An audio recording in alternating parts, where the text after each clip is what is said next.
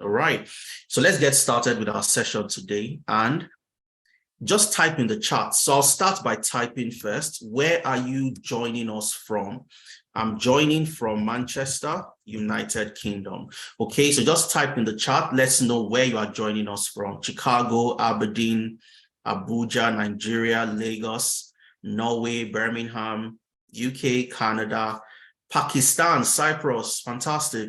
Newcastle, Bolton, Kenya, Canada, Manchester. Matthew is also in Manchester. That's fantastic. Lagos, Kuwait, Ireland. This is simply amazing. And this is the beauty of virtual learning. You have the opportunity to rub minds with the best of the best across the globe. Okay, so good to have you join us from across the world today. And let's get started with our session. Okay, how to leverage ChatGPT as a data analyst, a business analyst, and a data scientist. Okay, so let's get started. So what I'm going to do is I'll mute everybody, okay, so that we avoid distractions as much as possible. All right, so when we get to the Q&A, questions and answers, if you have questions, I'll then I'll allow you to unmute yourself and we can interact and get your questions. All right, but let's start. Now, first of all, who are we? What do we do at Analytics and what are we all about? For us at Analytics, we're an educational technology company focusing on helping the Black community and Africans to transition into tech. That's our focus, that's our goal. And one of the ways we do this is by providing premium training programs across the tech ecosystem, especially within the data space. So from data analytics to business analysis to data engineering, HR analytics, financial analytics, and so on and so forth, power platform engineering. When it comes to getting into tech, Analytics is your go-to place. And one of the things we pride ourselves on is the quality of the facilitators we bring to bear. Right? So we bring the best of the best to work with you to help you make that transition. So we are working with people that have industry experience. They've been in the industry, they've practiced in the industry, and they know what is obtainable. So apart from learning by working on projects, you'd also learn from the experience of your trainers and your facilitators. All right. And that's one of the things we pride ourselves on bringing you the best of the best to help you make that switch and make that transition eventually. And just to give a brief introduction about myself, my name is Adaiza Suleiman, and I'm the founder of Analytics. I'm a data analytics expert with close to a decade years in experience across 5 different sectors, from financial services within the professional services space to educational technology, sports, automobile, energy. I've worked across the different spectrums, and I'll share my story as the session goes on today. So for those of you who also want to make that transition and make the switch, how do you get to do it? How do you start? Which is one of the major challenges that people face. They start and they don't know how to move along. And there's an unstructured way of learning. And with that, people get to learn forever because they watch different videos, watch different things, and they don't know where to start and where to stop. So part of our session today would be showing you how to learn and get into data analytics or data science or business analysis. And again, like I mentioned, I'll be sharing my transition story, how I made the switch, how I made the transition. And of course, Efemena is also on the call, who would come in at some point, would give his introduction, talk to you a little bit. I'm sure if you want to quickly do a brief intro, if you are available now. All right, just do a quick intro. Efemena is the co-founder of Analytics. He's also going to come around to show us a couple of things using ChatGPT and how you can also make the transition. Okay, Efe, over to you. All right, welcome. Good morning, good afternoon, good night, depending on where you're joining me from. Yeah, so my name is Efemena Ipro, co-founder of Analytics. Also currently work as the business data support lead with the post office here in the UK. Prior experience, I've worked at quite a number of organizations across, the UK, Ireland, and some companies in the US, Canada also. So what I do mostly now is more contract. So I do more contracts and freelance, helping businesses across these regions leverage data to become, superstars or super organizations essentially. So I'll be coming in later, to tell you more about how you can leverage ChatGPT as a data scientist, as a data engineer, and how you can, become a superstar yourself. Do you understand? All right. So that's just a brief introduction about myself. So I'll be seeing you on later. All right. Cheers, guys. Right. Thank you very much for that. So if Femina will come back a couple of minutes later to show us some very interesting things with the use of ChatGPT in data science. Now, with regards to our achievements, of course, when you've done fantastic work, you get recognized. And one of the things we did and we focused on is on helping people transition and getting jobs. So beyond the training, how do you bridge the gap between what you've learned and what is obtainable in the job market? How do you get a job? Because that's very, very critical to us. So 2022, we helped over 500 people transition from the classroom to getting their first jobs in tech across the globe, from North America, in Canada, the US, to Europe, across Europe, from Poland to Paris to Sweden, in Africa, and also in the UK as well. And we'll be sharing some of the success stories with you as we move along. And our participants work with some of the biggest and the best organizations across the globe, anywhere in the world, from Fraser's Group to HSBC, to the NHS, to Amazon, Microsoft, and so on and so forth. Okay, and of course, we got featured across the major dailies, highlighting some of our success stories. The Business Day, for example, showing how we have committed to helping Africans getting jobs across 4 continents.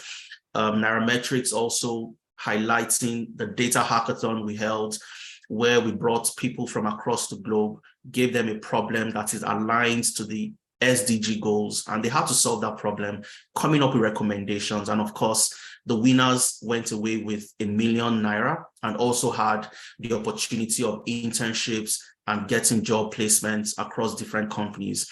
And we held another hackathon towards the end of last year, 2022, one of the largest data hackathons across the globe, where we brought people from across the globe, Africans, across Europe, across Africa. And we had 5 top presenters. Out of the 5 presenters, 4 were Nigerians, the top 5, 4 were Nigerians, and 1 was Ghanaian. The Ghanaian came second, and it was a fantastic presentation. And all these are available on YouTube.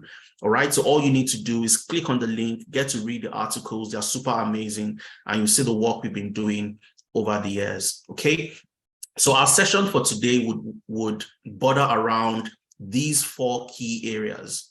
First of all, what is ChatGPT? And will AI replace my job? Because this is a question I get all the time. Will AI replace my job? What do I do? And so on and so forth. How do you position yourself? How do you place yourself strategically to get the best out of the job market itself?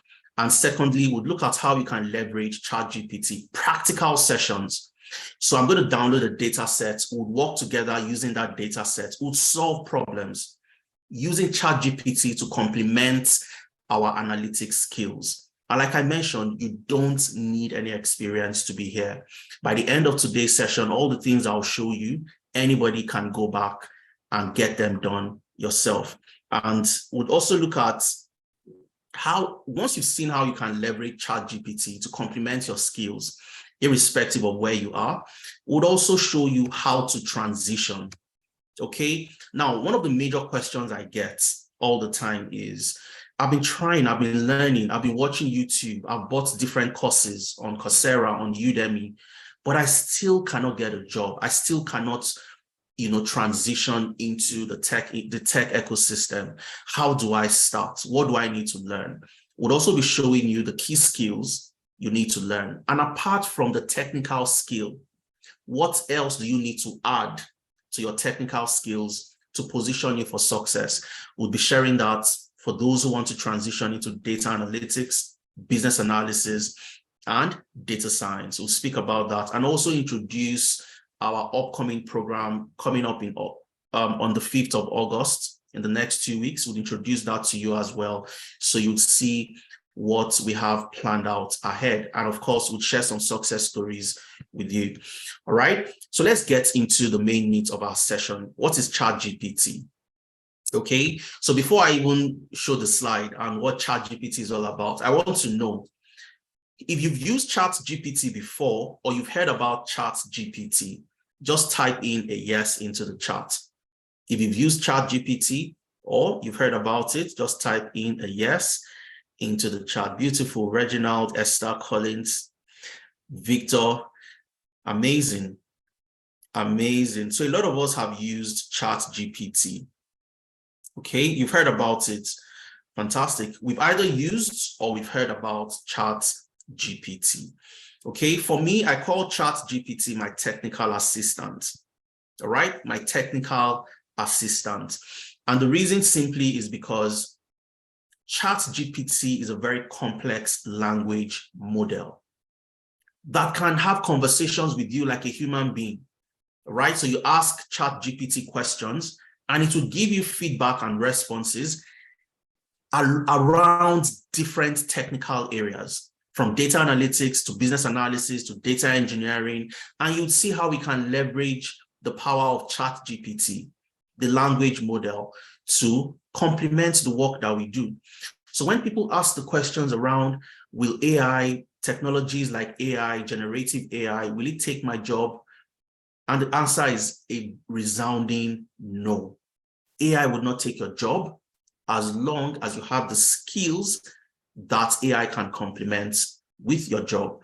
So we'll also show you how you can make that complement and get the best out of tools and emerging technologies like ChatGPT and the rest. So ChatGPT itself, like I mentioned, is just a complex language model that can generate human-like text based on the input you provided.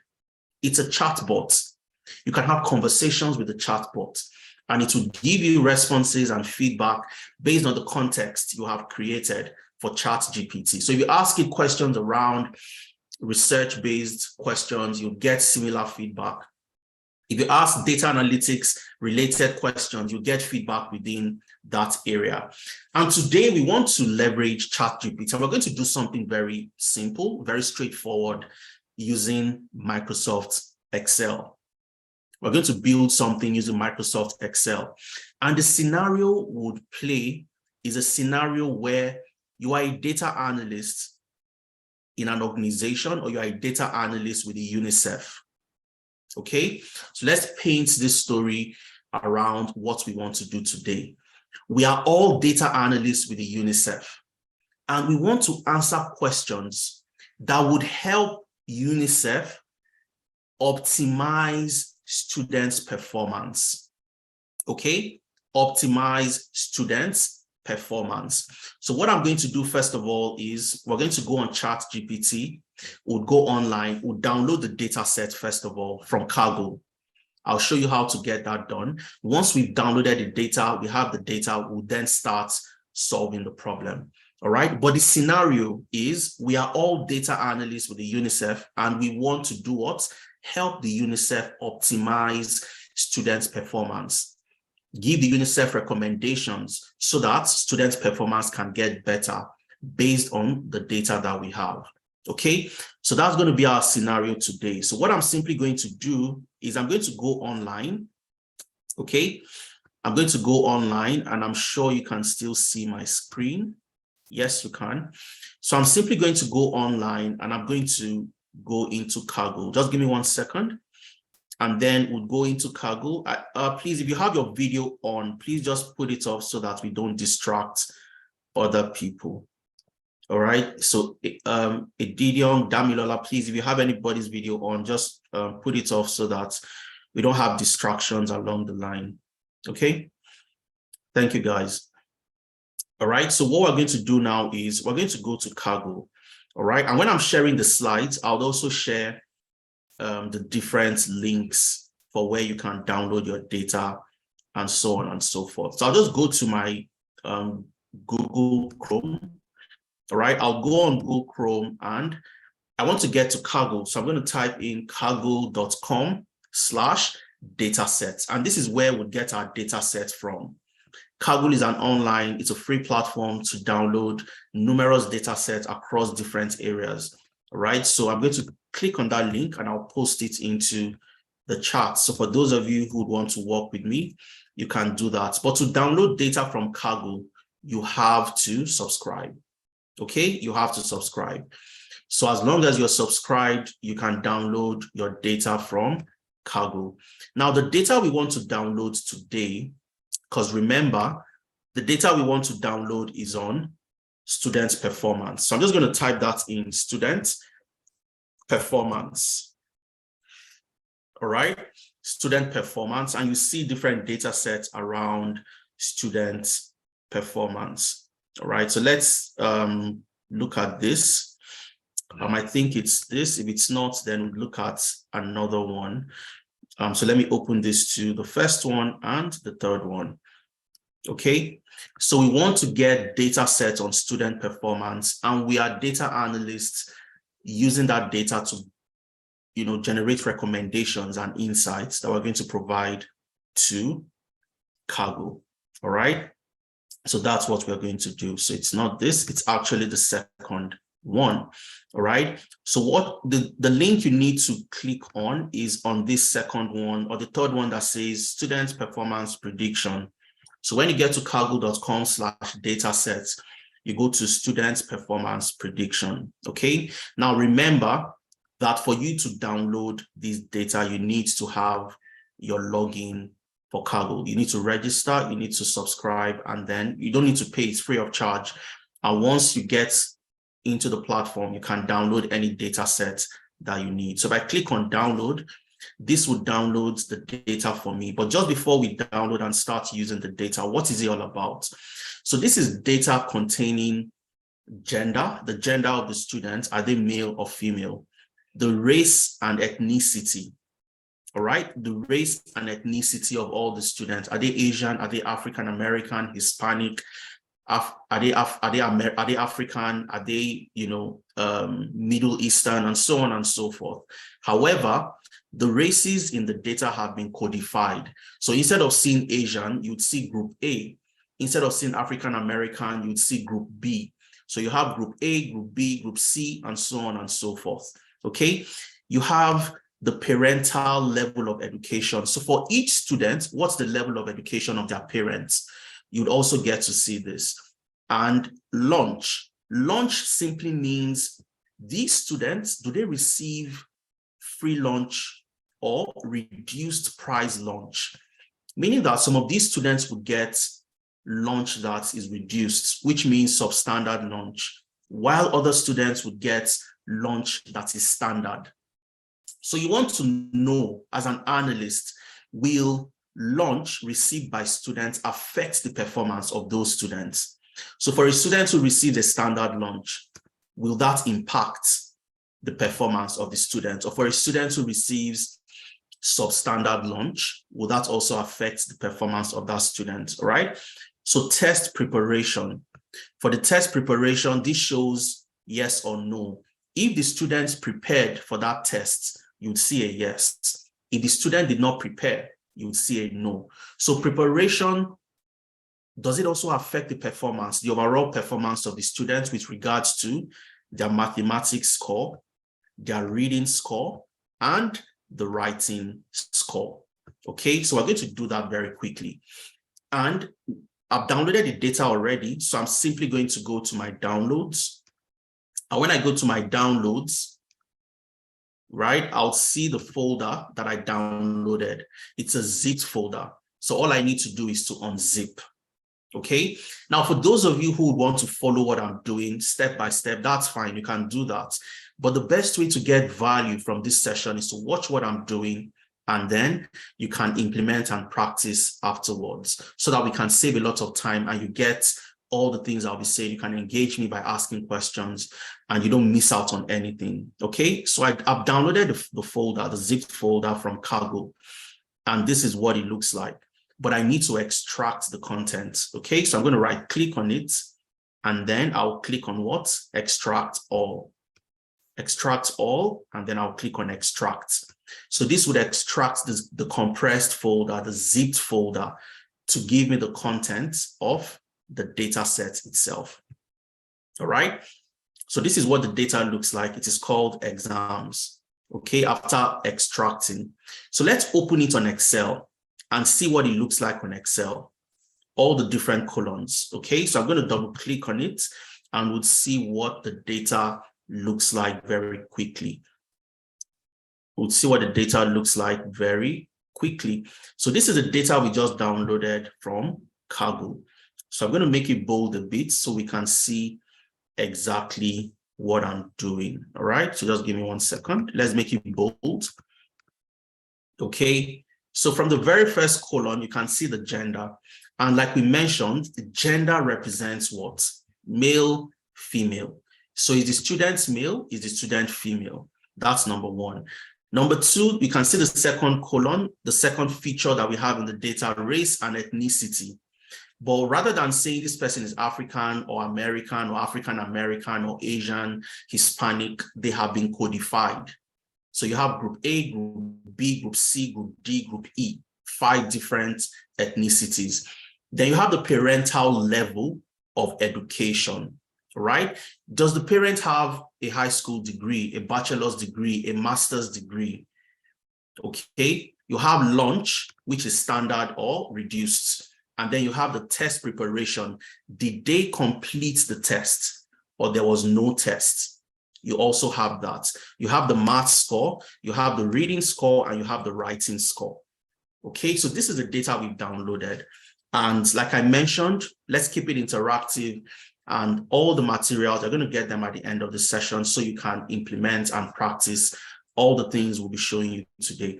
Remember the question and the scenario we are building. And that scenario is simply, as a data analyst working with the UNICEF, how can I provide recommendations to the UNICEF to help improve students' performance? Okay, that's the scenario. So from the data that we have, what do we need to do? How can we start? How can I start my analysis? So, and this is where ChatGPT comes into play, all right? And of course, for somebody who is experienced, you have the skills, you might not need to necessarily go to ChatGPT first of all. You can start to frame the type of questions you'd like to ask, okay? But here we are, as data analysts, we are new into the game, and we also want to know how to complement our skills as data analysts with the use of emerging technologies like ChatGPT to become amazing.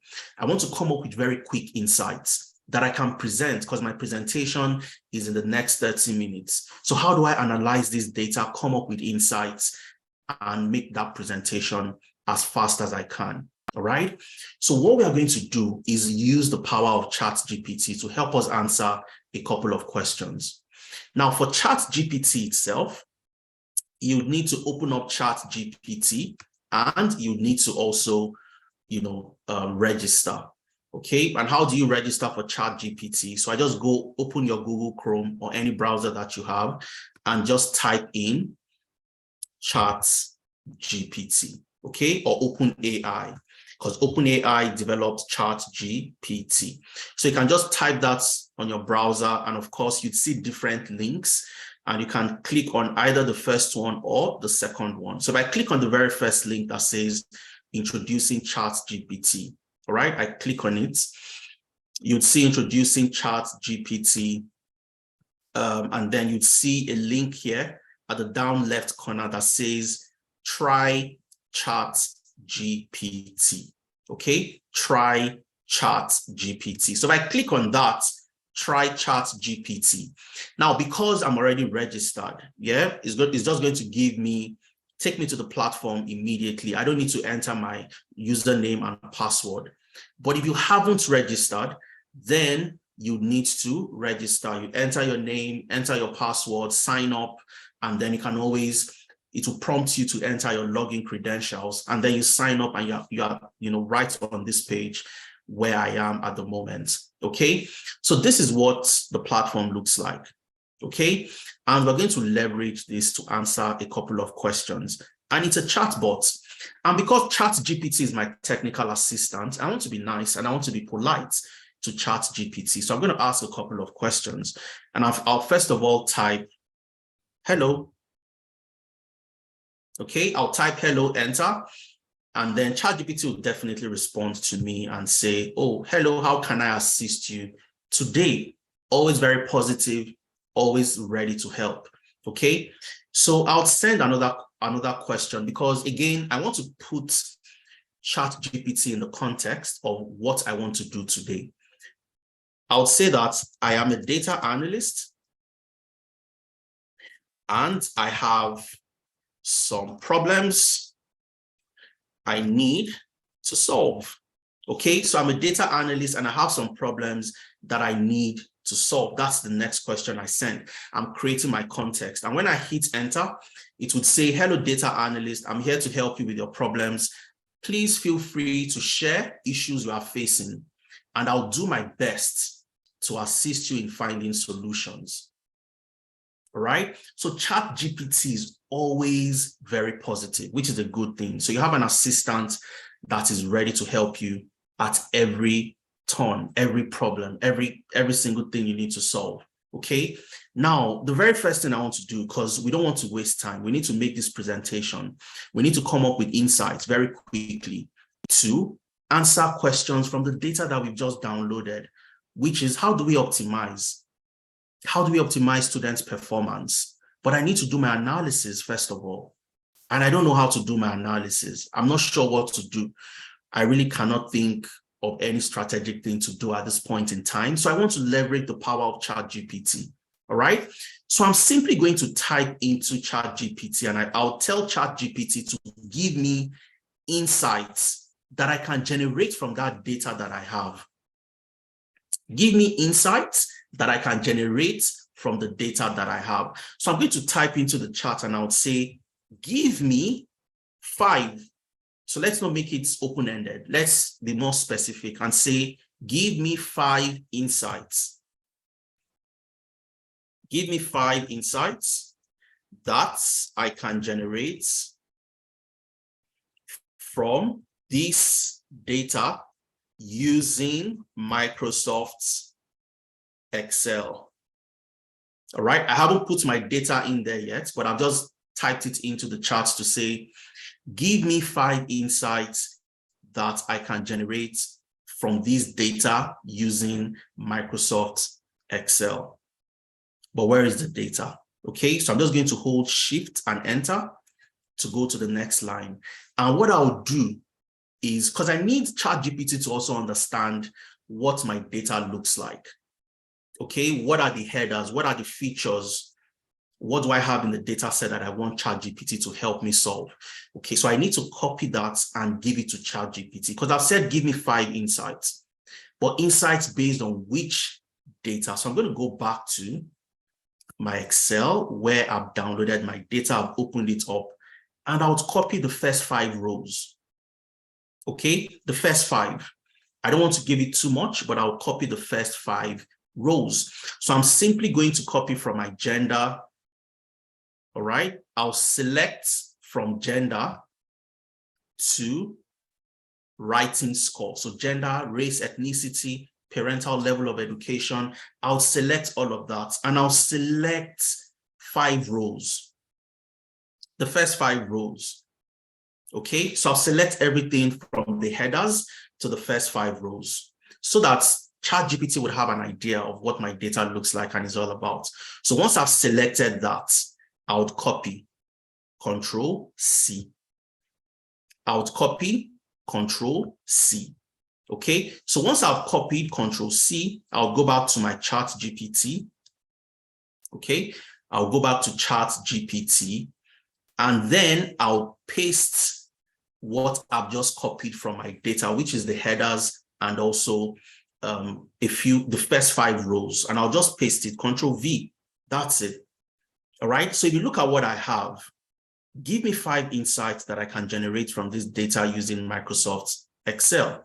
And then I have my data. Sometimes you can wrap it around quotes. Okay, so from the beginning, you can put a quote, open a quote, and close the quotes at the end. All right, to put it into context, to say this is where the data starts and this is where it ends. Okay, so give me 5 insights that I can generate from this data I've just given to you. Remember, ChatGPT is your assistant and would help you solve problems. And I'll hit enter and let's wait and see. Okay, let's wait and see. All right, so it's saying that it's giving us 5 insights. And you won't understand the importance of what ChatGPT has just done for you, except you've started to use Excel for analytics and you understand how important it is for you to come up with insights that would make an impact. All right, so let's see what we have. The first insight is performance comparison. And let me see if I can maximize this a bit. Okay, so that you can see my screen a little better. So the first insight is performance comparison by what? Gender. So it's saying that you can calculate the average scores for math, reading and writing separately for males and females. This will allow you to compare the academic performance between the two genders. So this is ChatGPT already telling me what to do. Okay, so we can compare the performance of male and female and see the gender that performs best based on the different topics. So for mathematics, who performs better, the male or female? For writing, for reading, who does better? So we want to do that first comparison, all right? The second one is the impact of test preparation course on scores. Now, for people that prepared by writing tests, and for those that did not prepare, how does that impact the scores at the end of the day? All right, so it's telling us to calculate the average scores for math, reading and writing for students who completed the test preparation course and for those who did not. This analysis will help you understand if the test preparation course has any impact on the student scores. And we have 5 different insights that ChatGPT has given us, and we can all do this, okay? But now it has given us what to do. But I want it to go a level further to tell me, how can I generate these insights on Excel? Yes, you've told me to do a performance comparison by gender, compare male and female, mathematics, reading and writing, who performed better. You've told me to do that, but how do I generate it on Excel? So let's ask ChatGPT one more question to say, how can I generate these insights in Excel? Okay, so how can I generate these insights in Excel? So give me a little bit level of detail, go down a little bit further. Okay, so how can I generate these insights? Do I need to write a specific calculation? Do I need to use a specific tool to generate these insights? So I type that in, and again, I'll hit enter, or you can simply just click on this button to send it to ChatGPT, okay? All right, so it's giving us what to do, it's telling us to create a new column for gender, averages, and use average if function to calculate the average for males and females separately using the following formula. All right, the impact of test preparation is telling us the formulas to use, okay? And it's also telling us for number 3, use Excel pivot table and so on and so forth, telling us exactly what to do. Okay, and we're going to leverage what ChatGPT has given us. Now, because I have understanding of Excel, and I know how Excel works, and I know that the best way for me to get the things I would need to do, ChatGPT would give me ideas, but I also need to complement that with my own level of expertise in the use of Excel for analytics. Okay, so I want ChatGPT to give me results where I can summarize my insights by using pivot tables, just like for number 3, where it has told me to use an Excel pivot table. Number 4, it has told me to use Excel pivot table. And number 5, it has also told me to use Excel pivot tables. Okay, so I don't want to write calculations. I don't want to copy copy these formulas and paste on Excel. I want to use pivot tables. All right. So I'll say thank you. However, can you give me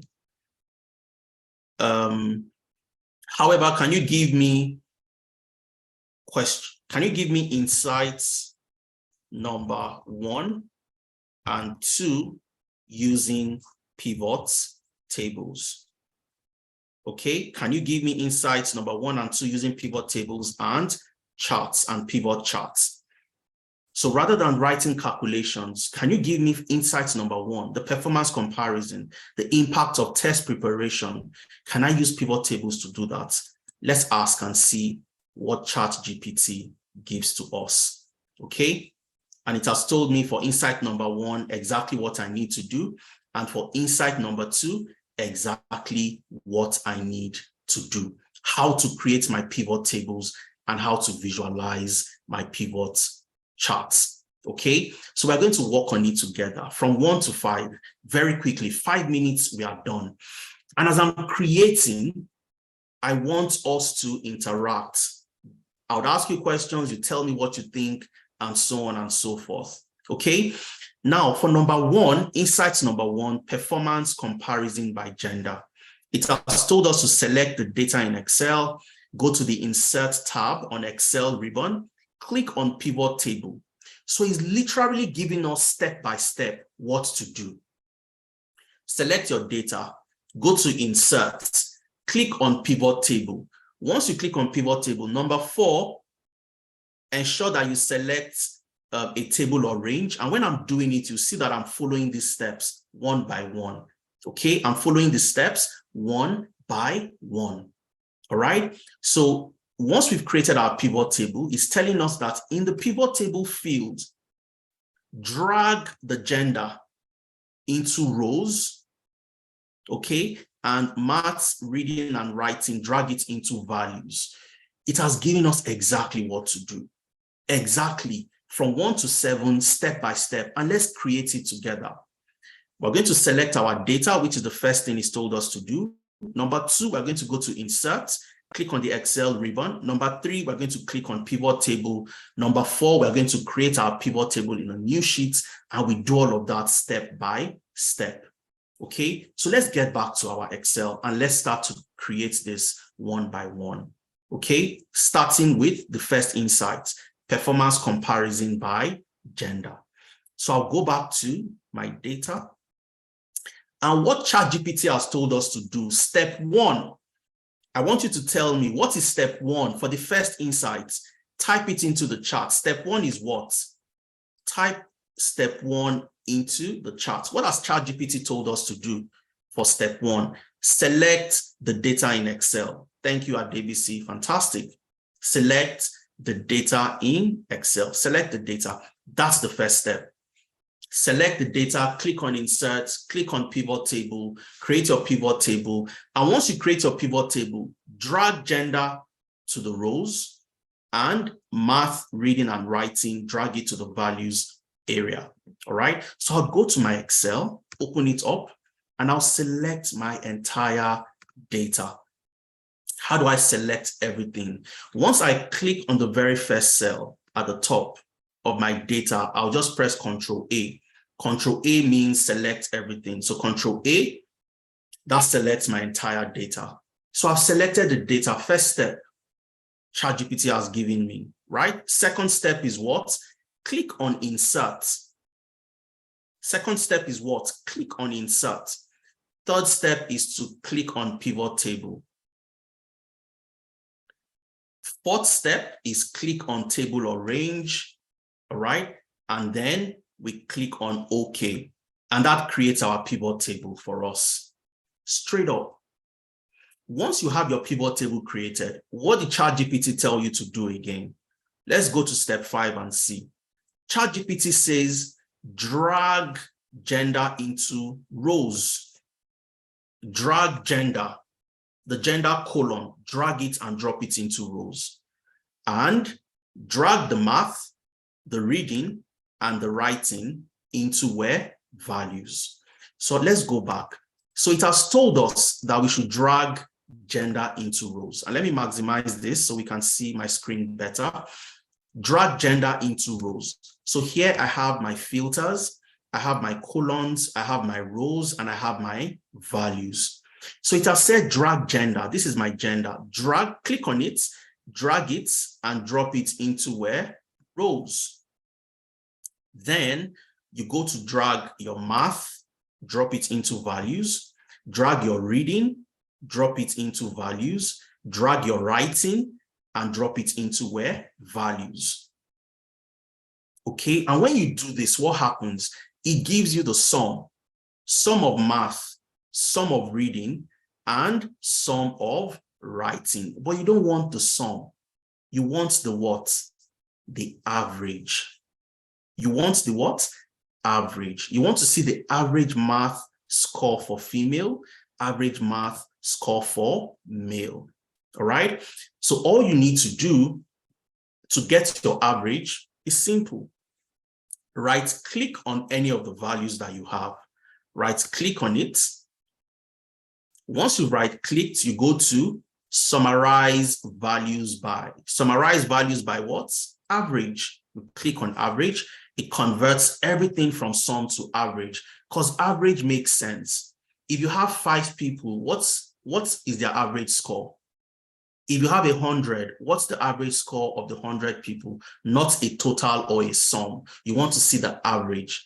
Average across the class. Did people pass or did they fail? All right. So for male and female, you've converted their math scores to what? Average.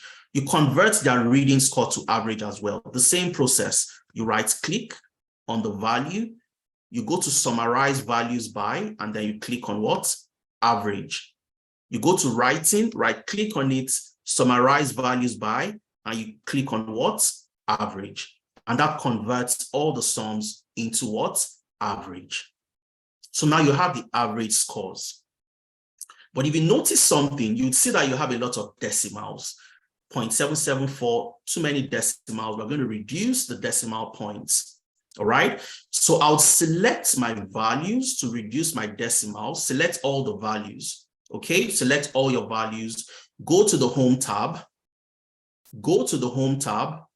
and then you would see where you have reduce or decrease decimal. If you look at my mouse, you'd see where my mouse is hovering on.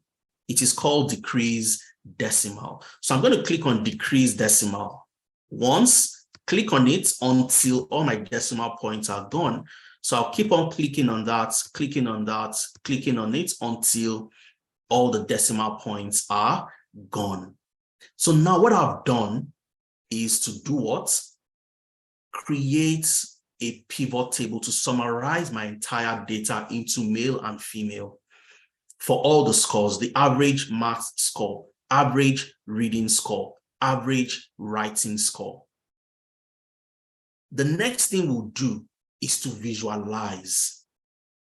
Visualize, which means I want to create a chart where if I show this to anybody, they can tell very quickly that, oh, the male performed better than the females, or the females performed better than the male. So what I'm simply going to do is very simple. I'll click anywhere on my table, my pivot table, okay? And now I want to create a visual. And once I create this visual, I'm going to ask you questions around the visual, okay? So I click on my pivot table. At the top of my Excel ribbon, you'd see where you have pivot table analyze. I'll click on that. And then I'll click on pivot charts. I'll click on what? Pivot charts. And once I click on a pivot chart, I want to select a pivot chart to use. I'll simply use a clustered column, which is the default that will be shown to you. It's a clustered column chart. So I'll just click on that and I'll click on OK. And once I click on OK, it gives me a chart that looks like this. All right. So let me expand this a bit so it's a bit clearer to everybody. So what I've just done is to create a visual to show me male and what? Female performance. This is for female and this is for what? Male. female and male, female and male. Now, this insight I'm creating was given to me by ChatGPT. Remember, ChatGPT told us to do what? Do a performance comparison by gender. And all the things it's told us to do is what I followed. And I've created my visual, I've done this. And from the visual, I'm going to ask you questions on what you think. Okay, so this is female and this is male. All right. Now, without adding anything extra, okay, or let me add I'm going to add the data label. So for the blue bar, which represents the math score. So if you look at the blue, it represents math. If you look at the amber or orange, it represents reading. And if you look at the gray, it represents what? Writing. So I'll right click on the blue bar, and I'll click on add data labels so that it will show the number at the top. Right click on the amber and add data labels. Right click on the gray and add data labels. Okay, now having done this, my next question to you is, who performed better, the male or the female?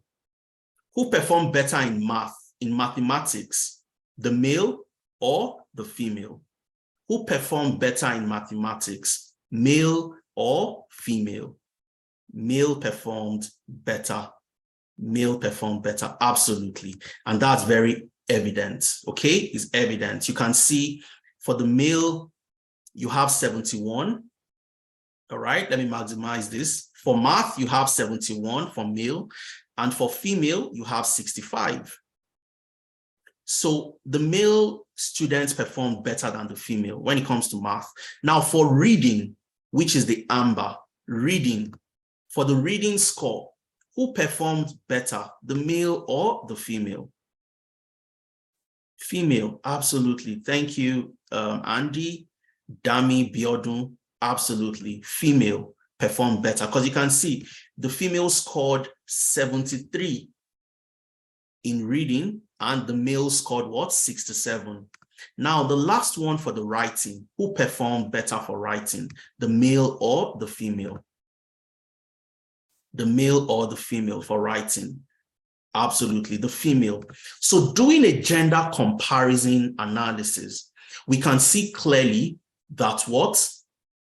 The female performed better in reading and writing, while the male performed better in what?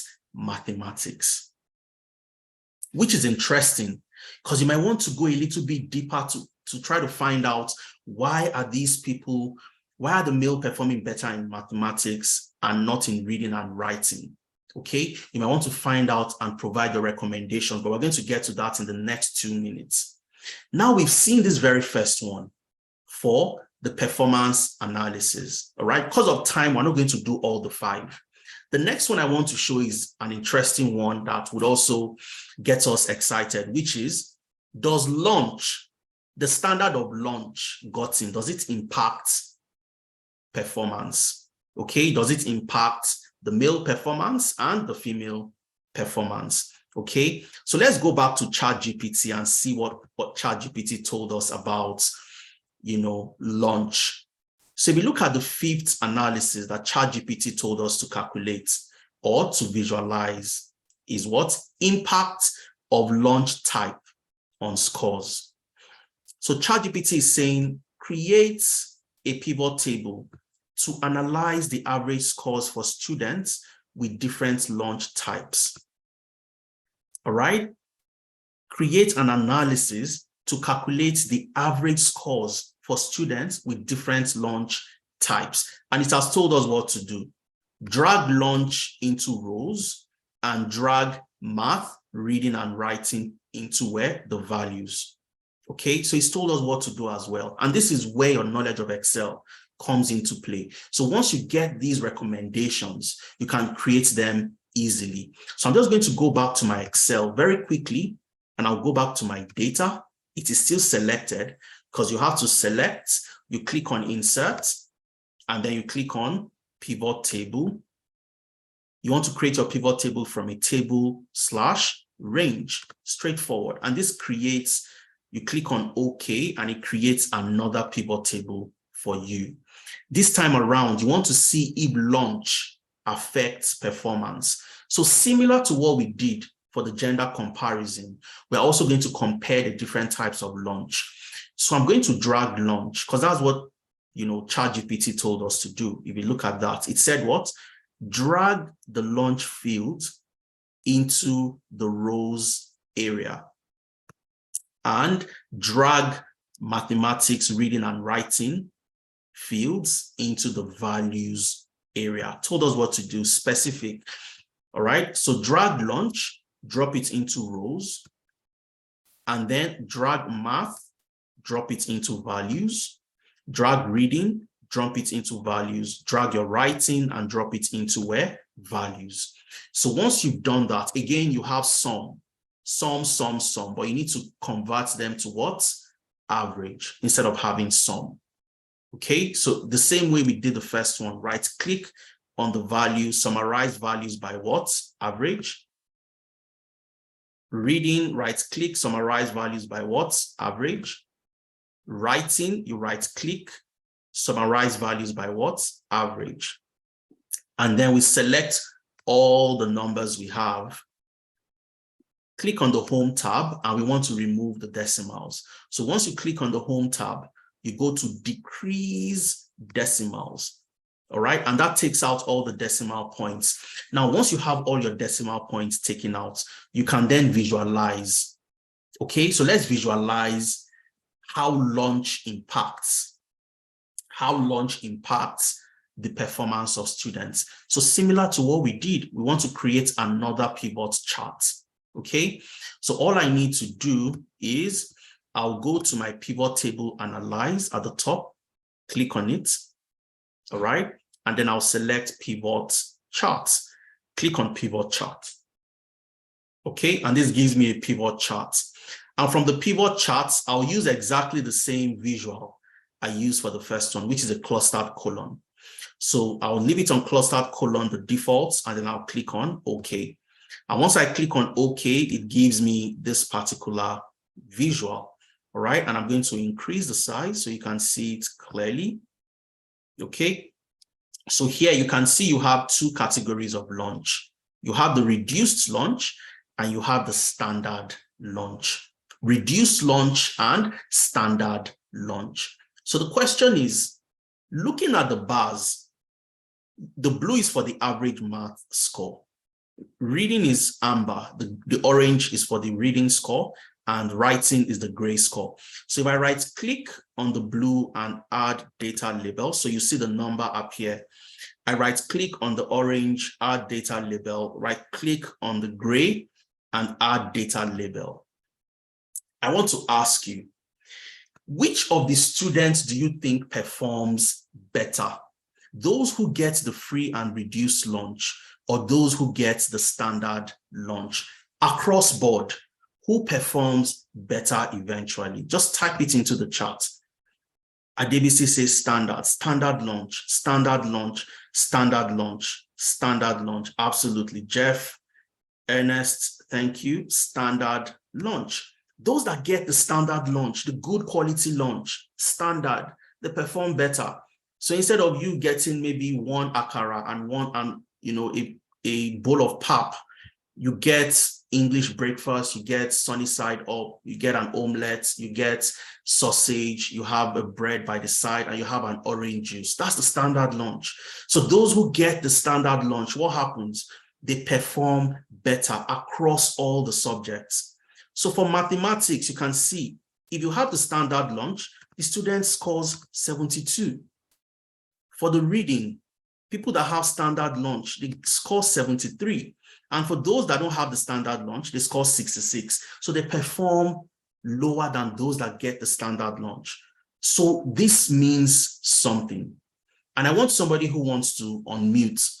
If you're going to recommend to UNICEF, remember you are a data analyst and you're going to present your findings and recommend to the UNICEF on different strategies to improve the performance of students.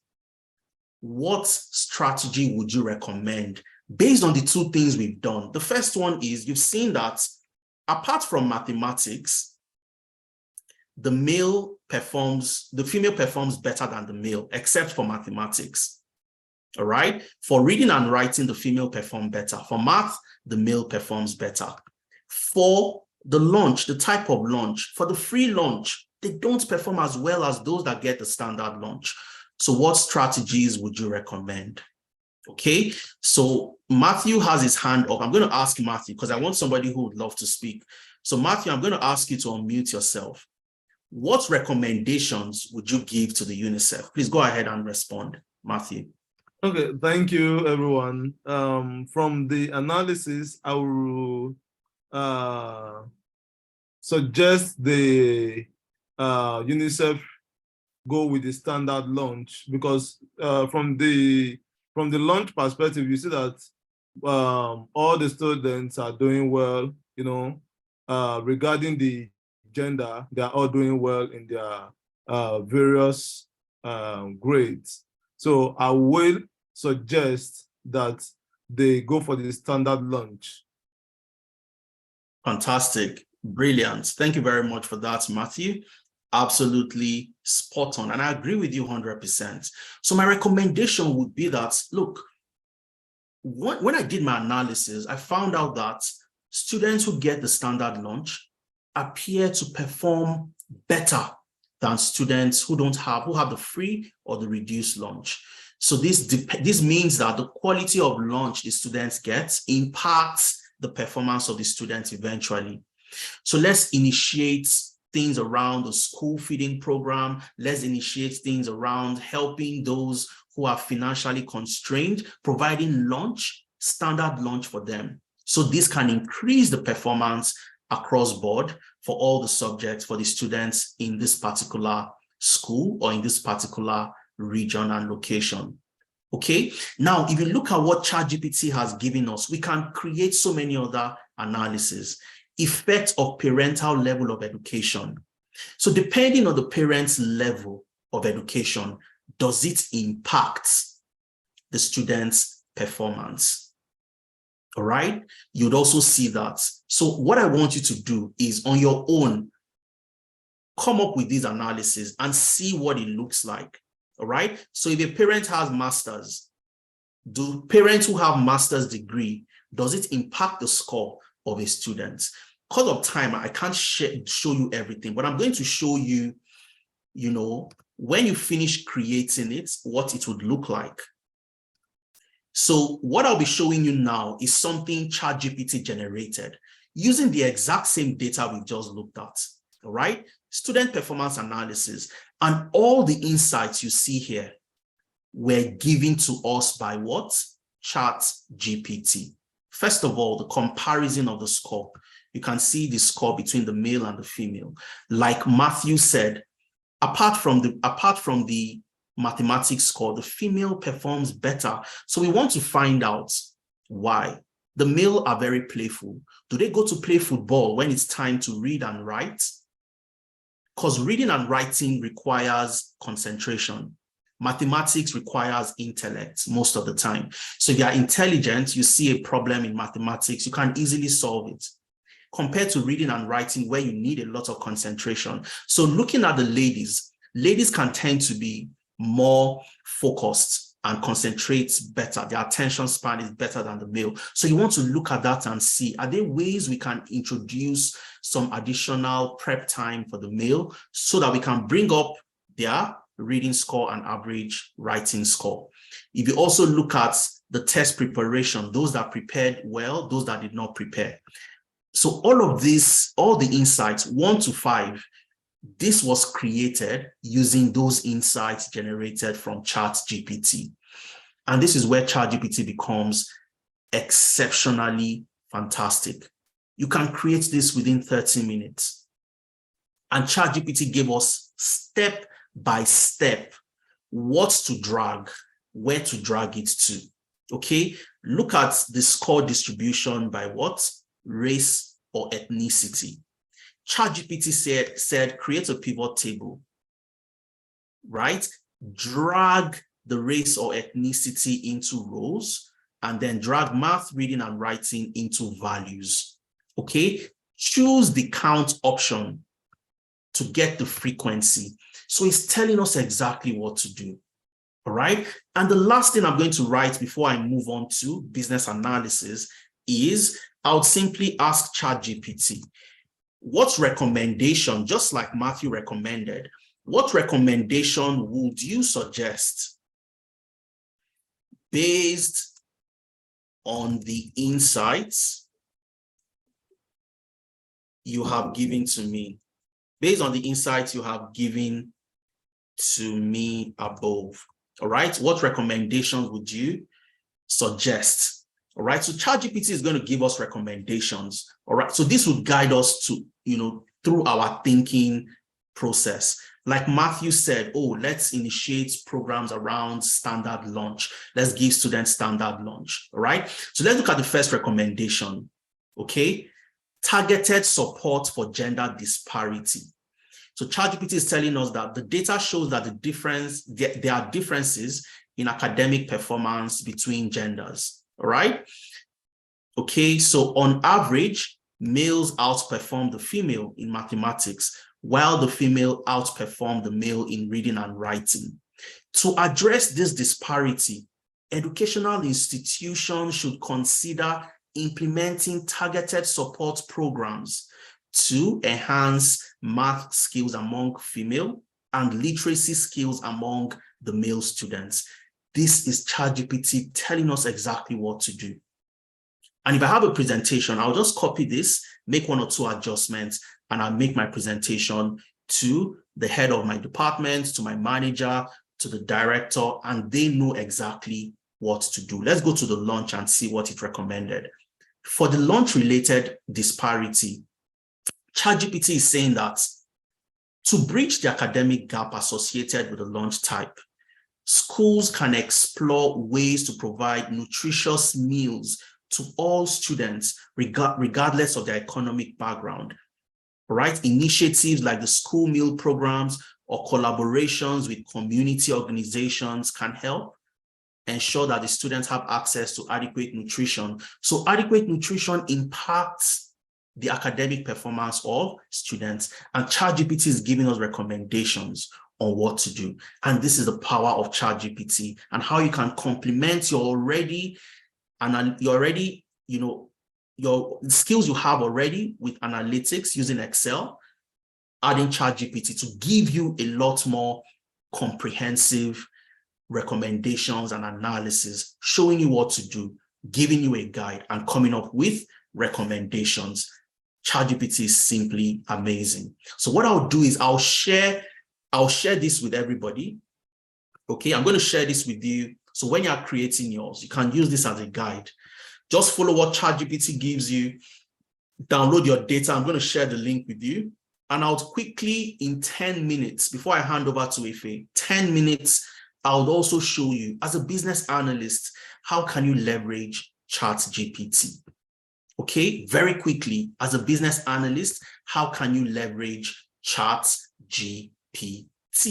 Okay, now remember, like I mentioned, ChatGPT helps you complement the skills that you have already.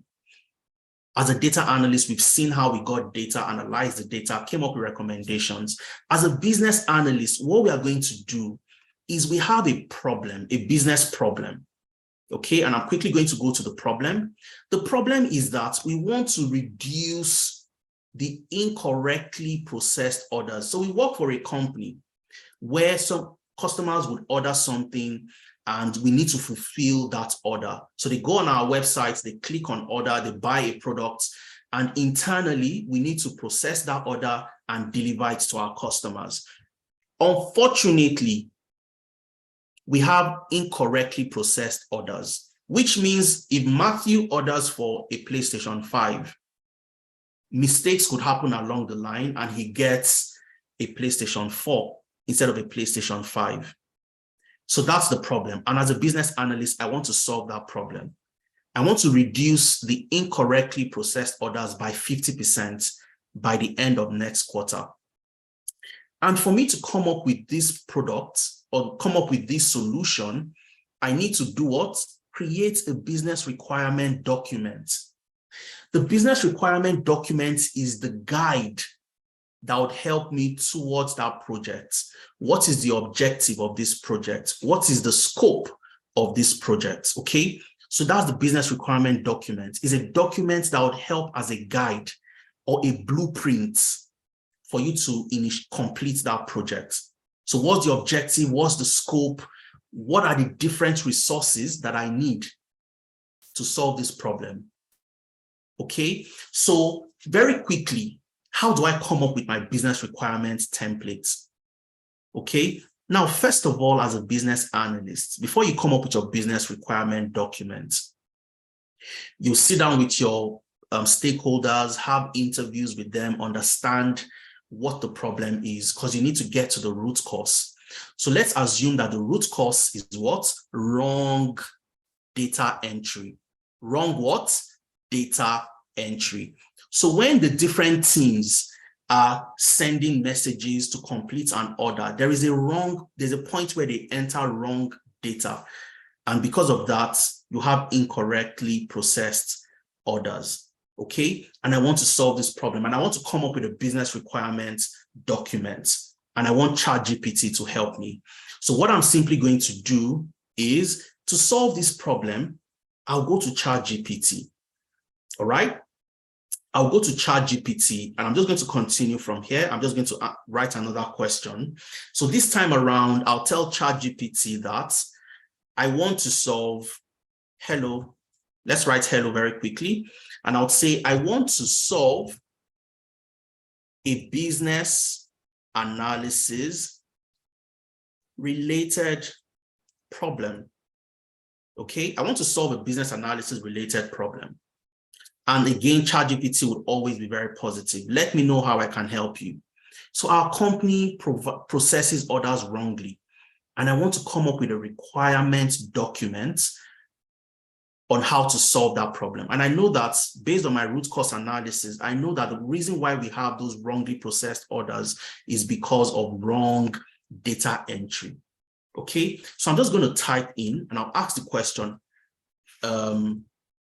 the business case. My business case is to what? Reduce incorrectly processed orders. Reduce incorrectly processed orders by 50% by the end of next quarter. By the end of next what? Quarter.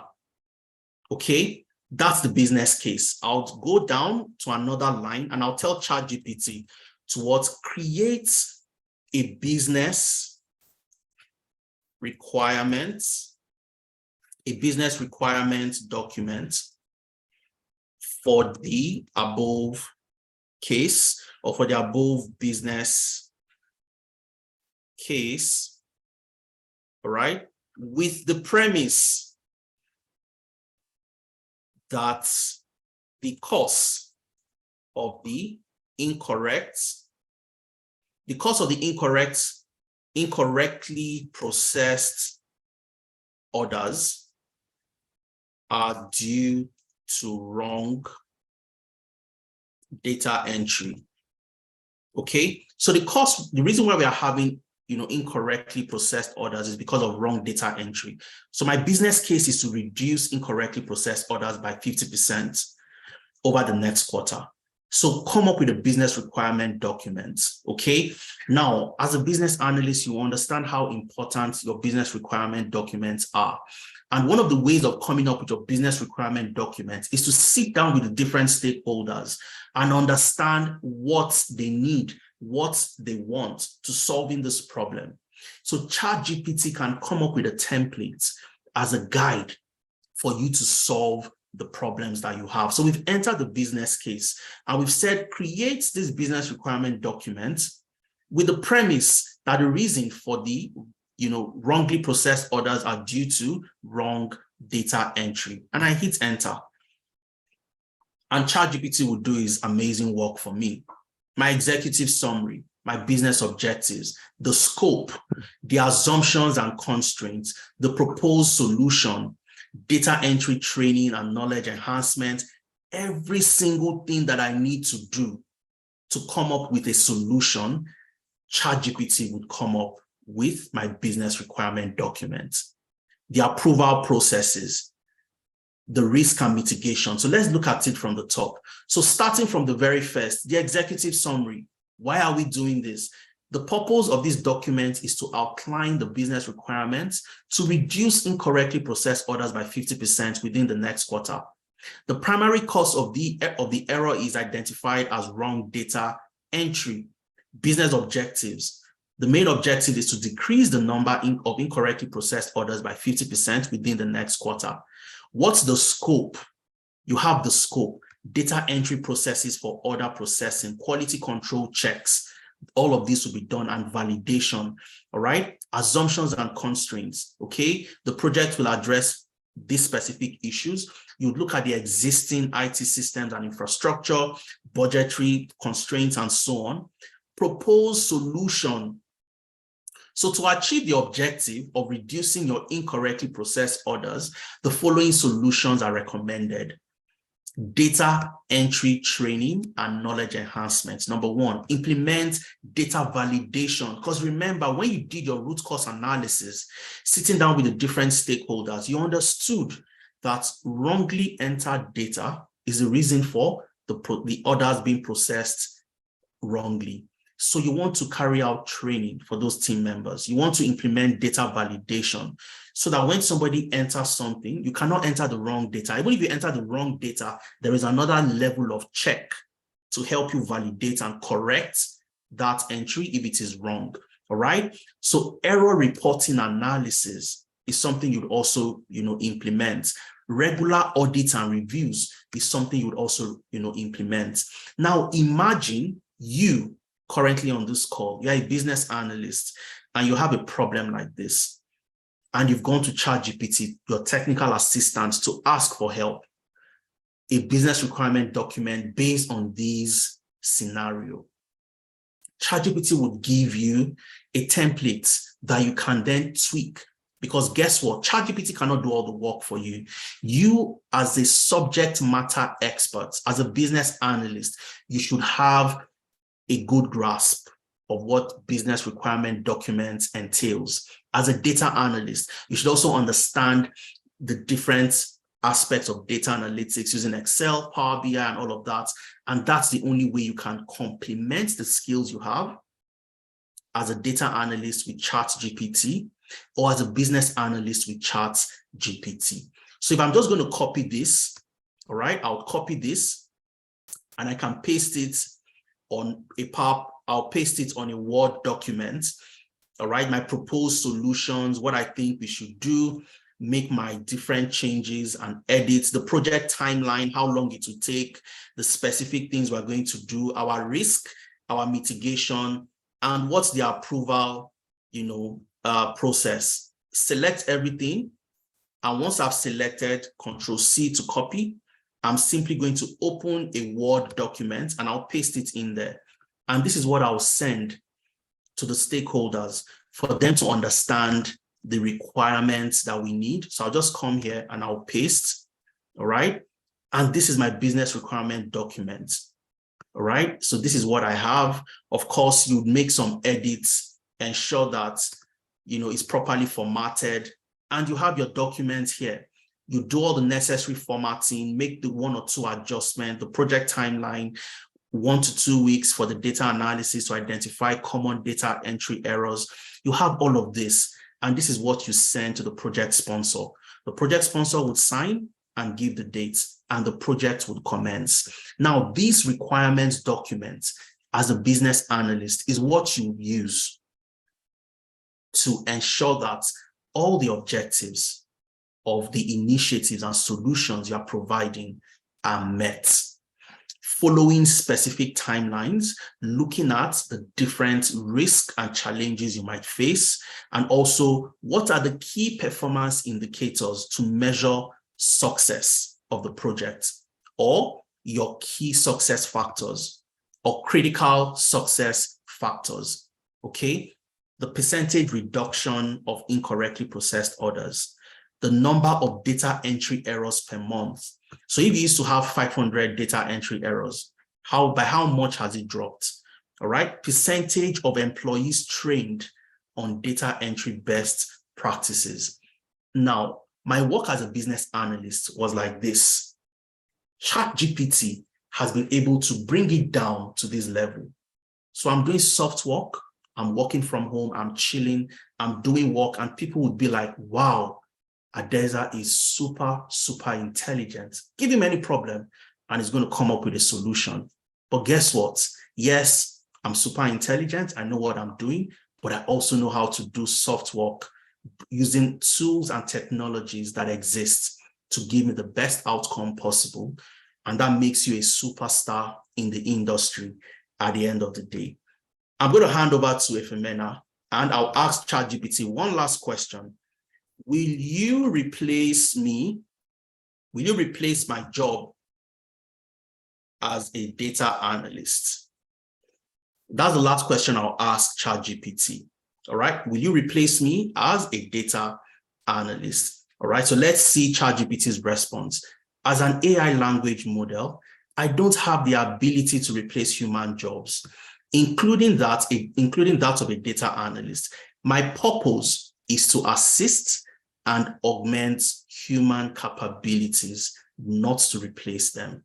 Okay, so that's why having the skill as a data analyst, as a business analyst, is super important to staying relevant in the industry and to leveraging tools and new technologies like generative AI tools like ChatGPT, Bard by Google, Llama by Meta, that's Facebook and the rest, coming up with these new tools. How do you leverage them to get the best out of your role as a data analyst or a business analyst? Now, if you've enjoyed the first two sessions, just give your favorite emoji in the chat, and then Efemena would come over to show us what we can do as a data scientist.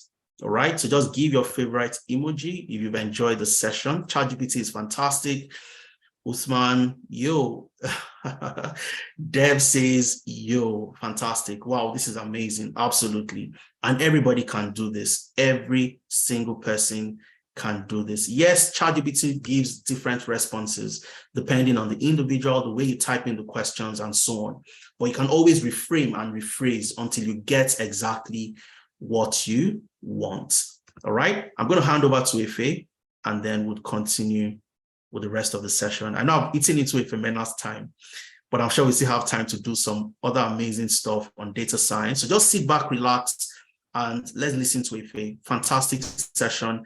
And I'm also ready to learn. Efe, over to you. All right, well done, well done. It's been a very amazing session, no doubt about that. And I'm sure it's good. Let's keep the momentum, okay? Let's keep the momentum. We want to jump straight into it. All right. So I'm going to be talking about how you can leverage ChatGPT as a data scientist or data engineering. Okay, be able to use Python, for analysis, for visualization, for pipelines, and all that. So we're going to be using it this time around for programming. Okay, we've seen it as an assistant for data analytics. We've seen it as an assistant for business analysis. Now let's leverage, ChatGPT as as an assistant for data science and data engineering. Okay. So if you're ready, I want you to put yeah in the chat. Yeah. If you're ready, put yeah in the chat and let's get started. All right. Let's go. All right, let's go. All right, fantastic. I'm happy to see that you guys are excited to see this. All right, but before we get started, honestly speaking, I won't lie to you. Most people that say, I get a lot of people reaching out to say that, with this AI that is coming out, there's no need for me to learn data science, data engineering, data analysis, business analysis. Do you understand? Like, there's no need for me to do it because this can do it. And I laugh at these people because things that should take you ideally 2 hours to do, all right, as a data scientist, it should now with the power behind ChatGPT, you can actually do it in less than 10 minutes. Do you understand? And that's what we're going to be looking at today. All right. So another key thing, I'd like to tell a story around what's happening in the industry. Okay. I'd like to tell a story around what's currently happening in the industry as to why ChatGPT cannot replace your job. Okay. So they did a study. Let me tell you, story time. Okay, let's listen to the story. All right. AI as a collaborator, not as a replacement. It's one thing you should know. AI is not coming for your job. It's coming for the people that don't have the skill, no doubt about that. All right. It's going to replace people that don't have the skill. But if you don't have the skill, it's going to be a collaborator, not a replacement for your job. All right. So there was this study that they did in the US, all right, a couple of years ago, all right, and it was on robotic surgery. Okay. So they did it on what we call it's robotic surgery. So if you notice nowadays, most surgeries that happen, it's majorly on they use machine to perform the surgery. Okay. Now, so what they did, okay, they did 3 tests. Okay, they did 3 tests. Okay. Now the first test was human surgery. Okay. So they got a human doctor, very talented, very experienced. So you can see that it's a seasoned and skilled surgeon, not just anybody, someone that has years of experience. So this person has steady hands, vast experience, and this person, they deployed the person to perform a procedure. So this person, the surgeon went ahead to perform the procedure, and at the end of the procedure, all right, the human surgeon had an accuracy of 91%, years of experience, steady hands, vast experience, working with different bodies and stuff like that. So this person got a whooping 91%. All right, that's the human surgeon. All right. Thereafter, they deployed the robots, okay, on another human host subject, okay. Now, this robot, obviously, with, you see what they said here, the ability to analyze vast amount of medical data, steady robotic arms, and visualization capabilities. Now, after the robot did his own, the procedure, the same surgical procedure, the robot had a whooping accuracy of 95%. So the human doing the same procedure got a whooping score of 91%. Now, the robot did the same procedure and had a whooping score of 95%. All right. Now, a lot of people, a lot of doctors, a lot of surgeons will be saying, this thing has replaced my job. This thing has replaced my job. Robots are going to replace doctors. Robots are going to replace surgeons, so on and so forth. But they not did a third test. They did a third test. And what was the third test? Everybody can guess. They not used what? The human surgeon and the robot together. Okay, so the both, you can literally see the surgeon, operating the machine, all right, the robot, in order for them to perform the same procedure. And this time around, the combination of them, all right, they had a whooping score of 98%. So as standalone, obviously they did well, 91 and 95%. But collaborating together, they had a whooping score of 98%. Now, this just, this is a testament to tell you that robots, AI is not supposed to, it's not supposed to steal your job. It's literally supposed to enhance your performance as a professional. All right. So the only people that is going to replace your job, all right, are surgeons that don't know how to use this robot. So if you don't know, if the key criteria would not be like, oh, you need to have experience working with this technology. Now, if you don't have experience or you've never worked with it, or when people were talking about it, you fell on deaf ears and you're like, oh, I don't need it, it's not important, robots will never replace us, blah, blah, blah.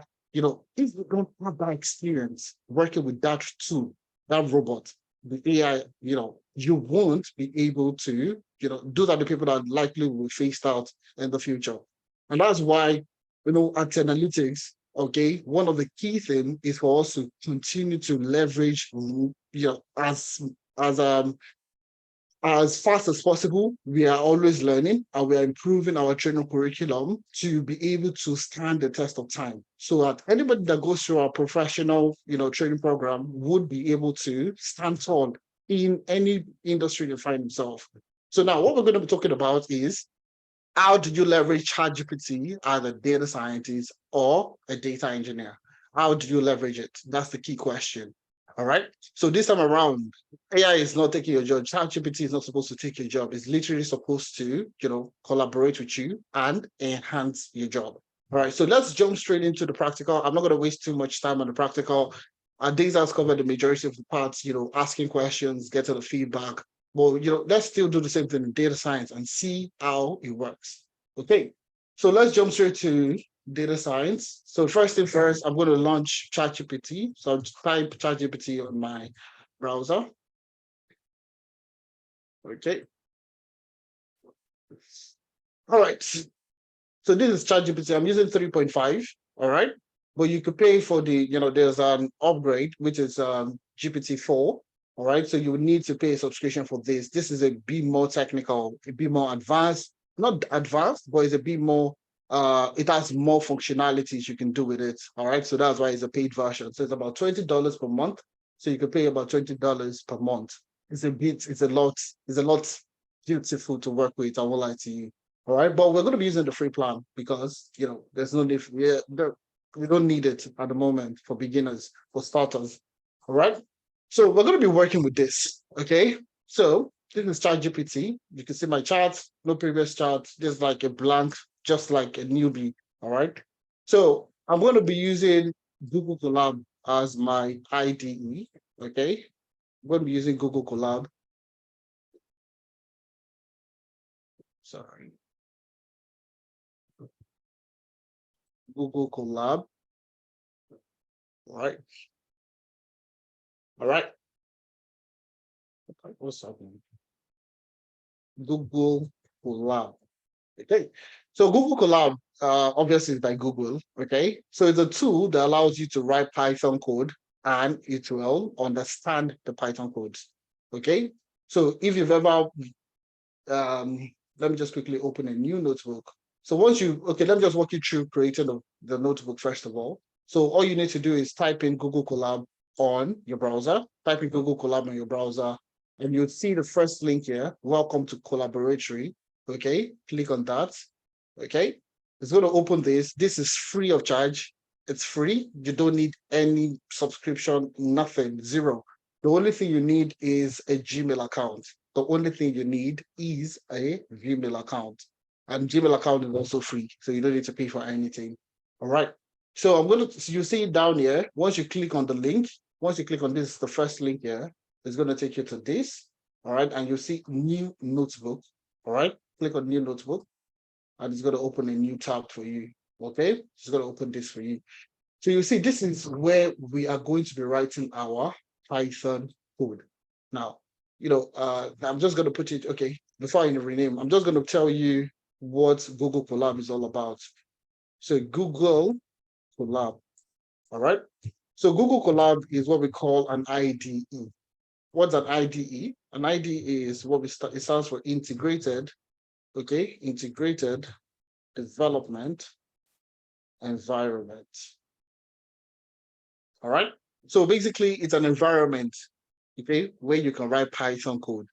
It's an environment that allows you to write Python codes. All right. Take, for example, if you want to write, you have an article you want to write, where would you go to write that article? You go to Microsoft Word to write that article. All right. If you want to do some analysis like Adesa did in a spreadsheet application, you want to do analysis, and some visualization, you won't go to Microsoft Word to do the analysis. Even Microsoft Word doesn't even understand all those functions, those formulas, pivot tables. Microsoft Word has no clue what that stands for. Do you understand? So if you start writing that in Microsoft Word will not understand. All right. But if you take that same functions and formulas to Excel will understand what you're trying to do. So basically, Microsoft Word is an environment that allows you to write articles, journals, and all those notepads and stuff like that. All right. While Excel spreadsheet application allows you to do, spreadsheet functions, spreadsheet calculations, spreadsheet dashboards, so on and so forth. It's still PowerPoint. PowerPoint allows you to do what? Design presentation. So if you want to do presentation slides, you want to be moving from one slide to the next slide, and you can be doing your presentation. You won't do that presentation in Microsoft Excel. You won't do it in Microsoft Word. What would you do it? You use Microsoft PowerPoint because PowerPoint is an environment that allows you to make presentation slides. All right. Excel is an environment that allows you to do spreadsheet calculation, spreadsheet computations, so on and so forth. Word, the same thing. So you see Google Colab, when they say this is an integrated development environment, it basically means that in this environment, you can write Python code and it will understand the Python code. All right. So it's an environment that if you write Python code, it will understand. So if you take this Python code and you carry it to Microsoft PowerPoint, PowerPoint will not understand what you're writing because it doesn't understand. All right. So basically, it's an environment where you can write your Python codes and it will understand exactly what you are typing or what you're writing. All right. So now let's jump straight into it. Okay. So we're going to be using a data set. All right. Now this data set already comes with Python. It's like, when you're trying to practice, okay, because obviously they know a lot of people want to practice, a lot of people are learning Python because it's one of the major tools within the data science, data engineering landscape. So they know that people want to practice. So there are data sets that comes with Python itself. All right. So we're going to be exploring those data sets rather than downloading and installing and all that. We're going to be working with the data sets in Python, already available in Python. Okay. So let's jump straight into it. So I'm not going to waste too much time. Okay.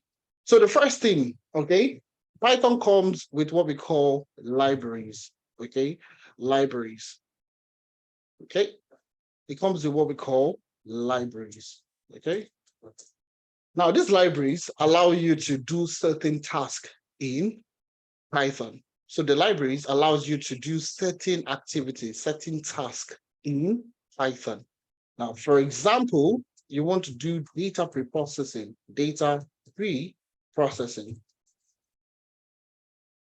Okay, you want to do data preprocessing. What would you use? You would use what we call pandas. All right, you would use what we call pandas. All right. Now, pandas allows you to do data cleaning, data transformation, data wrangling, all those kind of big words. Anyways, we'll use ChatGPT to understand all these things in a very big second. All right.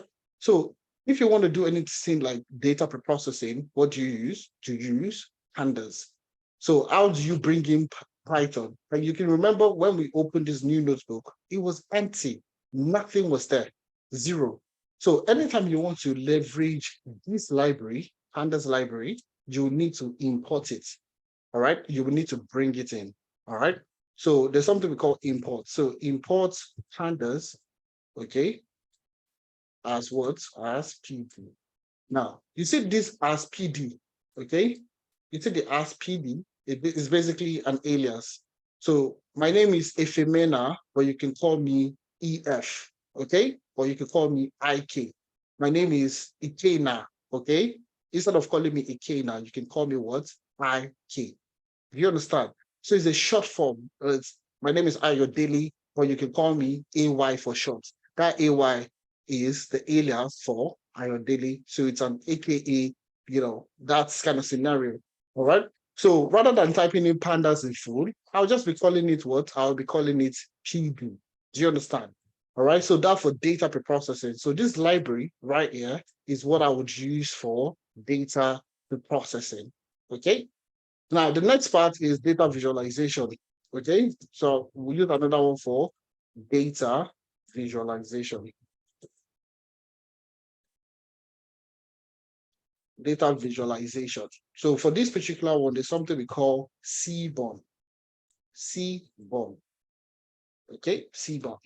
Now for CBON, you use it for data visualization. So you see those charts that are did in Excel, the bar chart, the chart, the pie chart, and any kind of visualization. You can do the same thing in Python. But how do you do it? You use the library called the CBON library. Okay, so it's a library that we're going to leverage. So you'll see everything in action. All right. So just exactly what we did here, we're going to import the library. So import, CBON as SNS. Never forget that the as SNS is basically what stands for an alias. So rather than you writing CBON in full, SNS is a short form for it. Okay. Now, a lot of people come up with these questions. Why do we say PD? Why is it PD? Why is it pandas? Why is it PD? Why is it SNS? All right. Please, is it only Python code? What about JavaScript and others? Yes, you can always try to work around that. Okay. So for data preprocessing, we use pandas. Okay. And data visualization, we use, Seaborn library, the Seaborn library. Okay. So let's jump straight into it. So I'm going to run this. You see this play button over here. All right. I'll click on it to run it. So you see it once you hover your mouse around it, it will tell you run cell. All right. Click on that. So the moment I run it, you'll see the green tick. It gives me a green tick. All right. And I would insert a new cell below. All right. So now let's look at the data sets we're going to be using. Okay. So you see this Seaborn library. This Seaborn library, it comes with data. It comes with data for practice. All right. So anytime you want to practice, data visualization in Python, all right, you can easily look for data in the Seaborn library. A lot of people reach out to me, hey, Philomena, where can I get data? I want to practice my data visualization. I want to practice my, my exploratory data analysis in Python, so on and so forth.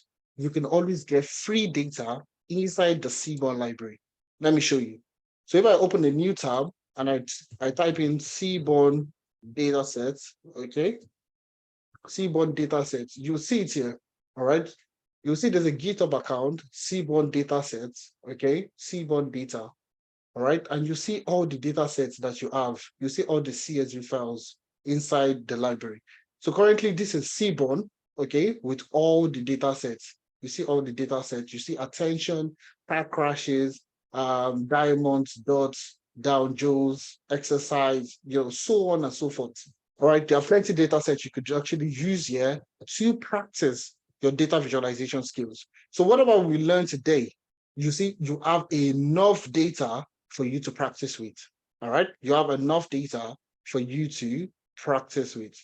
Okay, so now let's get the data set we're going to be using. I'm going to be using this data set, tips data set. I'm going to be using the tips data set. So let me bring it in so you see exactly how to do it. So I'm going to say data equals to SNS. SNS is what? Seaborn. All right. So rather than me typing Seaborn, I'm using what? SNS. All right. Dot load data sets. Okay. SNS dot load data sets. Open brackets, open and close the brackets. And all I would type in is the name of the data sets.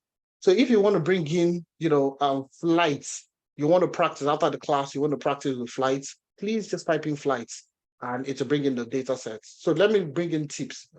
I'll put a quotation mark, okay, and I'll type in tips.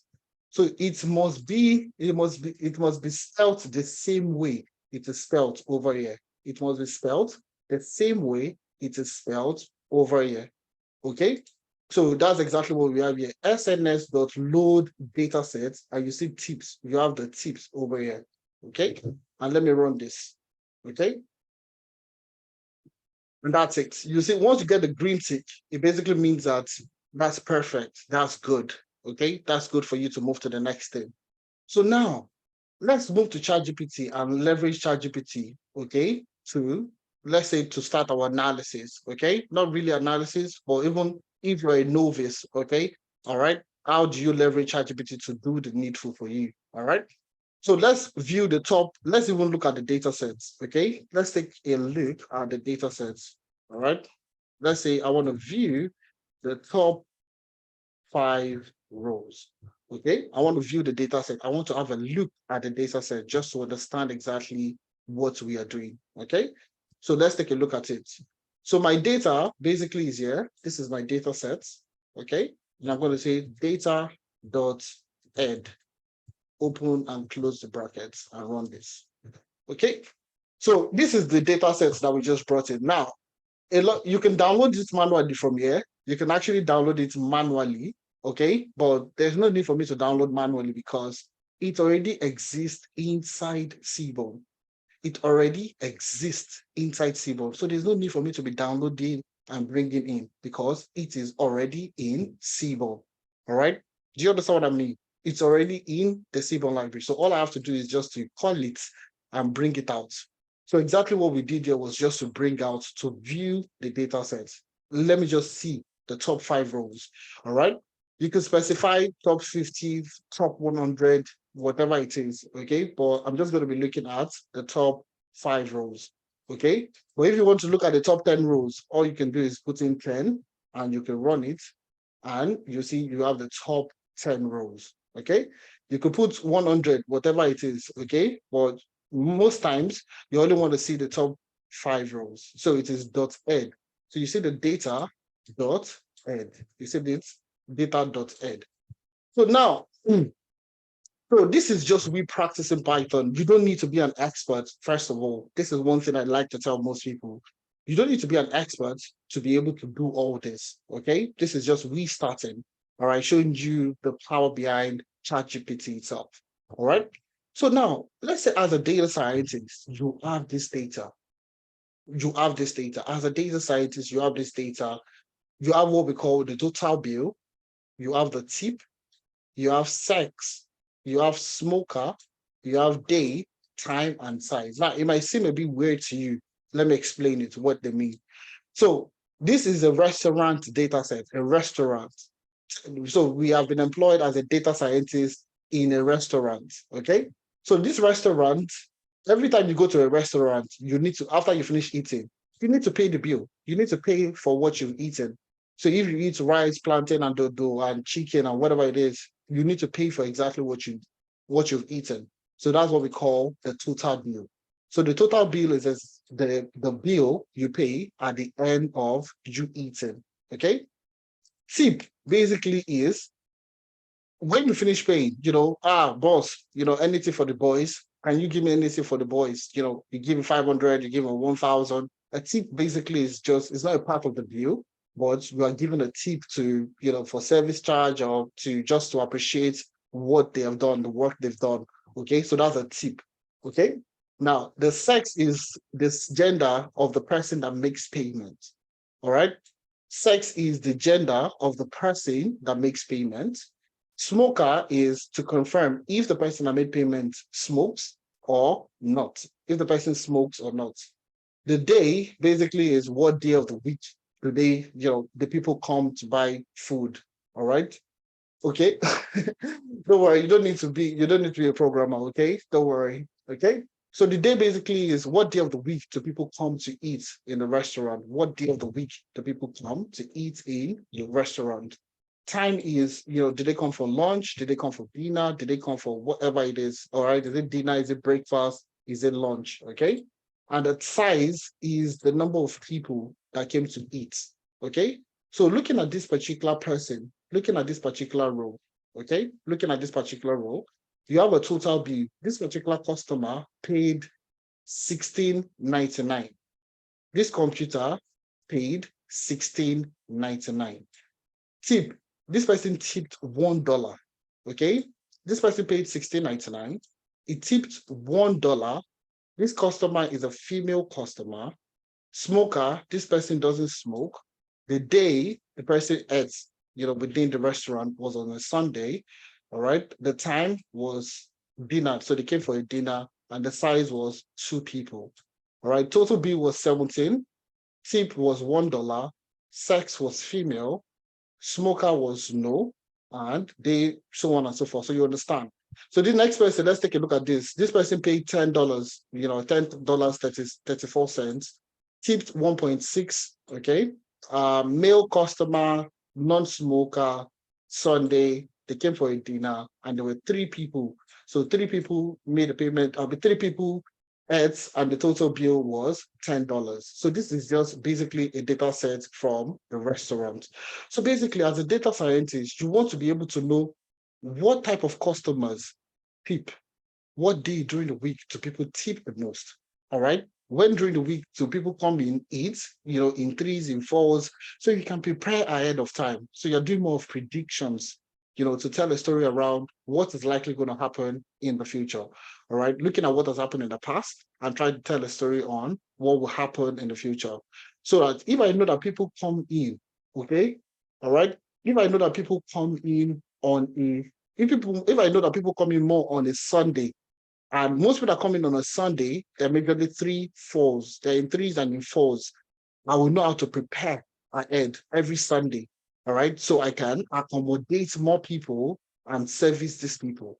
If I know that, on Saturdays, there are majorly 2 people that come in and they likely tip more on a Saturday, I will do what? I will provide more services on the Saturday in order for me to accommodate 2 people and encourage them to tip even more than what they used to tip normally. So a data scientist basically is looking at what has happened in the past. Okay, this data that you've gotten is basically things that have happened in the past, and you're trying to extrapolate what would likely happen in the future. That's your job as a data scientist. Majority of the time, you're doing what we call predictive analytics to find out what has happened and how does it impact the future. All right. So if I tell you now, okay, that's in the future, okay, if you own a business and I can tell you that, on Saturdays, you should be selling more of a particular product on a Saturday because you will likely make profits by selling that product every Saturday. All right. What would you do? You do exactly that to leverage the opportunity, sell as much as possible on Saturday in order for you to guarantee enough profits. So essentially, that's what your majority of your job as a data scientist will evolve around forecasting, predictive analytics, and working with complex situations and stuff like that. So let's use ChatGPT. We know they waste time. Do you understand? We're going to be using ChatGPT to do this our analysis, okay? So what I'll do is I'm going to come to the ChatGPT. I'm going to copy the data. So I'll just copy like the first 3 rows, okay?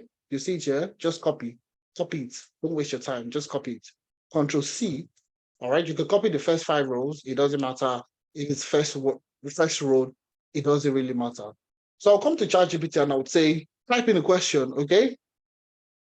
All right. I could say that exactly. Can you provide? I don't need to greet him every time. I don't need to say, ChatGPT, good afternoon. Or how are you doing today? I don't need to do that every time. I can jump straight to the point and it's still going to give me the answers I'm looking for. All right. So I could just say, ChatGPT, can you provide, let's say 3 key questions to be answered using the data set below. Okay. All right. So I'll provide you with the data set. You will see, I apologize, I cannot view the data set, blah, blah, blah. All right. So I'll provide you with the data sets. Apologies. Okay. Here is the sample. Here is the sample data sets. Okay. So I'll provide it with the data set and click on play. All right. So you see this. All right. Apologies, and I've given it the data sets. What I copied from Python, I provided it to ChatGPT, and it's going to give me the same thing. It's going to give me exactly what I'm looking for. 3 key questions. What is the average tip amount and total bill amount for each day of the week? Okay. Is there a difference in tipping behavior between male and female customers? So do male customers tip more than female, or do female actually tip more than male? We don't know. Do you understand? Does the party size, number of people in a group, affect the tipping percentage? So if you're already paying for 5 people, you would likely not want to tip because I'm feeding the bill of 5 people. Why do I want to tip you again? Do you understand? So those are the key questions, and there are more. You can actually tell it to give me more, all right? To give me more, so on and so forth. You can even ask for 50 questions, all right? And it's going to give you 50 questions. But we're keeping it simple so we can just follow up on that, all right? So now, ChatGPT doesn't know I'm using Python for my analysis. So I'm going to tell you, ChatGPT, visualize question number 1. All right, visualize. All right, so let's say for question number 1, I don't need to put question 1, provide a Python code. You see this? To visualize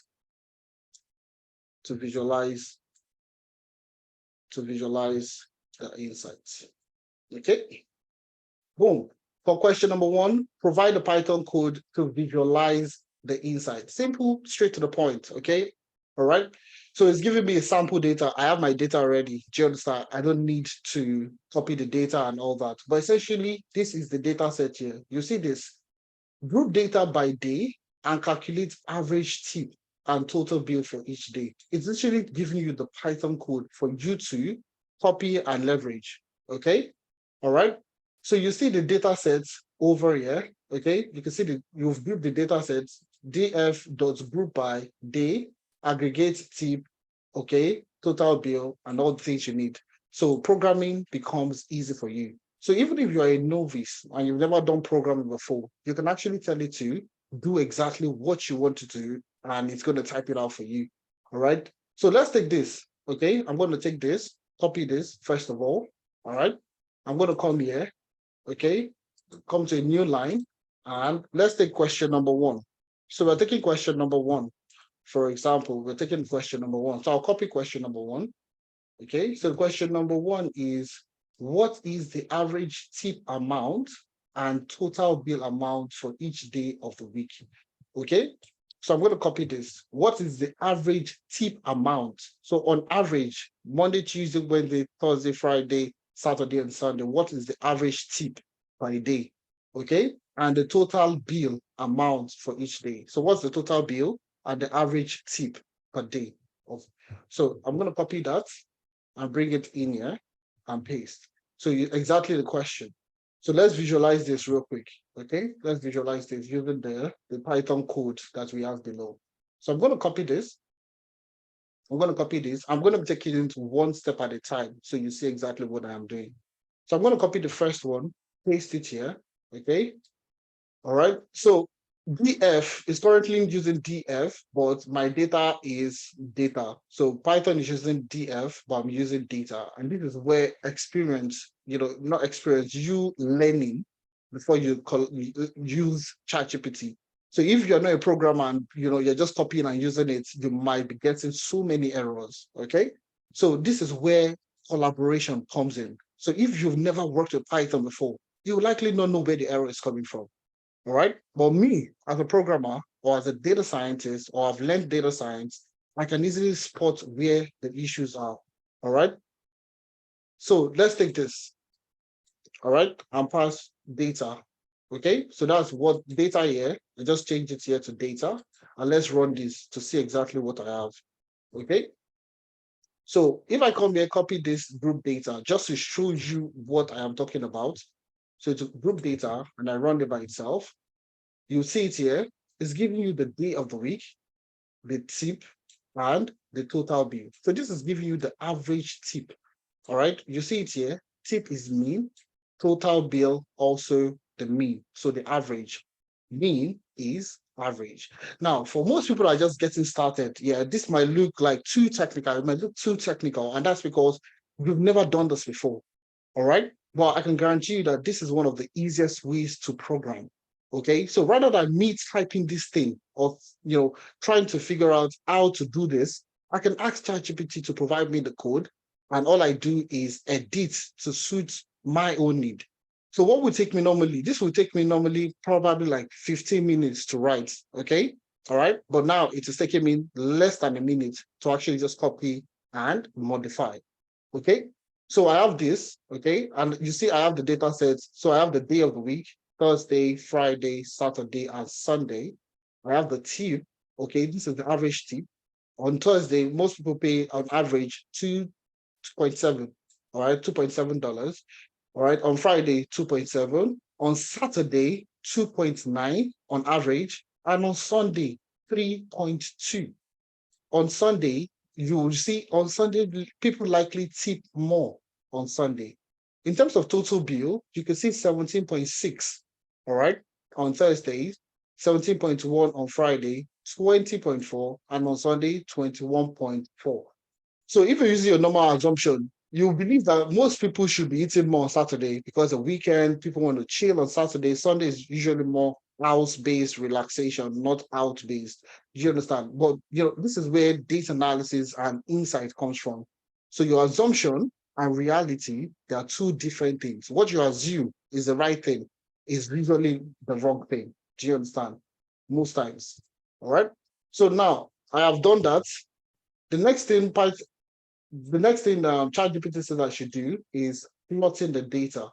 Okay. So all I would just do is copy this. Okay. Copy. And I'll come here again and paste it. All right. So you can see this error. I can see this error, PLT, the figure. You can see I have like this orange line beneath it.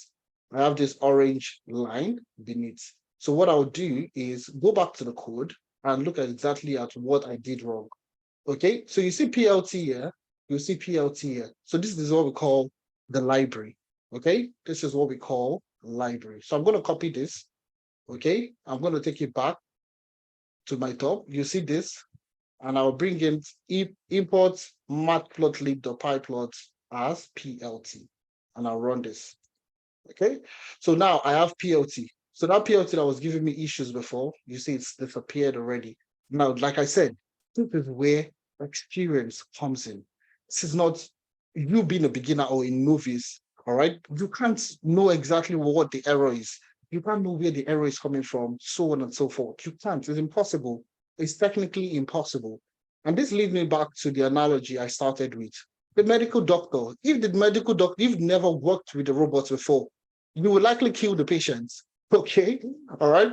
But in this scenario, you being able to leverage platform, all right? You having an experience, you knowing the Python code, you know how to leverage ChatGPT faster and more efficiently. And that's why we tell most people, learn, all right? Then leverage, okay? To make it faster for you to write your codes. So normally this piece of code would likely have taken me, a good 20 to 30 minutes to write, to debug, and for a beginner, I'll probably take you even more than that most times. So if I run this now, okay, if I run this now, you see, I would get my data sets, all right? I will get my data, you see the visualization, okay? You see the visualization, all right? And that's exactly what, and I can reduce the figure size. So if I can even go back there and say that reduce the size of the visualization. Okay. All right. So to reduce the size of the visualization, it will tell me exactly what to do. It will rewrite the code. Okay. All right. It will rewrite the code, and it is going to tell me, you can see now, the size has reduced to 8x4. Initially, the Python code was what the figure size was 10x6, but now it has reduced it to 8x4. Now, these are the key things that you need to spot. But how would you spot it if you don't know how to even write Python in the first place? All right, and I'll tell you for free that Python is one of the easiest language that you can actually write. So I'm going to put 5x4 anyways, because I want it to be smaller so that you guys can see it properly. Okay. So you see it here, average tip by day, by time, so on and so forth. So you can see all the things that would take you ideally a couple of hours to write. It's actually taking you less time to write. It's taking you more and easier time to do your work, essentially. Okay. And you can do quite a number of things. So I can do the same thing for question number 2. And tell it, I'm just going to copy that, my text for this. Okay. Copy this. And you see exactly, it's going to give me the same thing. For question number 2, this time around, provide a Python code to visualize the insights. I'm going to run that again. And it's going to go back to number 2, all right, question number 2, and it will start to do the visualization. Okay. It's going to give me a sample data set. It's going to give me a sample data set, give me the data frame, so on and so forth. Like I said, if you've never done this before, it's going to look like magic. Like, what are these people talking about? All right. So these are the ways, a data scientist can easily leverage, ChatGPT to come up with insights for solutions and so on and so forth. All right. So you see, those are the things that you can easily do. So even as a beginner, when you're starting, okay, all right, and you're learning, you can also leverage ChatGPT to program, to do your visualizations, to do your analysis, to debug your code, all right? So if I even have an error, I can copy that error. So for example, I write, 2 equals to 2 all right, and I press enter, you would see it comes up with an error. It comes up with an error. I can easily copy that error, okay? I can copy that error, and I would tell ChatGPT, let me open a new chat, okay? And I can say, please help debug this error. Debug this error. Okay. Okay. And I'll run it. Okay. You see this? The error message is telling you the meaning of the error message. All right. And you can see exactly what it is giving you. So it's giving you a solution, and you can see you can even copy the code. You can copy the code, all right, copy the code and use it exactly in your Google, Google Colab, in order for you to do your analysis, so on and so forth. So, anyways, rather than before, whenever you have errors with your code, there's a platform called Stack Overflow. You go to Stack Overflow. Okay, so most times as a data scientist, data engineer, anytime you have issues with your code, you would easily come to Stack Overflow to, to ask questions about the error. All right, so take for example, I have this error. Okay, what we used to do before was to take this syntax error, put it online, okay, and I'll run it. You see, I have Stack Overflow. Python can't assign a literal. Okay, so you see, you would have to read several, several people's comments, several solutions in order for you to come up with answer. But over time, people don't read Stack Overflow. With the presence of ChatGPT, whenever I have an error, all I do is put it in ChatGPT, tell it exactly what the problem is, what I want to achieve, and it gives me a solution. So essentially, that's like a key part of what we need to talk about. How ChatGPT is, you can leverage it to enhance your work as a data scientist. It's not going to replace your work. It's rather going to make it a bit more faster. Not a bit, it's going to make it 10 times faster for you to do your work as a data scientist. So you can't really replace your work because, all right, who's going to ask the questions? All right, it's not coming up with the questions for you. All right, it's making all the analysis for you. All right, but in terms of the human aspect, the empathy aspect, it's likely you that will bring it in. All right. So that's like the key part of it, the key part of how you can leverage data science, as a data scientist, how you'll be leveraging ChatGPT in order for you to do your analysis, your visualizations, make you write code faster, make it more optimal for you to write your code, so on and so forth. All right. So for non-technical people, this might look like jargon, no doubt about that. And that's because you've never worked with it before. So it might look like, oh, what are these guys writing? But basically, the visualization you did in Excel, okay, is the same thing you just did, but this time around, rather than you dragging and dropping, you are actually writing code to do it. And the reasons why you're doing this basically is not just for the complexity, all right? It's also because you are doing more of what we call exploratory data analysis as a data scientist. So there are ways you can do exploratory data science that will give you more insights, all right? Give you more insights, allows you the flexibility to do more calculation, more advanced calculations, machine learning, deep learning, statistical modeling, so on and so forth. So that's basically what you'll be doing as a data scientist. All right. So that's you leveraging Python, okay? Using ChatGPT to write your Python codes, so on, using ChatGPT to enhance your analysis rather than you figuring out how to write your code. You can actually tell ChatGPT to write the codes for you, and it comes out, easy for you to work with. Okay? So that's basically the case. All right. So, without wasting too much time, as one major thing between the data scientist and the data engineer is they both leverage Python to do their work. Okay. They both leverage ChatGPT to do their work. Okay. Now let's talk about. I know quite a number of people, are asking questions. Well, I want to know one quick key question. I want to know this, all right. I want you to answer these three questions. Okay. Which of these tech roles are you interested in? Do you want to become a business analyst? Do you want to become a data analyst, full stack data scientist, and data engineering? So I can see quite a number of data analytics, business analysis, data engineering, fantastic, data analyst, quite a number of data analytics. Which of these career paths? Business analysis, data analytics. Nobody's coming for data science. Interesting. Full stack data science, full stack data science. Okay, business analysis. All right, what's the difference between them? Don't worry, I'm gonna cover that. Okay, I'm gonna cover that. Okay, I'm gonna cover everything. So all the key roles you have here, I'm gonna cover everything, and you would understand exactly what I'm talking about.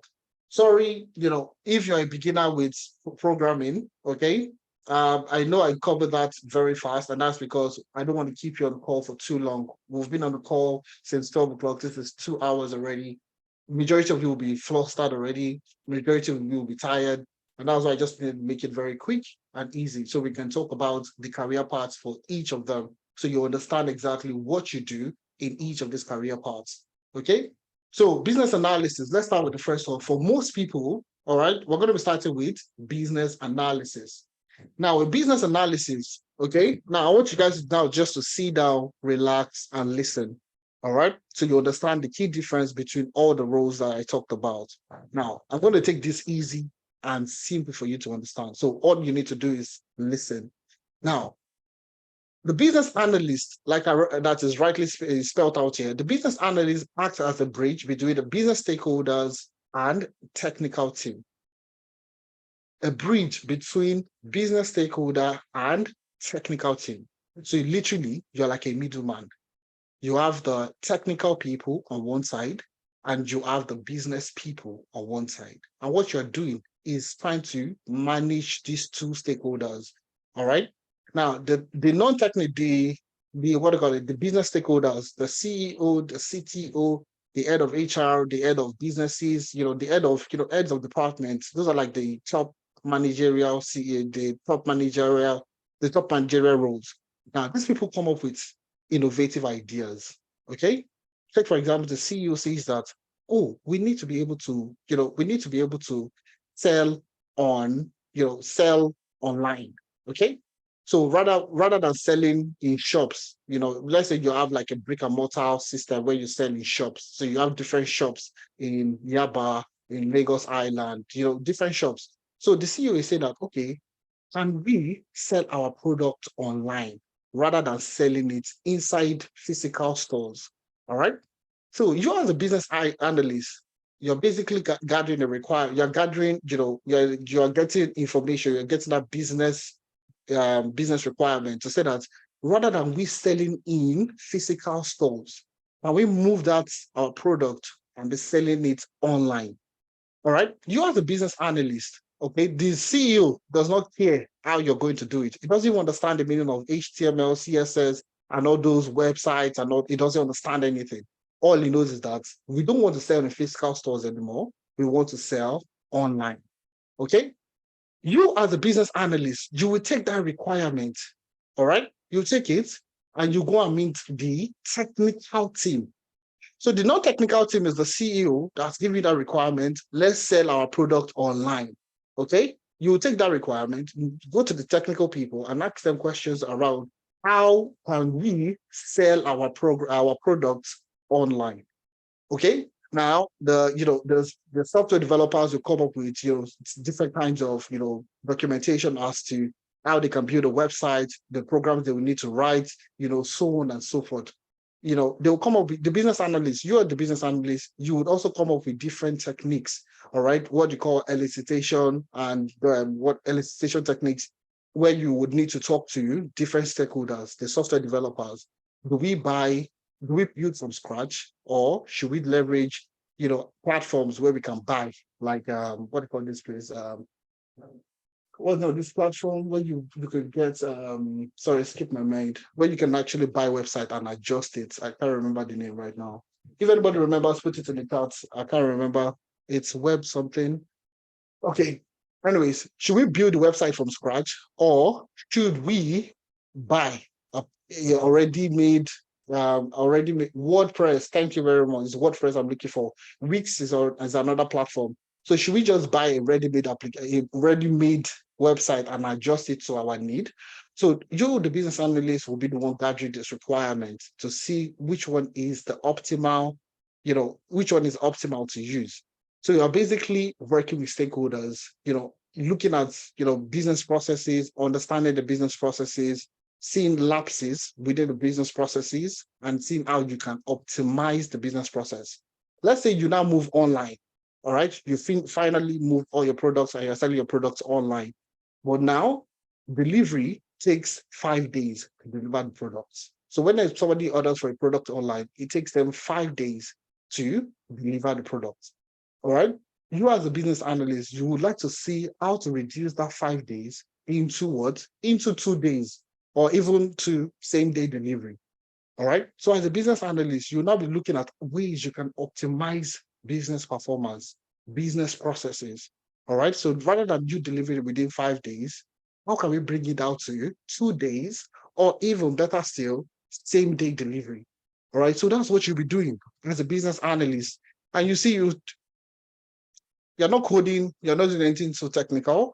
All right. You see it here, conduct interviews and gather requirements from stakeholders. Like I said, the CEO, you gather the requirement from the CEO to tell the CEO, okay, what exactly do you want? Oh, I want us to sell online. What do you mean by online? Is it mobile app? Okay, is it internet on the website, or what exactly are you looking for? So you're conducting interviews and you're gathering more business requirements. So you see, analyze, document existing processes, work closely with the data engineers, human resources, finance, power platform engineers, so on and so forth within the business to understand the business processes and how you will now be looking at ways you can make it better. That's what you're doing as a business analyst. Facilitates user acceptance testing and provide support during implementation and post-implementation phases. So that's exactly what you'll be doing as a business analyst. So you're just basically looking at the business and seeing how the business can move from point A to point B. Basically, point A being their current state, okay? And point B is the future state. The future state where everything is working efficiently. So you're basically that facilitator. You are that, person that enables change, all right? That facilitates change, that looks for things to improve the general look and feel of the business, all right? So that's business analysis. Now, what would you be learning in business analysis? That's the key question most people ask, all right? What would you be learning in business analysis? So the first thing you'll be learning is analytical skills. And a lot of people, shy away from this. And I tell you that if you're trying to look for jobs in business analysis, you need to upskill your analytical side because most roles are now looking for business analysts that can make sense of data. All right, that can make sense out of data. So as a business analyst, rather than you waiting for the data analyst, the data scientist, all right, to do analysis or visualization, you can easily do it now with Excel, Power BI, okay? And you can even do what? Data extraction using SQL. So if you go online, you will see there are now roles popping up called business data analyst. Business data analyst. And like I said at the start of the session, we within analytics, we are in the industry, first of all, so we are aware of what is currently going on. Okay. So most roles are for business analysts are incorporating business analysis into the process, into the role. All right. So if they are not teaching you business and if they're not teaching you analytics, you're likely going to be outdated in the next couple of months. All right. So with this, you're going to learn Excel, you will learn Power BI, and you will learn SQL. So you learn Excel today, you will learn Power BI, and SQL essentially is you being able to write what we call structured query language to extract data. So data is usually stored in what we call database. Okay, so how do you not extract the data from the database? You need to learn SQL to do this operation. All right, it's very simple. It's one of the easiest things you'll learn. All right. So other key learning areas, you have process mapping. Process mapping basically is, when somebody orders for a product online, what happens next? All right. So when you order for a product online, the IT will need to confirm your order. After you confirm your order, so basically the process, how it flows from when you order till when that product is delivered. You see, draw your process map. All right. So you would also learn project initiation planning, Agile and Scrum for projects will be learned, software development lifecycle, requirement fundamentals and elicitation, stakeholder analysis, and engagement. So these are like the key things you're going to learn in business analysis. Like I said, any role you find yourself out there, you will be able to apply for it because of all the things that you're going to be learning. So you'll be learning analytics alongside business analysis itself. So for average salary, the average salary of a business analyst is £52,000. The average salary of a business analyst in Canada is 74,000 Canadian dollars, and in the US it is $85,000 in the US. Okay. So become a business analyst in 3 months. So the training program is going to be for 2 months of learning and 1 month of free virtual internship. So you'll be working on an internship program. Okay. So it's 3 months in total, 2 months of learning and 1 month of internship. Okay. So you'll be learning Excel, like I said, Power BI, SQL, you'll be leveraging Slack, you'll be working with Jira software, you'll be working with Draw.io, Confluence, Preload, ChatGPT, and so on and so forth. There are quite a number of other tools you'll be learning as the project, during the training program. So this is what you'll be learning as a business analyst. So like I said, as a business analyst, your key role is business performance to improve the business. All right, take it from where it is at the moment to an improved state. All right. So basically, you're trying to make the business better, okay, by understanding the business and recommending solutions to the business. All right. Now, the next thing we're going to be looking at is, these are some of the people that went through the program and, what they are doing at the moment and what they've created, why they were learning with us. These are like some of the projects they worked on and some of the things they presented on. All right. So the next part is, see this part, and this is what we call a process map, okay? And you can see this, how the progress starts from here. It moves to customer places an order. What happens when the customer places an order, receives online order from customer, and you see the process flow from when it starts and the end itself, when the program, when the product is delivered, all right? So these are the kind of projects you're going to work on. And you have several other projects. This is just one of the many projects you'll be working on. The program is project-based from start to the end. So you'll be working on project business analysis, documentation analysis, stakeholder analysis, so on and so forth. So this is a business analysis training program. Now, let's talk a little bit about data engineering, okay? So for data engineer, most people usually are confused. What does a data engineer does? Okay. Now I'm going to paint this. I'm going to paint a scenario for you. Okay. Now this scenario is very simple. Let's take a look at a bank. Okay. We all use an ATM card, or we all use a bank. You're banking with GT, Zenith, First Bank, or any bank in the world. Okay. If you're in the UK, Lloyd's Bank, you're banking with Starling Bank. You're working. There are different banks you can work with. Now, take for example, if you're working as a data engineer in the bank. Now, if you send money using the app, okay, that transaction is stored in a particular database. Okay, I'll call it, I'll call it application database. It is stored in the application database. If you go to the supermarket and you make payments in the supermarket with a POS transaction, okay, the POS is stored in another database entirely, POS transaction database. All right. You make payments by cash. Okay, no, not cash this time around. You make payments going to the ATM to withdraw. So you go to the ATM also to withdraw. What would happen? That's ATM transaction. You now have another ATM transaction database. So currently we have 3 databases: the ATM transaction, the POS transaction, and the application transaction. So you see there are 3 databases currently. Now the data engineer, the data engineer is this person that would take data from these 3 databases and bring it into one central location. So the data analyst wants to do analysis, visualization. The data scientist wants to do machine learning, forecasting, and so on and so forth. But where is the data? Where's the data they will use to do this analysis? It's nowhere to be found. All right. So exactly what you're going to be doing as a data engineer is basically moving data around and making it available for the data analyst and the data scientist to do their job. Okay. So you see, The data engineer is responsible for designing, developing, and maintaining the data infrastructure required for the ERP system, smooth flow and integration of data between different system, databases, and application. So, like I said in the bank, you have the POS transaction database, you have the mobile application database, and you have the ATM transaction database.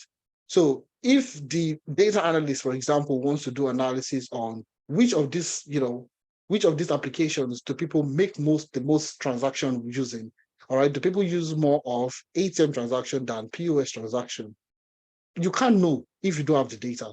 So the data engineer essentially moves the data from these three different locations into a central location so that you can, a data analyst, a data scientist can connect to it, do the analysis, visualize, and tell a story.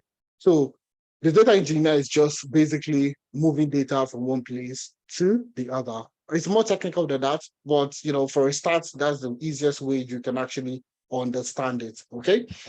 Now, for data engineering, you design and develop data pipeline, extracting, transforming, and loading data into a database, integrate data from various sources, develop and maintain data warehouse and database, implement data security and privacy measures, collaborate with the data analyst, data scientists to ensure data availability and quality. So that's what you'll be doing as a data engineer, all right? So the key learning areas, what you'll be learning during the training program. If you go through the training program with us at Analytics, this is what you will learn, okay? You will start from the basics, introduction to data engineering. So you'll be learning the basic concepts, what's the data, what's the database, what are the different types of, what's the difference between data warehouse, database, data mart, so on and so forth. You'll be learning all these together, okay? The next part of it is you'll be learning SQL, okay? So as a data engineer, you'll be working with database. And like I said, in order for you to communicate to the database, you need to write what we call SQL, structured query language. All right. So majority of your role as a data engineer will dwell on SQL and Python. Okay, SQL and Python. So you'll be doing these two skills together in order for you to move data from one place to the other. Okay. So you'll also be learning Linux. You'll be learning how to build custom ETL pipelines using databases, using APIs, so on and so forth. You'll be working with Apache Spark. You'll be working with Apache Airflow. You'll be working with AWS. You'll be working with GitHub for version control and CI/CD. Okay, so you'll be going through the full length of what you need to learn to become a data engineer. So you'll be working with Draw.io to do your process mapping, to do your data modeling, so on and so forth. You'll be working with Python, Pandas, PySpark. You'll be working with SQL. You'll be working with Airflow, Linux, GitHub, ChatGPT, and AWS. Okay. Now, looking at the average salary, okay? Looking at the average salary of a data engineer in the UK is £60,000. In Canada, it is 92,000 Canadian dollars, and in the US, it is 114 US dollars. All right. The training program is for 4 months. Okay, it's for 4 months, 3 months of learning. Okay, and 1 month of virtual internship. So you'll be working on projects. I'll show you some of the projects you're going to be working on shortly. Okay. So these are the key learning areas for the data engineering training program, starting from introduction all the way to version control and CI/CD using GitHub. So these are the things you'll be working. Some of the tools are also not listed here, but these are like the major tools you'll be working with. Okay. So you can see some of the projects our people have worked on. So this is Salisu Adeboye. You can see Microsoft access to Postgres database transfer. So you'll be working on projects like this to improve your skills as a data engineer. Okay. The next also is Christopher. Okay, you can see Christopher also designing, a data model. Okay, and also moving data from an API source into a central data location. Okay, and this is basically his GitHub profile. You see, they are both GitHub profiles are available for you to click on. You can see click here to view GitHub profile. Okay, and you can even reach out to them, ask them questions, so on and so forth. So this is also Christopher.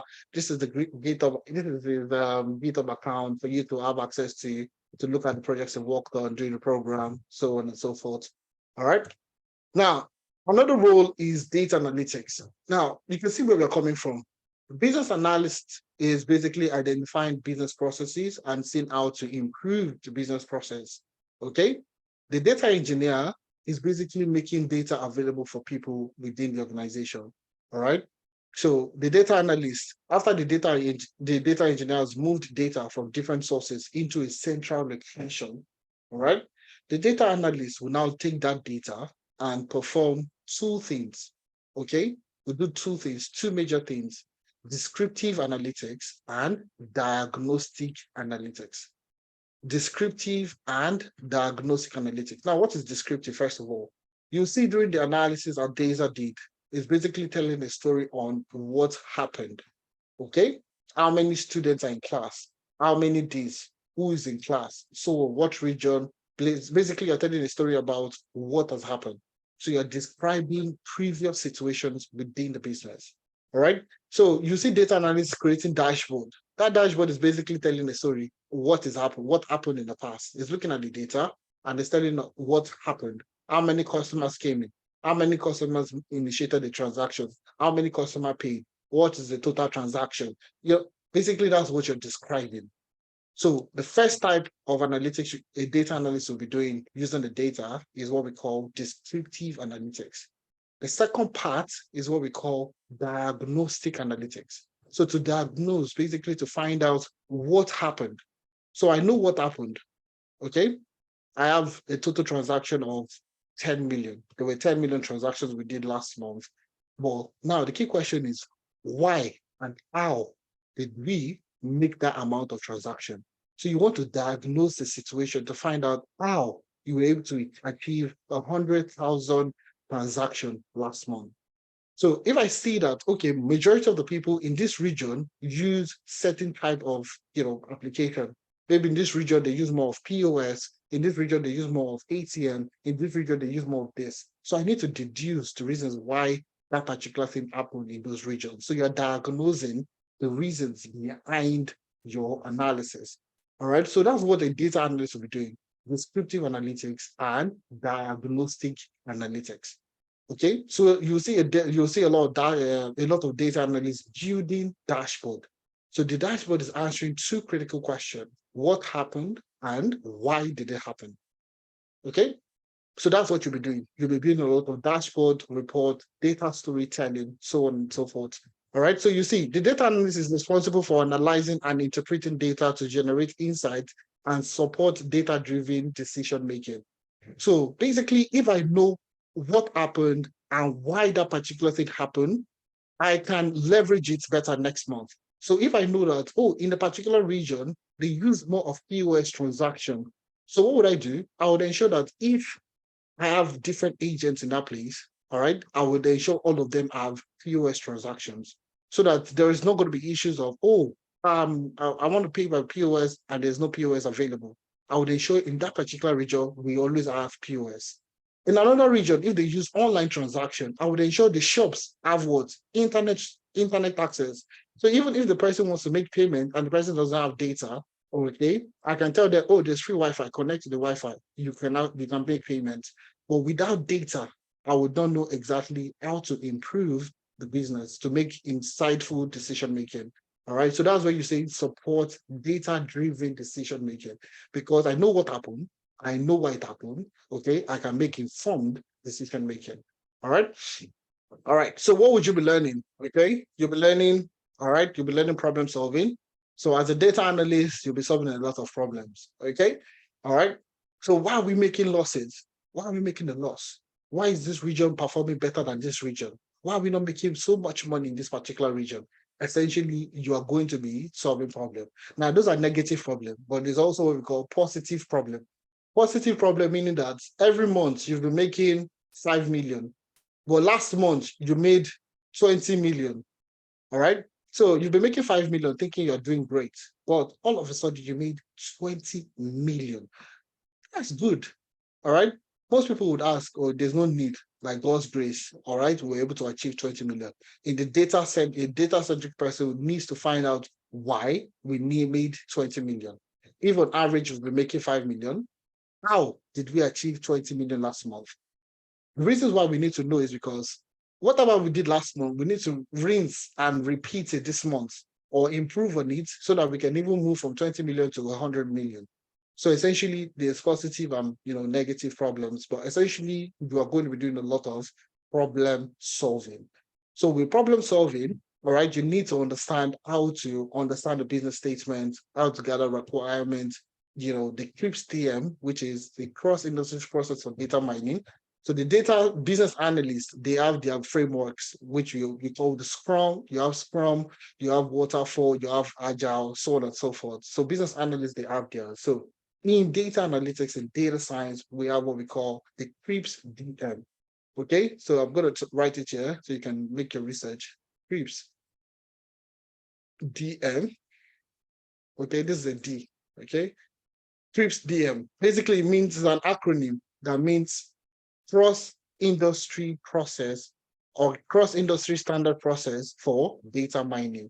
All right, so that's what you'll be learning in problem solving, how to leverage this framework in order for you to break problems down into smaller pieces and basically become a guru in problem solving. Okay, so after that, you learn Excel, you learn SQL, you learn Power BI, you learn Tableau. So you'll notice that majority of the tools you're going to be learning are more visualization and analytical tools. So you're basically going to be answering two questions, descriptive and diagnostic analytics. So you'll be building reports, building dashboards, so on and so forth, okay?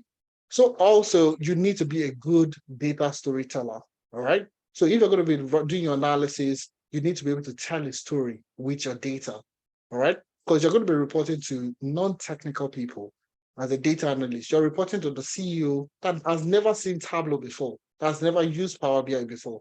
How do you tell a story to this professional and the person should understand what's happening in the business? That's exactly what you're doing as a data analyst, okay? You would also be using ChatGPT for analytics, and you'll also be leveraging Microsoft Fabrics for analytics. Now, a lot of you have never heard of Microsoft Fabrics, but you'll be learning it as a tool to leverage as a data analyst, okay? So these are the tools you're going to be working with: SQL, ChatGPT, Microsoft Fabrics. You'll be working with Tableau, you'll be working with Excel, you'll be working with problem solving. Like I said, our programs are never static. You will come in next month and you will always see an upgrade in the curriculum of what we offer. Okay, so we're always improving to meet up with the standard, to meet up with industry standards. So Microsoft Fabric is a very, very recent technology advancement in Microsoft. Okay, you'll be also be learning it as a data analyst. Okay, so some of the projects you'll work on, you can see these are some of the works some of our participants have done while they were training with us. Okay, so you have the dashboard. You also have another Power BI dashboard, and you can see this is Adedeji Adebayo Adeoye, okay? Adeoye, sorry, all right? And you can always click the links, okay, in order for you to see the reports, what they build. You can ask them questions, so on and so forth. You can actually interact with the visualizations, ask them questions, and they basically went with 10 analytics, and they're doing great at the moment, okay?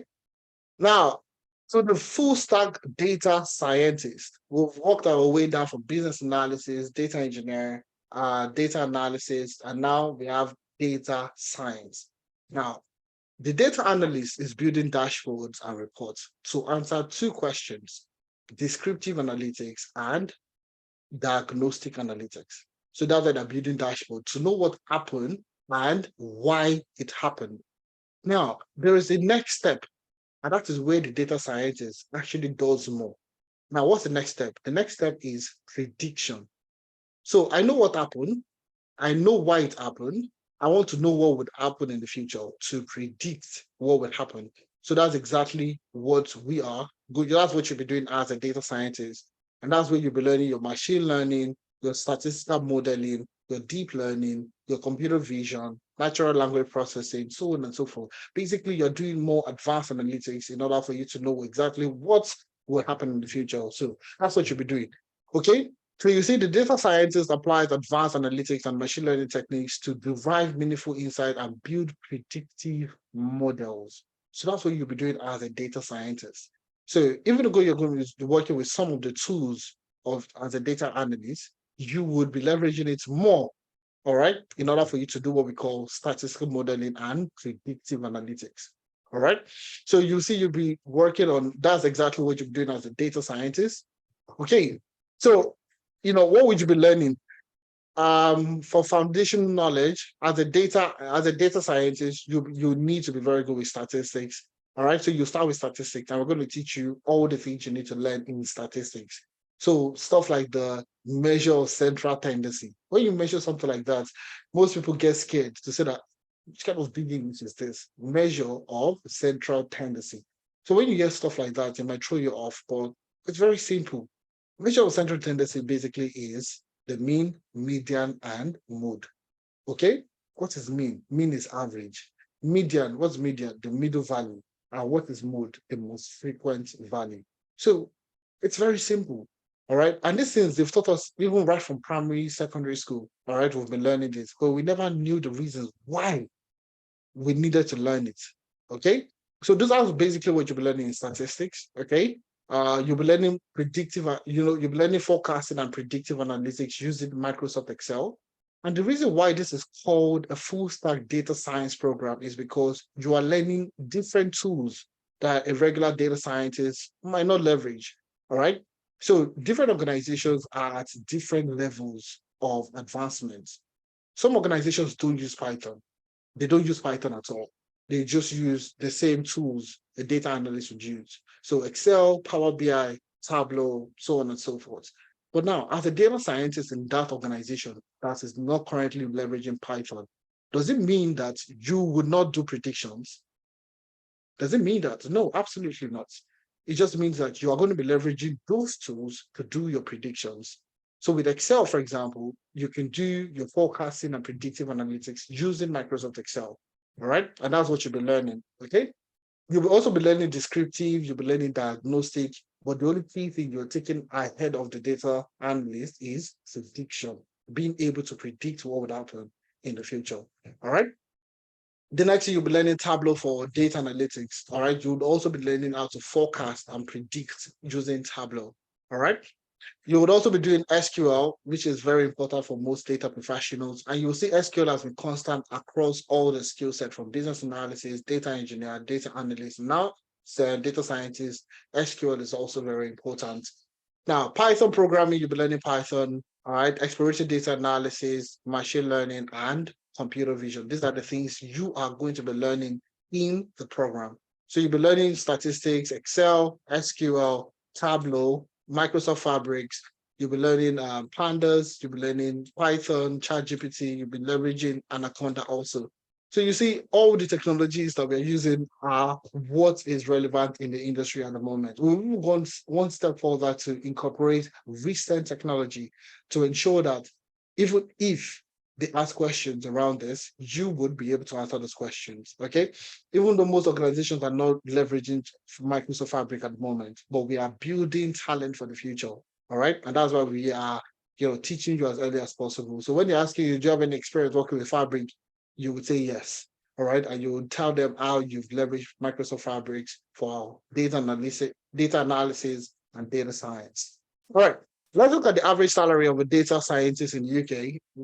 £50,000 if you're in the UK, all right, 94,000 Canadian dollars if you're in Canada, and 121,000 if you're in the US. I actually want to go to the US because these figures are definitely enticing. I won't lie to you, all right. So, and that's why you see majority of the guys in the US easily eat six figures, all right? Because first of all, there's a high demand for data professionals, data analysts, and so on. I will also teach you how you can get remote jobs in these regions, okay? But you might not be able to get 120K, all right, as a remote worker, okay? Because majority of them are looking for cheap labor, okay? And that's why they're looking for remote people across other regions.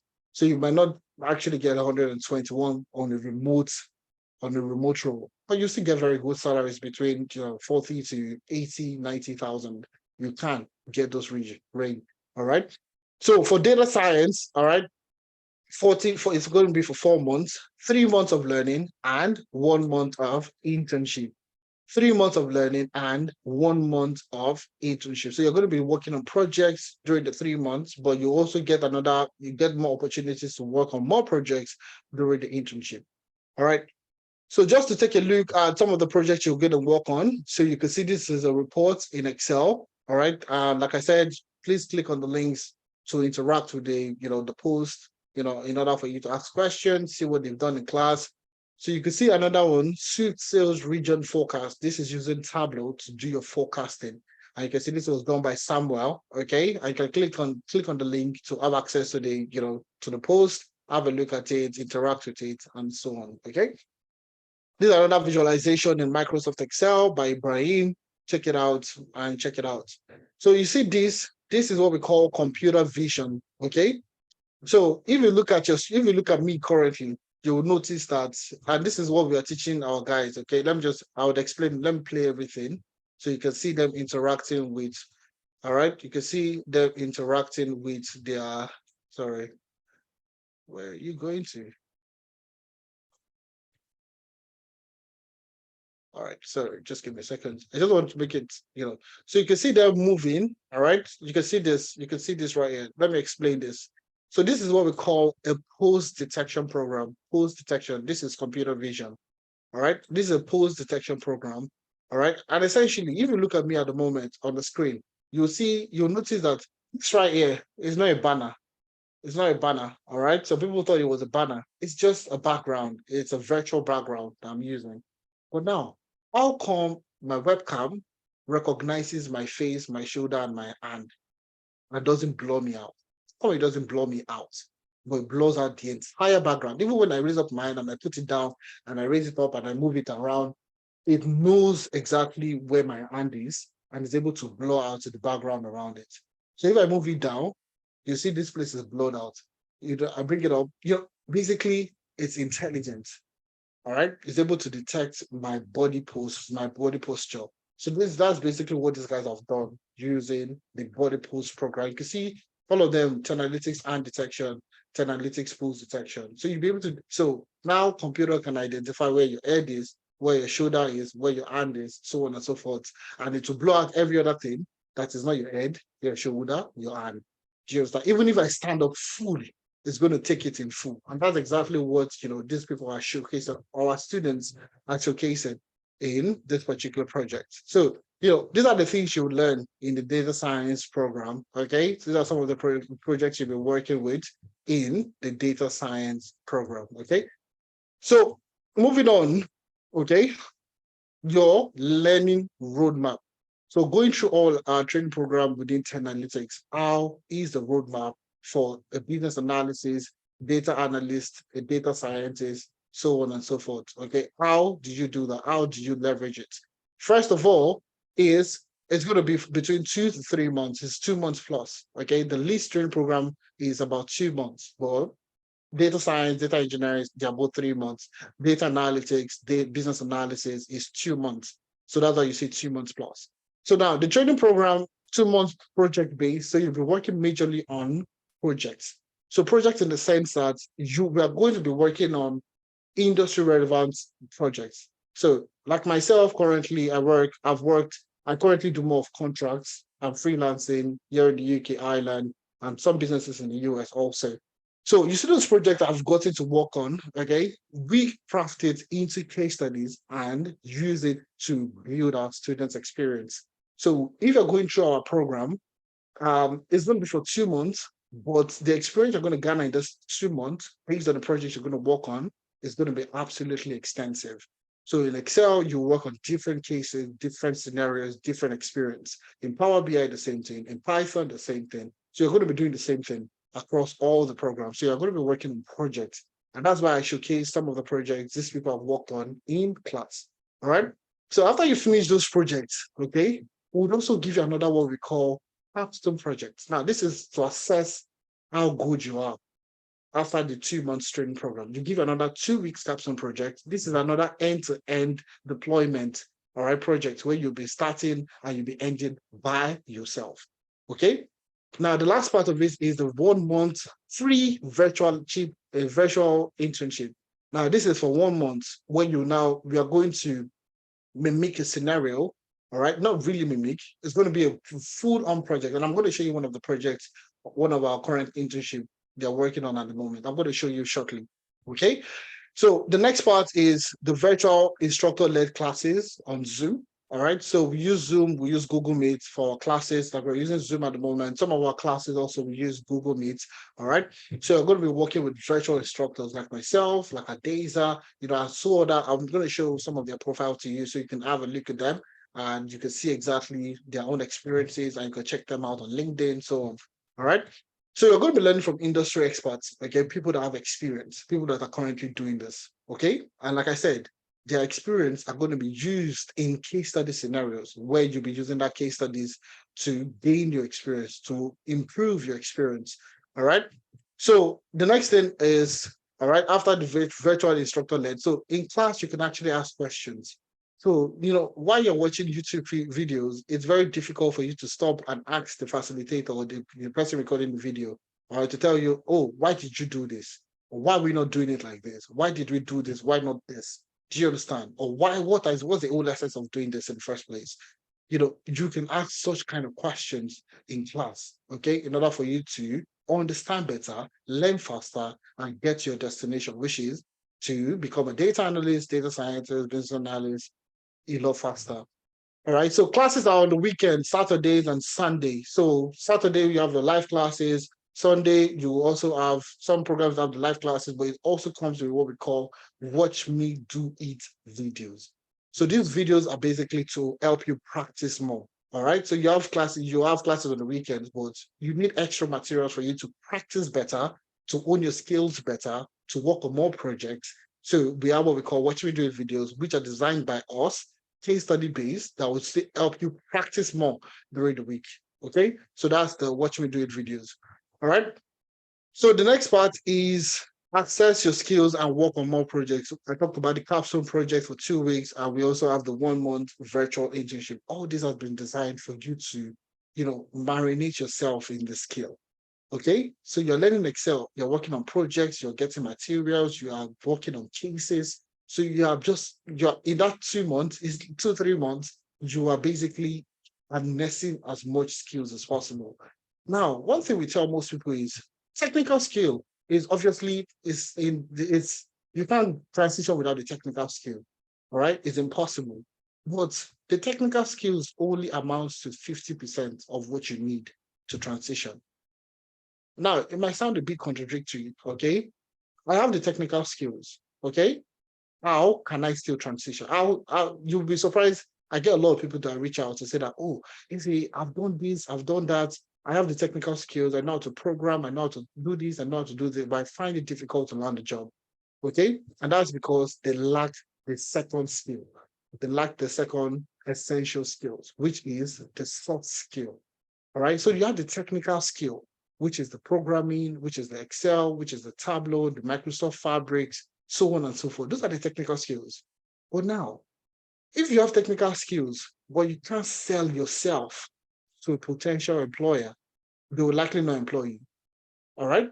It's just like a relationship. Interviews and getting a job is basically like you entering a relationship. All right.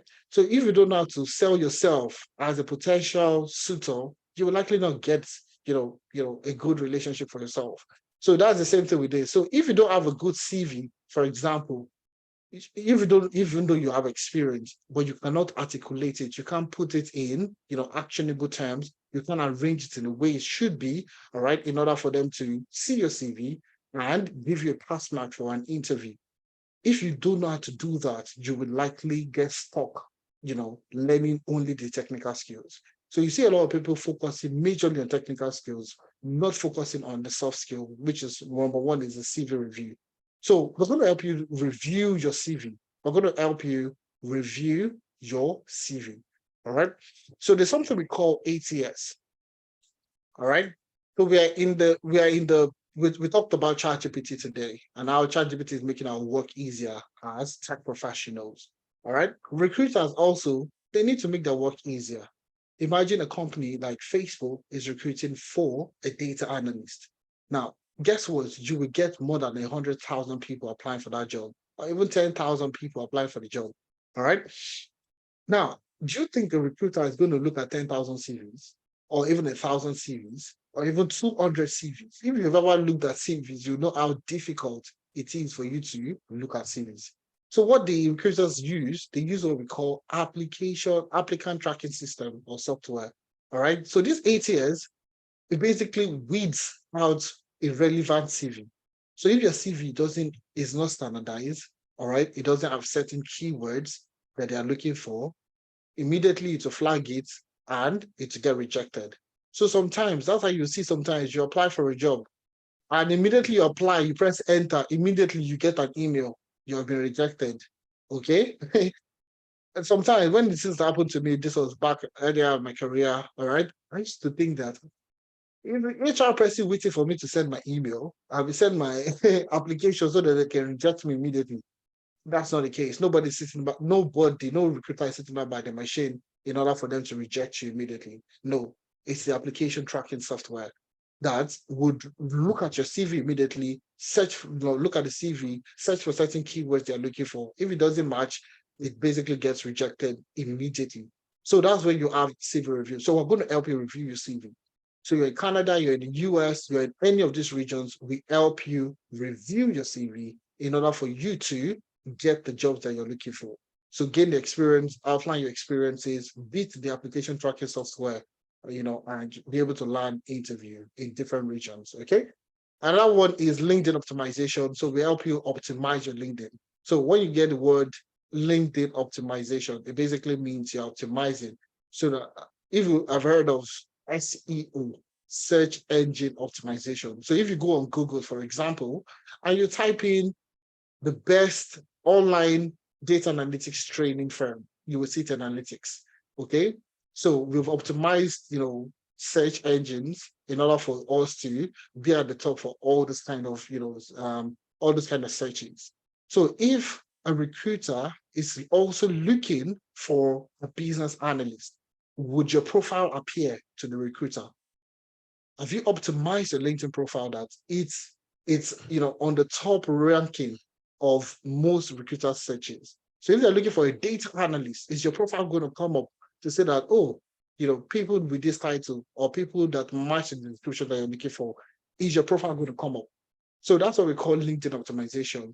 And I usually tell a story about one of the guys in Canada, all right, went through the training program, finished his master's, has been doing, he has been doing menial jobs, moving from, working as a customer service, from customer service to, he did a couple of menial jobs, almost 3 years doing menial job, all right? Went through the training program, all right? And guess what? In a matter of just 2 weeks of reviewing is adjusting his LinkedIn, optimizing his LinkedIn profile, all right? He got three emails, okay? So emails, basically, if you've ever gotten emails, all right, emails are recruiters reaching out to you, telling you that they've seen your profile matches a job they are looking for, and this is the job. Eventually, he landed a job with an FMCG company based in Canada, just based on LinkedIn profile optimization. And you see all those people that put LinkedIn helped me get this job. It's very easy. Either you apply on LinkedIn or recruiters reach out to you. So if you don't get emails as a professional, you have a LinkedIn profile, but you don't get emails, okay? It's called emails, okay? In and mails. Okay, you don't get emails. If you don't get these emails, your LinkedIn profile is not optimized. Even if you're not looking for a job, they will reach out to you. I'm not looking for a job, they will still send me emails. We're currently looking for a data engineer. We're currently looking for a data support lead. We're currently looking for this. So if you don't get those things, you don't have an optimized LinkedIn profile. Okay. Now the next part is Upwork, and we're going to help you do that anyways. We'll do your CV, we'll do your LinkedIn profile for you. Another part is Upwork optimization. Now I'm going to quickly show you Upwork so you see exactly what I'm talking about. So Upwork is a platform for freelancers. All right. So you see me talking about freelancing.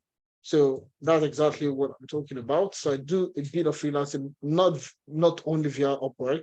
All right. Upwork is one of the most common parts way. So you see, find the best freelance jobs.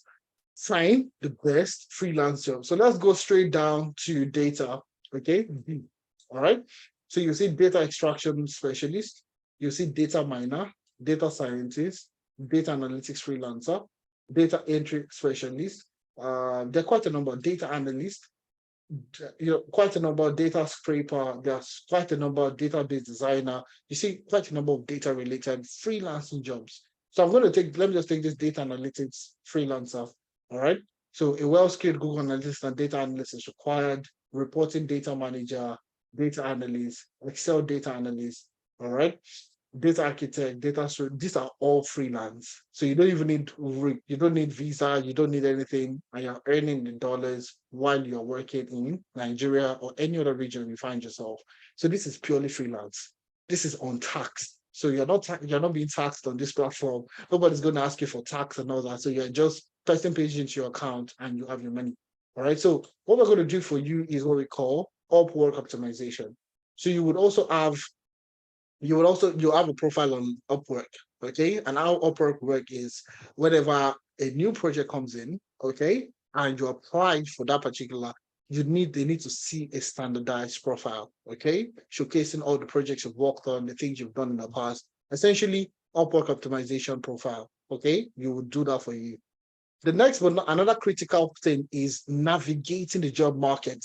So, a lot of people learn technical skills. And a key thing, we started with was telling you about analytics. Our sole objective is to get more Africans into tech.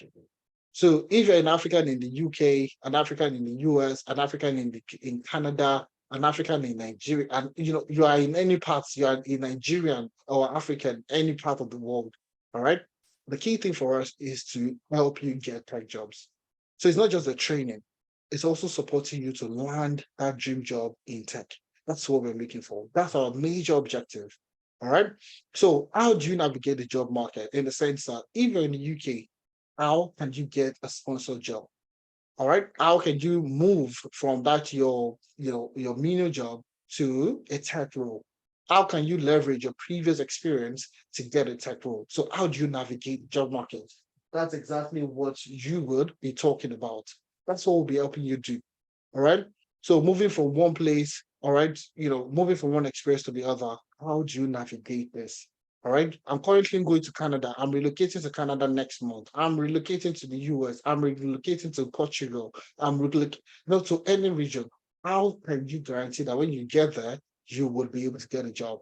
That's exactly what we are going to be teaching you. So how to navigate? If you're in Nigeria, how can you get a job in the US and be working remotely and earning in dollars? That's exactly what we're going to be teaching you. So, the key thing for us is telling you how to navigate the job market. All right. Now, the next part is recommendation and reference letter. Now, majority of the roles in tech, all right, they always want a recommendation letter. Okay. So if you're looking for, even if you're an experienced person, they always want a previous role, a previous organization or a previous company you worked with to recommend you. All right. So if you've been working as a carer or a customer service agent, you can't call that kind of company to tell them that, oh, please, can you recommend me for this new data science role I got? Okay. Because you never worked as a data scientist with that company. So who is going to stand in for you? All right. Even if you have the experience. And that's why a lot of people suffer to land their first job. And a lot of people come up with situations like you need Canadian work experience, you need UK experience, you need Ireland experience. So people tell themselves because they don't know how to move from that particular career path into, the technical role that they've learned. All right. But we'll stand in for you. All right. To provide you with recommendation and reference letter because our program is project based. You'll be working on different projects. You'll be doing a lot of presentations. So it feels like it will count as a work experience. All right. So if you're in any of these regions, you're in Nigeria looking for a job in the US, you're in Ghana, you're in Sierra Leone, in Gambia, you're in any part of the world, we will stand in for you and provide you with that work reference, work recommendation, so on and so forth. So we'll do all that for you. And like I said, the key thing for us is to get you into your desired tech role. All right. Now, the most important is interview and job interview preparation. All right. That's like a very, very important thing for us because even if you have a good CV, you have a good LinkedIn, you have your LinkedIn profile optimized, you know how to navigate the job market, you can get a recommendation letter. you will still need to sell yourself, speaking to the employer or to the recruiter, to tell the recruiter, this is what I have done. How do you list out your achievements? How do you communicate during the interview? We're going to do that for you. So if you once you get an interview, I will show you in the Google Classroom, our platform, basically. All right, how you can quickly book an interview. Okay, so it's one of the key things for us to help people transition. So we help you by preparing for the interview. So you're a business analyst, you've gotten a role, you've gotten an interview session with the company, with an employer or a recruiter. We will prepare you for the interview. So questions like situational based questions, like tell me about a time you worked, with a complex team. Okay, tell me about a time you worked as a business analyst on a project that involved, the CEO, the CFO, and how were you able to communicate technical requirements to these people? How do you answer those kind of situational based questions? Essentially, there's something we call the STAR technique. Okay, it's something we call the STAR technique. All right, that's a situation, the task, the action, and the result from that experience. How were you able to? What was the situation? Okay, what was the task you performed, the action that you took, and the result after you implemented that? Even questions like, tell me about yourself. Okay, welcome, Ifemina. Oh, can you tell me about yourself? How do you answer that question? There's another approach we call the seat approach. That one, I'll leave it to when you register with us. Okay. All right. We call it the seat approach. And you can leverage, there are so many things that we're going to teach you during the interview preparation stage in order for you to get that job that you're looking for. And we also have, the mentorship sessions. Okay. We have mentorship sessions where we're going to bring in experts. We're going to bring in people that have experience to come and speak with you. Most people have, what we call imposter syndrome. All right. So what we try to do is to reduce or to eliminate imposter syndrome, in the sense that a lot of people are stuck on learning, keep learning. I'm not good enough. I don't think I have that experience. So when you hear people that are currently in the industry come to share their experience and see how they started, even with not what you have, not with the knowledge that you have, but they were able to transition, it gives you some form of morale, okay, in order for you to kickstart yours. And that has, been a significant help for us to get people to move past that, learning just the technique, keep learning, into landing their dream job. All right. So that's like a key thing for us. Okay. Some of our facilitators. These are some of our facilitators. You have myself, you have Adeza, you have Nene, you have Inena, Obina, Shilm, Emmanuel, we have Ibrahim, Kelvin, Taniola, Abdulrahman, and Francis. So these guys are based across different regions. You'll see some of them in Canada. You'll see some of them in the UK. You'll see some of them across. This is just literally a handful of them. So we have quite a number of other experienced professionals that we leverage the experience in teaching people, getting them hands-on experience. So we have guys in Canada. So you work with case studies that are developed, with the Canadian work environment. You'll be working with guys in the UK that would mimic the UK work environment. You'll also be working with guys across different other regions in order for them to mimic. And these guys are working with top tech firms. You'll see Nene works with one of the, with Zelos International, which is an affiliate of Nike. So if you know Nike, if you have a Nike shoe, she works with those companies that provides, Nike shoes, Nike brands across the world. All right. Inena works as a project manager with one of the top tech firms here in the UK. Obina works with one of the top fintech companies based in Canada. Sharon works with Visa. So your Visa card that you use to make payments, works as a business analyst with Visa. Emmanuel leads the human resource, for one of the big boutique consulting firms back in Nigeria. Ibrahim also works. The good thing about Ibrahim is he's a doctor, but also a machine learning engineer. So he works as a data scientist, meaning that he's still a doctor. So he leverages machine learning for, to predict patients, diseases in patients, predict, certain sicknesses, ailments, using computer vision to identify objects within people's scan. So if you do a scan, you can use machine learning to build scan, and all those kind of complex. Well, anyways, it's part of the team, and they also teaches some of our participants on machine learning and data engineering and so on. All right, Kelvin is a data engineer based with, is based in Nigeria, but the company he works with is based in Canada, also a fintech company. Teniola works with part of the big four. Abdulrahman also works with part of the big four. Francis worked with one of the big tech firms here in Canada. This is just a handful of them. Okay, we have quite a number of experienced people across different backgrounds, across different regions.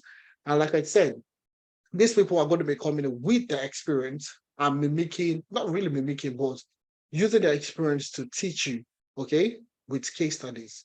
All right. So, and I'm going to share some of the case studies with you. So, to join our program, guys, all right, so we have a program starting on the 5th of August, 2023. We have a program starting on the 5th of August, 2023. So the 5th of August, the program, okay, the cost, the original fee of the program is what? If you're in Canada, it is, 600 Canadian dollars.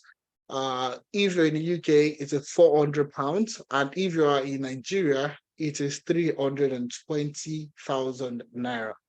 But now, we're running a discount for, like I said, like we said at the start of the program, we have a special offer for, the people that wait to the end of the session. So if you wait once, obviously you're part of the people that wait to the end of the session. So we have a discount for you. Okay, we have a discount for you. So for the discount, okay, it's only for the first 20 people. The discount is only for the first 20 people to register. It's only available for the first 20 people to register. So rather than paying 600 Canadian dollars, you can pay 500 Canadian dollars. All right. So you have 100 Canadian dollar discount. Rather than paying 320,000 naira, you can pay 270,000 naira. And rather than paying 400 pounds, you can pay 300 pounds. Now, the good part about this also is you can pay in 2 installments. You can pay in 2 installments. So the first installment in Canadian dollars, you have 350, in naira, 180, and in pounds, 200. All right. And then you can balance the second payment 1 month after. Okay, you can balance 1 month into the training program. So sometimes toward the end of in August, you can actually make payment. Do you understand? All right. So we're starting on the 5th of August. So sometimes the first week in September, all right, you would be required to make the balance payment. So you have 1 month to plan for the balance payment essentially. All right. Well, this is the key thing you should know here is it's only for the first 20 people. Now, data engineering is slightly more expensive, okay? All right, and it's 600 Canadian dollars if you're in Canada, all right? And if you are in the UK, it is 400 pounds. And if you are in Nigeria, it is 350,000 naira.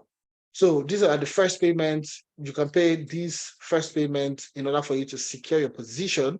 And the second payment in order for you to do what? In order for you to balance later 1 month into the training program. So essentially, this is only available for the first 20 people.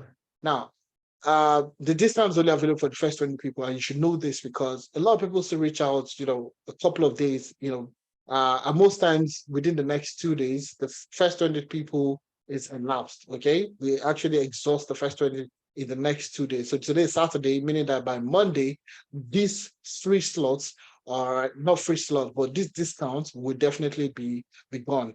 All right. So I want you to take actions to secure your position. All right. Most people complain about salaries. They say that, oh, I don't have enough. I'm waiting for salary. All right. That's the reason why I waited. But we encourage you to secure your position. So even if you don't have 180,000 naira or you don't have 200,000 or 200 pounds, you can pay an amount to secure your discount. So if it's 100,000 naira you have to secure your place, please pay it. All right. All you need to do is balance 80,000 naira before the start of the program. So today's date is the 22nd. So if you make the payments today, you can pay the balance of 80,000 after you've gotten your salary. Okay. So all I want you to know is, the first payment must be complete before you start the program on the 5th of August. All right. So even if you're paying £100 to secure your position, all right, you must balance £100 before the start of the program. Okay. So that's one key thing, but you would have secured your discount. So one thing I tell most people is secure your discount, all right, pay the balance before the class starts. Then you can balance 1 month after. Do you understand? Which is convenient for most people. All right. So that's one key thing I would like to tell you in order for you to secure your position within the class itself. All right. So if you have any question, you can raise up your hand. I'll be taking out time to answer some of your questions. We'll be taking out time to answer your questions. So bear in mind that this is only available for the first 20 people to register. We have the main stack over here. I'm just going to take a few seconds to showcase the main stack so that you can have access to it. So you see exactly what I'm talking about. So just give me a second. I'm going to minimize this. Discard. Okay. So I'm going to show you the main stack. All right. So you see exactly what we're talking about. So if you are in Canada, you're in the US, you are in different parts of the region. Why is this not loading? Give me a second. Let me just load this real quick. Okay.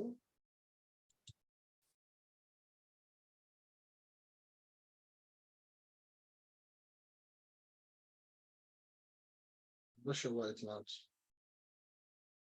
Sorry, I think we have a technical glitch with I think because a lot of people are clicking on the link, so probably there was a glitch somewhere. Okay, so this is the link. Okay, so once you click on the link, this the main stack.me enroll analytics. So once you click on that particular, once you click on the link, it should take you to this web page. So to get access to the program brochures, to see the full scope of the program for each of the programs, you can click this link to see the brochures. All right. So if you want to become a business analyst, there's a brochure for business analysis. You can double click on that to take a look about what you'll be learning in business analysis. All right, that's the full brochure. All right. So if you're going for data analytics, the same thing, you have the full brochure about what you'll be learning in data analytics, even based on what we discussed already. Same thing with data science, data engineering, so on and so forth. That's exactly what you'll be learning, all the things you'll be learning in each of the program. Okay. Now, in terms of, once you make payments, you see upload your receipts. Okay. Click here to upload your receipts in order for you to secure your position. So you see Analytics registered participants from August cohort. So just put in your details and the receipts of payments. So once you've done that, you see there, if you're trying to make payment in Naira, you can use your card payment, use the PayStar, click on these links in order for you to, upload your payment. For non-Naira card payments, you can pay using PayPal in pounds, and you can also pay using, for data engineering also in pounds, because the fees are different. So you can pay in pounds using for the data analytics, data science, business analysis, HR analytics, Power Platform. Okay, but also for data engineering separate, like I said, the fees are different. Okay, so for full payment, for first payment and balance payment, you see the links in there. And if you're in Canada, you can also use this PayPal link to make payments. And for direct transfers, okay, so if you're in the UK and you want to transfer, these are the details below. All right, so these are the direct transfers. So if you want to pay directly to the UK account, and if you want to pay directly to the Nigerian account, so you have a Fidelity bank account here that you can make payments to. So essentially, these are the things that you will, or these are the things that we've made it easy for you to make payment as soon as possible. Like I said, please, this is designed for only the first 20 people to register. So if you're looking to be part of the first 20 people, secure your position today by subscribing, paying the initial deposit of 300 Canadian dollars, 180,000 naira, and 200 pounds. Okay, secure your position. So once you do that, please don't forget to upload the receipt of your payment. All right. Sorry, just give me a second. Okay, I can see about 2 people. We have about 2 people already. Okay, that have made payments, which is fantastic. So looking forward to seeing you guys in the next couple of weeks. Let me take some few questions before we take it on. Adeza, do you want to take it on? All right, thank you for that, Ife. So I'll look through the chat. I know a couple of you have questions in the chat, and for those who have their hands up, we'll also take your questions as well. Somebody's asking, there's no option to pay £100 today, another £100 before the 5th. So Martina, what I'll advise you to do is, if you look through one of the links, because you make the first payment of 200 and then a balance payment of 100, there's a way for you to make the £100 payment. If you scroll to the top, so if it's data analytics, for example, you'd like to pay for, all right, and you want to pay in pounds, if you go to PayPal, okay, if you go to PayPal and you click on balance payment, so you can make the full payment, the first payment, balance payment will take you to £100. That's if you want to pay using PayPal. If you also want to do a transfer, you have the details, the bank account details. All you have to do is do a direct transfer. You're making payments in Naira. You have the opportunity to make those payments if you want. And if you have any questions regarding payments, you don't know how to make payments, you're having a little bit of difficulty, just send us a message to any of the numbers on the slide. So if you can please just quickly go back to your slide, the payment page, you'd see where you have our WhatsApp numbers. Just send us a message and somebody would reach out to you. Any of the two numbers you see on the screen. So what I always advise is just take a screenshot, take your mobile phone, take a screenshot of the numbers, and you can always reach out to us. And like if it said, before I start taking questions, some people would say, oh, it's getting towards the end of the month, and at the end of the month is when I would have money to join the program. Fantastic. But take advantage of the discounts, because the discount window is not open from now till the end of the month. So you can make a first payment. If you're paying in pounds, for example, instead of paying £200, you can pay £100, pay the other £100 before the class starts. If you're paying in Naira, you can pay 100,000 Naira and pay the other 80,000 before the program starts. Okay, so I'll start questions. I'll start taking questions very quickly. Let's see. Only you, not tribe, Efemena. Efemena took time to break every single thing down, and we'll start taking questions now. So please, if you have questions, just drop it into the chat. We'll have a quick Q&A before we wrap up. But I would ask Matthew to unmute himself. So Matthew, go ahead and unmute, and let's take your questions. Go ahead, Matthew. Thank you very much. I really enjoyed the program, the class and the introduction. You guys did a good job. Just a very quick one. For the class, I found that it's just 3 months, and after the 3 months, can we still have access to live projects, or do we still have access to mentorship? Like, how long can we are we subscribing to the platform? What is the time duration that we are subscribing for the platform? And secondly, for the project, is it individually or is it a group project?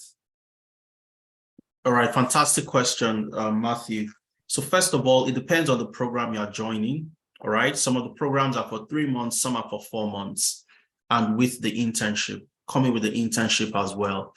Okay, so when you join the program, you join our community. All right, once you are done with your classes, your project-based classes, you are done with your capstone projects, you are done with your internship.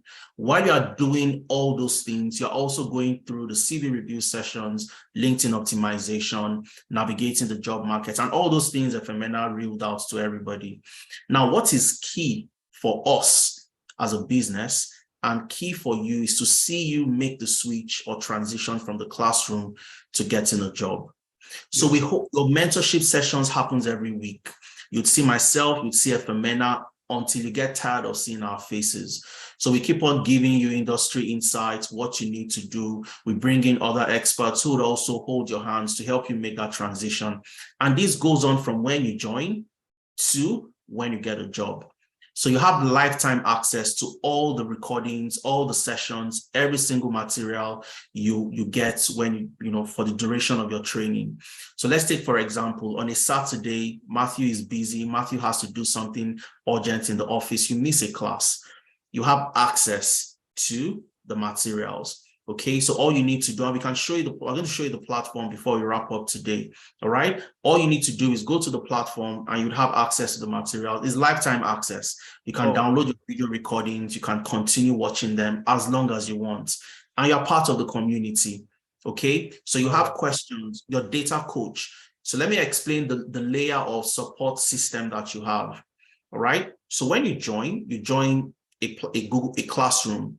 In your classroom and your WhatsApp group, you have your trainer, you have your data coach, and you have your class coordinator. All right. So if you have a question, maybe something was taught on Saturday, you didn't really get the concept, all you need to do is drop a message in your WhatsApp group and somebody would respond to you. Now, if they responded and giving you feedback on what to change, I tried this code, I got this error, it did not work. Okay, you try it, you try to solve the problem the solution that has been provided, and you still don't get it. We have something we call drop-in sessions. The drop-in sessions happen during the week, in the evenings, or based on your convenience. If you're in Canada, we work with your timing. If you're in Nigeria, if you're in Ghana, if you're in the UK, we have drop-in sessions that happen during the week. So those drop-in sessions are like your prep time.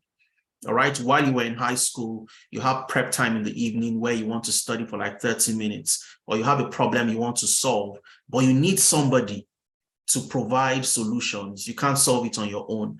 So one of the data coaches will jump on a call with you for 30 minutes, 1 hour, depending on the complexity of the problem you're trying to solve. And they work with you to solve that problem. Because the goal is, before you join the next class the following weekend, you should have completed any problem you faced while solving a problem that happened in the previous class. So it's a multi-layered, system of solutions and, problem solving if you have any challenge you'd like to solve. So in a few minutes, we'll go to the platform, show you what it looks like. You'll see the people currently taking their classes, the structure of the classes, the mentorship sessions that happen, your drop-in sessions, your projects, and all of that. And you'll get it clear. So if Emena is just going to show us that very quickly. All right. Does that help to answer your question, Matthew? Yeah. Thank you very much. I appreciate it. Right, you're welcome. Right. Just to show them about the platform, there's just 2 minutes. So you see that most of you see the UK class in North America. So I'm just going to go through the UK class. All right. The guys in the UK. So we have the morning and the evening sessions for the guys in the UK. So for the majority of the people, either in Europe or you're in America, so depending on the time zone, you can take the evening class or the morning class. All right. So the UK class is a morning class. So that's between 11 in the morning to 2 p.m. in the afternoon. All right. So looking at the class here, this is the Google platform that we leverage to keep all the materials. So you see all the classes that we've had so far, quite a number of classes. All right. Quite a number of classes. So if I click on classwork, okay, this basically just the stream basically just announces when something happens. All right. So, or you're always now on the platform. So essentially, whenever something is uploaded, a message gets sent to each of the people in this classroom. So let's look at classwork and you see how everything is arranged, methodology, arranged in the way, they started the class. So you see the welcome to BA. So you have the welcome kits that tells you all the things you need to do, from installation to, introducing you to the platform, all the things you need to do essentially. All right. Thereafter, you have your installations, you have your skills assessment. So you start with the skills assessment, all right, to gauge where you are at the moment in terms of your skills, in terms of what you know, business analysis, data analytics, so on and so forth. Thereafter, you see the classes. You have the Excel class 1. All right. So you see, like we said, they are all case study based. Okay. So this particular one, you're going to be working on the malaria death case study, and you're going to be making recommendation. All right. You see the data sources there are awarded data. All right. And you're going to be making recommendations based on the data provided. So this is the first class you're going to be having, and you're already working on the case. All right. In order for you to tell a story, in order for you to, provide recommendations to the business. All right. So thereafter, you'll see you have the class recording. So all the classes are recorded and you have access to all the recording. So you can easily see it here. You see this is a class. You see 3 hours, 42 minutes long. Some people have questions after, so people take extra time to answer the questions, so on and so forth. All right. So moving on to the next thing, you see the classroom, you see everything is arranged. Excel class 1, class 2, this is Saturday, this is Sunday class. You have the drop-in session, like Adeza rightly said. So during the week, also people have questions. All right, we have a platform, we have WhatsApp groups, all right, where you can collaborate, you can ask your questions during the WhatsApp group. But we still have drop-in sessions during the week to to further explain certain concept that is not really understandable to people. And guess what? The session also is fully recorded. So if you take a look at the recording, you see the classes are recorded. This is weekday. You can see this is just about 37 minutes just to explain, answer questions if people have questions. Most times people don't have questions. Sometimes people have questions, but essentially that's just the way it is. So let me show you the WhatsApp group. You see exactly what I'm talking about in terms of communication and what people were able to do within just a week of being in class. All right. So I'm going to just take you through the program, through the WhatsApp group, and you see exactly what people have done so far. So this is the WhatsApp group, okay? And you see quite a number of people are in the group already. So I'm going to show you when they started, okay, and what they're able to achieve within just 1 week of registration. So you see they started on the 1st of July, okay? That's about, give or take 3 weeks ago, 1st of July, all right? And, they started their first class, okay, and they started working on the cases. Some people have questions. You see, when you click on the replica of the screen, they show, people ask questions and people are there to answer the questions. Okay, so you almost get a 247 answer, but I can't guarantee you 247 because people also sleep. Do you understand? Well, just a week into the training program, let me show you what people were able to do. All right, so you see, this week this came in on the 4th. You see the first dashboard came in on the 4th of July, on the 4th of July. So you see the first dashboard presented. This was by Ayodele Akishiku. And you can see this presented. And you can see here also another person did the dashboard. And you see everybody giving a thumbs up. You can see what people have created within the first 3 days of going through the business analysis training program. This is business analysis, but it's the same thing across all the platforms. So you see all the things that you have here, see what people are developing, what people are able to build within just 3 days of starting the class, not even a week. Do you understand? So, we're proud about how we teach. We're proud about our platform. We're proud about how we are able to impact people through the use of actual business cases to help them grow. All right. So the same thing across all the platform, across, Power BI, to SQL, they're all case study based. So let me take a look at, let me show you through the SQL class. You see this is the SQL file. You see the case study. So let me take you through the case study. All right. So this is all online food delivery preferences. This is an actual business case that we have, readjusted to suit people's understanding, gain people's experience, and so on. So you see here, Express Tech took advantage of the exceptional nouns, blah, blah, blah. I'm looking for the business case itself. Express Tech would launch XShop, its own food delivery service, by partnering with restaurants to deliver foods to its users on their platform. You have been employed as a business analyst to provide insight on food deliveries based on customer preferences. Now, how do you do this as a business analyst? You use SQL to provide insight on food deliveries based on customer preference. So how do you do this in Excel, using SQL? Guess what? You do the same thing working on that project, and all the sessions are recorded. So even if you miss the weekend class, you can always go back to the recording. Even if you're in class and there are parts that you don't understand clearly, you can always go back to revisit, to review, to watch, ask more questions. If you have more questions, where do you go to? You go to the WhatsApp group to ask questions. Oh, this particular thing, I really don't understand. I don't know what to do. I don't know how to get here, and so on, So you can see here also we have the mock interview preparation session, just to showcase people how to prepare for interviews. And this is done every Thursday. All right. We have it alongside the mentorship sessions. And guess what you see? we all had an amazing day. Also, we are learning. How is learning going so far? I trust we are all enjoying our journey into Techland. So quickly, please, tonight we are going to be having one of our many amazing mentorship sessions, and blah blah blah. We want you to attend. This is just the first week of them joining. All right, and they're already getting access to the mentorship sessions, so on. All right. So these are the things you're going to do. So they had their first BA class last week, and that's what cuts across all the programs that we have. From, let's just show you, data engineering, the same thing. You have cases, and you can see book an interview preparation session. So whenever you have an interview, this is always on top, and you can always book an interview. All right. So an interview preparation session. So this is basically, a walkthrough of the case of the platform. And like I said, it's absolutely remarkable. You have access to all the materials, lifetime access. So you see, even programs that started when we started, they're still there. Cohort 1, UK Cohort 1, you can see that all the programs are still there. People have access to the materials, the case studies, the recordings, and so on. All right. So that's it. Let me hand over back to Daisy. Yeah. All right, thank you very much for that, Ife. So just to also, emphasize on the WhatsApp group, you'll see people posting their dashboards, what they've been able to build. The reason why we do that is we also understand a lot of people would register for a program and then struggle to keep up and continue. That's human nature, because you start with all the buzz and excitement, but over time it starts to taper down a bit.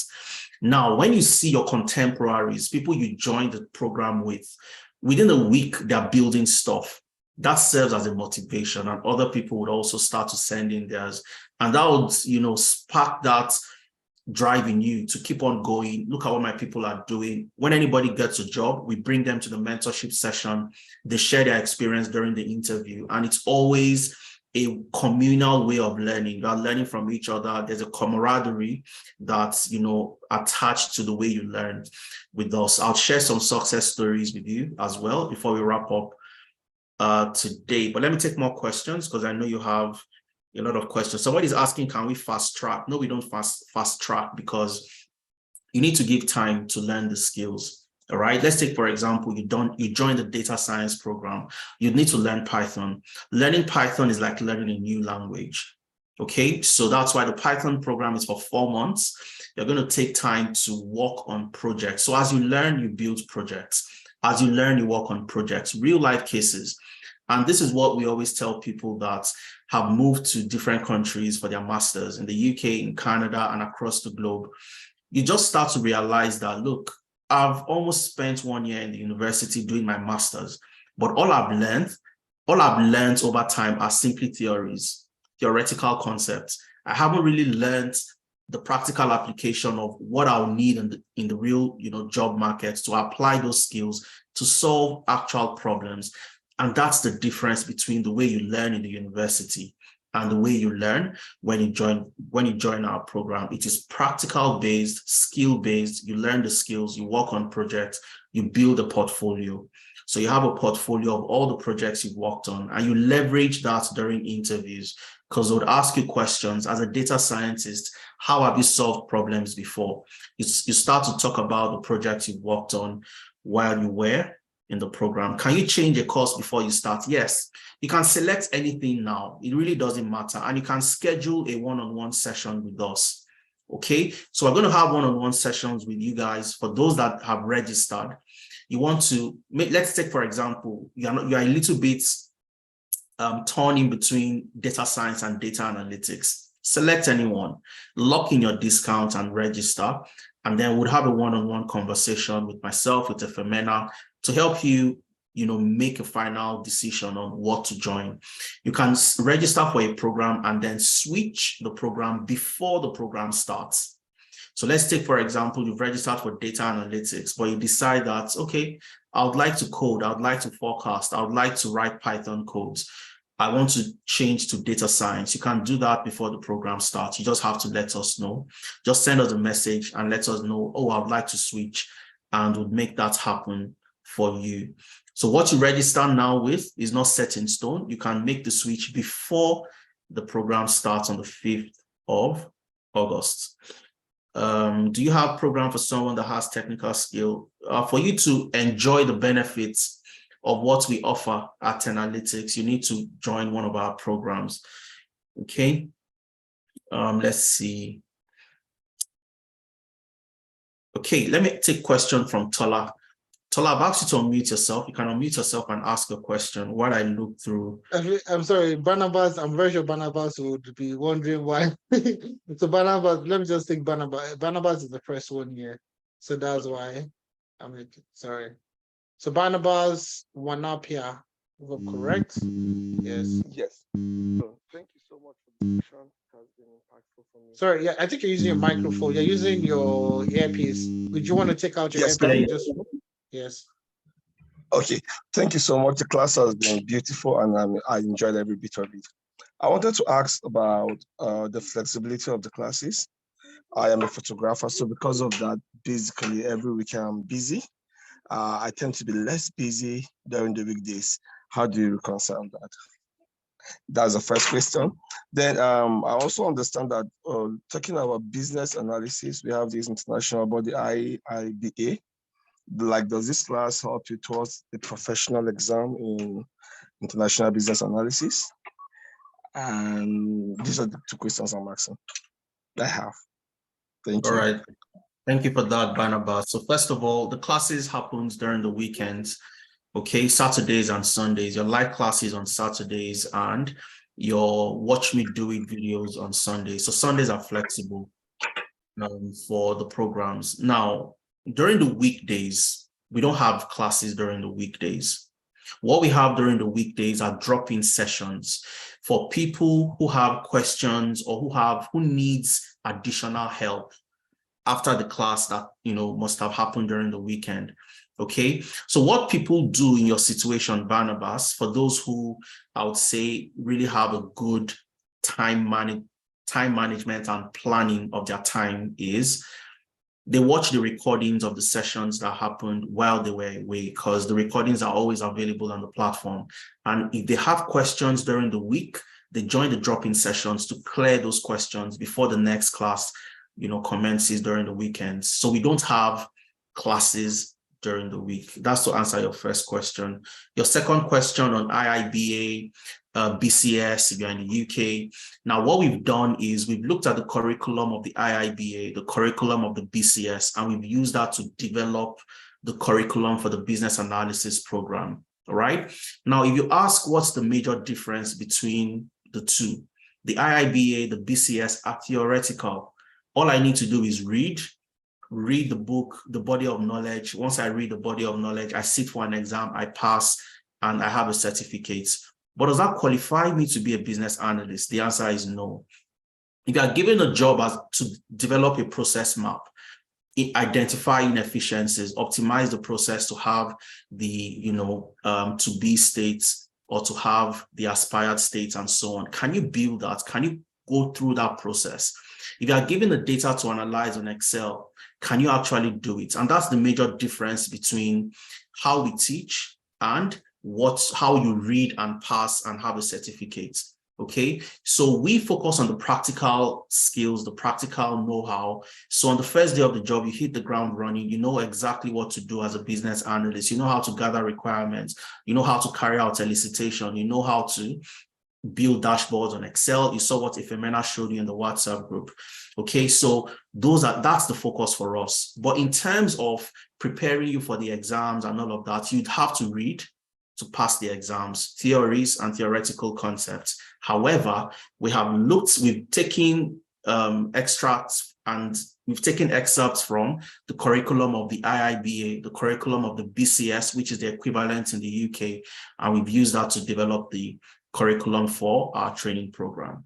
All right, so I hope that helps to answer your question, Barnabas. Let's see. We have more questions in the chat. Can I go now? This is Tola, go ahead. Yes, go ahead, Tola. Yeah, so, I just wanted to ask that, is there any coding in data analysis?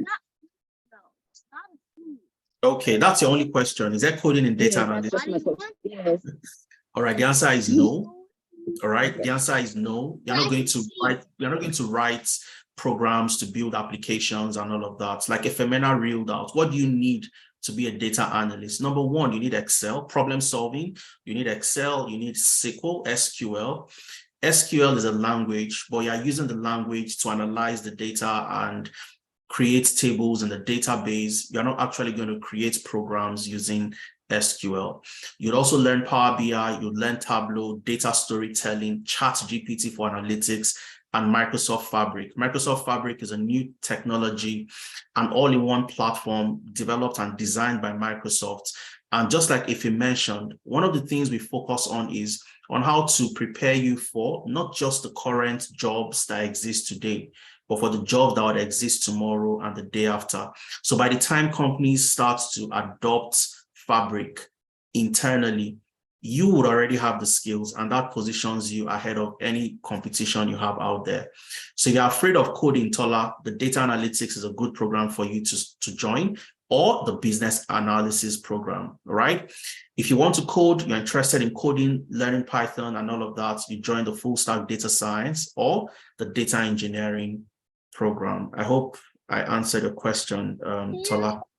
Yes, thank you very much. Fantastic, you're welcome. Okay, all right, so Tola has her young one also learning tech. That's beautiful. So let's take questions from Chukwueku. So Chukwueku, I've asked you to unmute yourself. I apologize if I murdered your name, please. Good afternoon. Thank you. I enjoyed the section, and then I've been trying to make decision. I've been trying to book one-on-one appointment, but I've not gotten a feedback since on that. Actually, I'm an HR practitioner, and I've done. I've followed your HR analytics class, and then I'm following this. So it's a bit confusing. So, and I've put up a chat in the chat box, but there have been no responses. And my question actually is, how do I decide between continuing in my HR practice and then data business analysis, data analysis, and now data engineering? So how do I make firm decision based on all of this? The one that will pay me more. Okay, what will pay me more? Everybody's interested in that, obviously.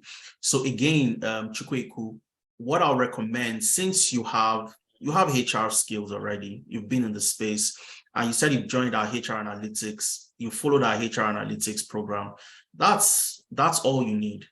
HR analytics is simply the combination of your HR functions and data analytics. All right. So the data analyst would focus on a broader spectrum of data. So as a data analyst, you'd work on health-related data, HR-related data, sales, and so many other type of data, right? But as a HR analytics professional, your focus is largely around people-related data. So you have metrics around attrition. You want to calculate the attrition and see how you can solve problems in an organization, looking at the turnover of employees, people leaving, and how you can address the issues and all of that. You'd look at absenteeism. You'd look at talent pipeline optimization and those type of metrics. So that's the difference between the HR analyst and the data analyst. And we have a program for that, the same amount as the data analytics program. All right. So if Amena has shared the link, once you click on that, look at the brochure and you can then make a decision. But if you want a one-on-one, which in my opinion, I think you've actually answered your question, HR analytics, that gives you HR analytics. So you join the HR analytics program, that would position you for, tremendous opportunities ahead of you. And all you need to do is you can look at the details during the week. If you're in the WhatsApp group, fantastic. If you're not in the WhatsApp group, ensure you have filled the attendance form. So you get the recording, you get the materials, and we're also going to send out links for one-on-one sessions where we can have clarity sessions for questions like Chukwueku, where you're turning between two programs, you don't know the one to select. We can help you address that. But for me, Chukwueku, personally, I would recommend that just double down, complement your HR function, your HR skills, your HR function with analytics skills, and join our HR analytics program. Okay, that'll be my recommendation to you, Chukwueku. I don't know. But which one? Yes, it does. But which pays more? Which was the end of my You mean in which salary? one is paying more? Yes. Which one? Yes, sir. Salary is relative.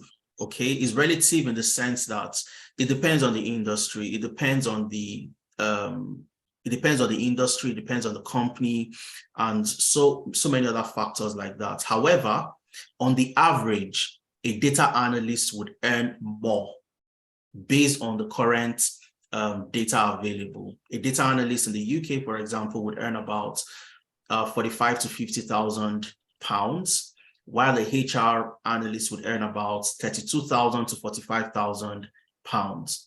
Okay, so, but again, like I mentioned, it is relative, because if you get into a particular industry, let's take, for example, in financial services, or you join one of the big four, you're likely going to get a jump in terms of salary compared to somebody who is a data analyst in an industry that is not, highly paid or well paid as much as the other industry.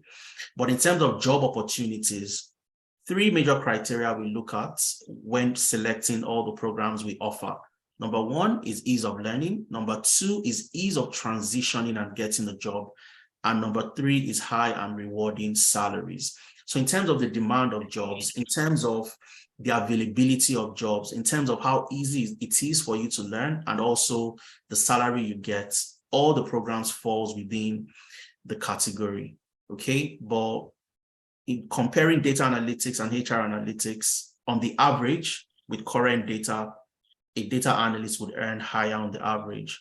But again, it's subjective, like I explained earlier.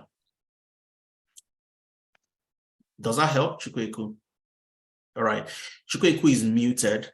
So I think what I'll quickly just do is I'll share some testimonials, all right, success stories of people that have joined. And then I think we'll start to wrap up in 10 minutes. So if Femina can, okay, all right. So I'm going to share my slide. And like I said, I'll just share testimonials, people that have joined the program, because you'd ask questions around, okay, I don't know this. I'm not sure I have this. So how can I leverage and also be like these people? So first of all, I'll start from the most recent. All right. So we have Sunday. Sunday recently got a job as a regulatory data analyst. Regulatory data analyst. He joined our full stack data science program. And, within this, he hasn't completed his program. He's still undergoing his internship, but he's gotten a job in the UK already. And this is Sunday's story. So just like many of you, Sunday joined our free session, took advantage of the discount, joined the program. And today, Sunday got a job as a regulatory data analyst. And you can see the message is sent to Edidiong, who is a data coach within the data science team. I got my contract offer yesterday. And, Edidiong was saying, that's good news. Have you been hired? And he said, yes, I have been hired. So he got his offer and he's starting his work as a regulatory data analyst while still undergoing his internship in the data science program. We also have Nathaniel. Nathaniel currently works with the biggest privately owned research pharmaceutical firm in Spain, Barcelona. He joined our program early this year, I think around February. He joined the program in February and today works as a data scientist with Boringa. I don't really know how to pronounce the name, but it's Boringa in Spain. All right. And they're a private research pharmaceutical company. And this is it. He had an interview preparation session. And this is where interview preparation is very important. And we take it seriously. And that's why if you go to any Google Classroom, you'd see schedule your interview session. That's the first thing you'd see. And you can schedule a session there. So Mohammed, who is one of our senior data associates, he worked with Nathaniel, all right? And Nathaniel sent a message to him saying that, look, I got the job, man. All right, I got the job, just got a confirmation now. Thank you so much for your help. right? He was super excited and he sent the message to Mohammed. And today he's starting his job as a data scientist. And this is Amaka. Amaka got a job as a business support analyst after completing our data analytics program here in the UK with a local council in the UK. All right. So Nathaniel was in Spain. Sunday was in the UK, Amaka in the UK, and this is Desola. Desola joined the business analysis program. And let me tell you a little bit about Desola's story. All right.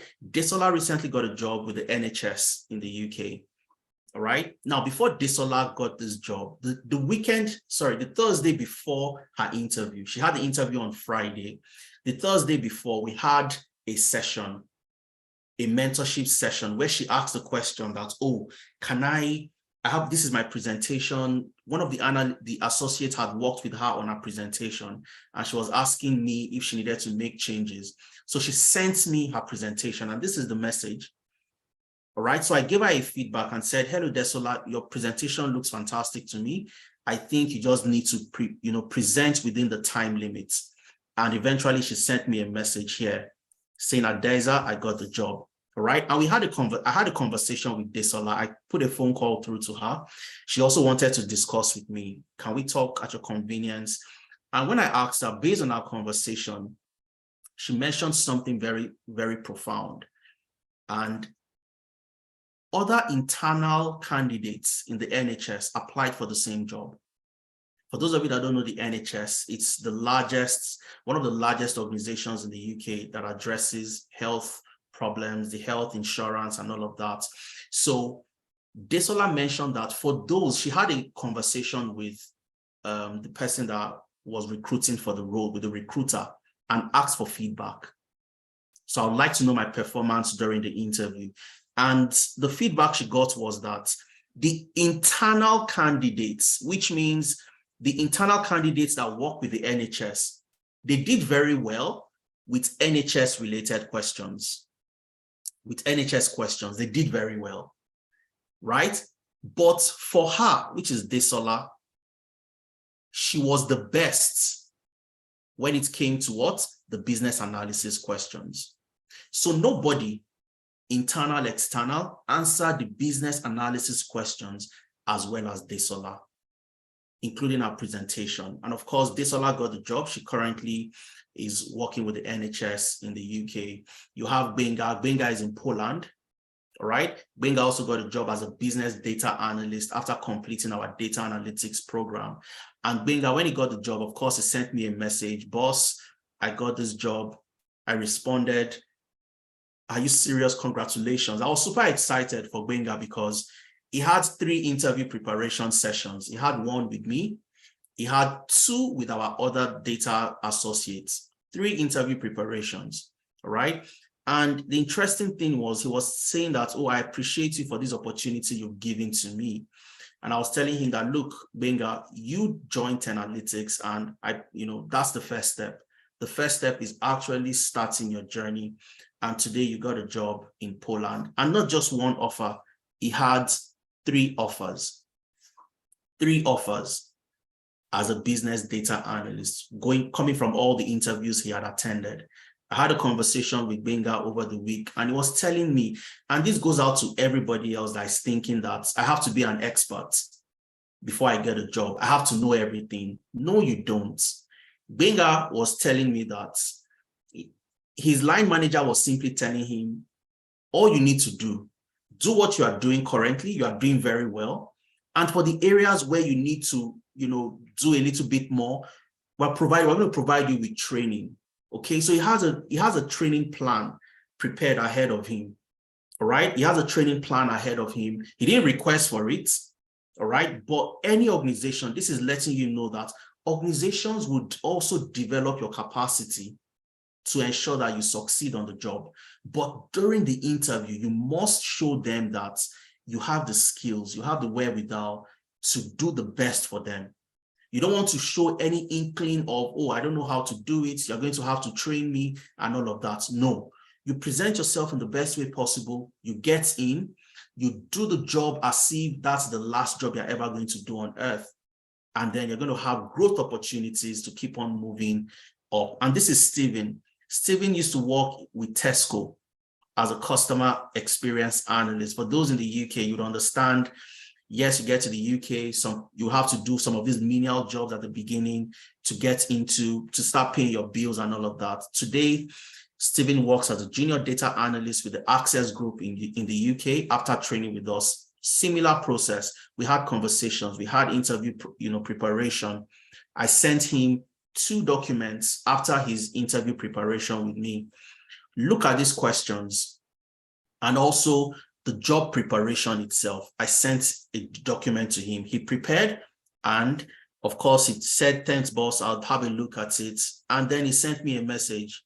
I have gotten the job, oh, I'm so happy and everything. And I was super excited for Stephen. And today he works as a junior data analyst with the Access Group in the UK. This is Whistling. Whistling works with Shell in the UK. Similar conversation, similar process. Whistling had no experience at all. All the people I've shown you so far, no experience in tech, no experience in data, no experience in business analysis, but today they are doing fantastically well, getting jobs. Whistling works with Shell in the UK. Emeka works with the Western Union headquarters as a digital analyst after joining our data analytics program. You have Olugbemi, who works with the Law Depot in Canada as a business data analyst. Olugbemi's story is also very interesting. You have Uthman, fresh out of the university, had never done anything before, works as a business intelligence officer with the NHS, also after joining our training program. You have Ubong. Ubong works with Cognizant after joining our full stack data science program and data analytics.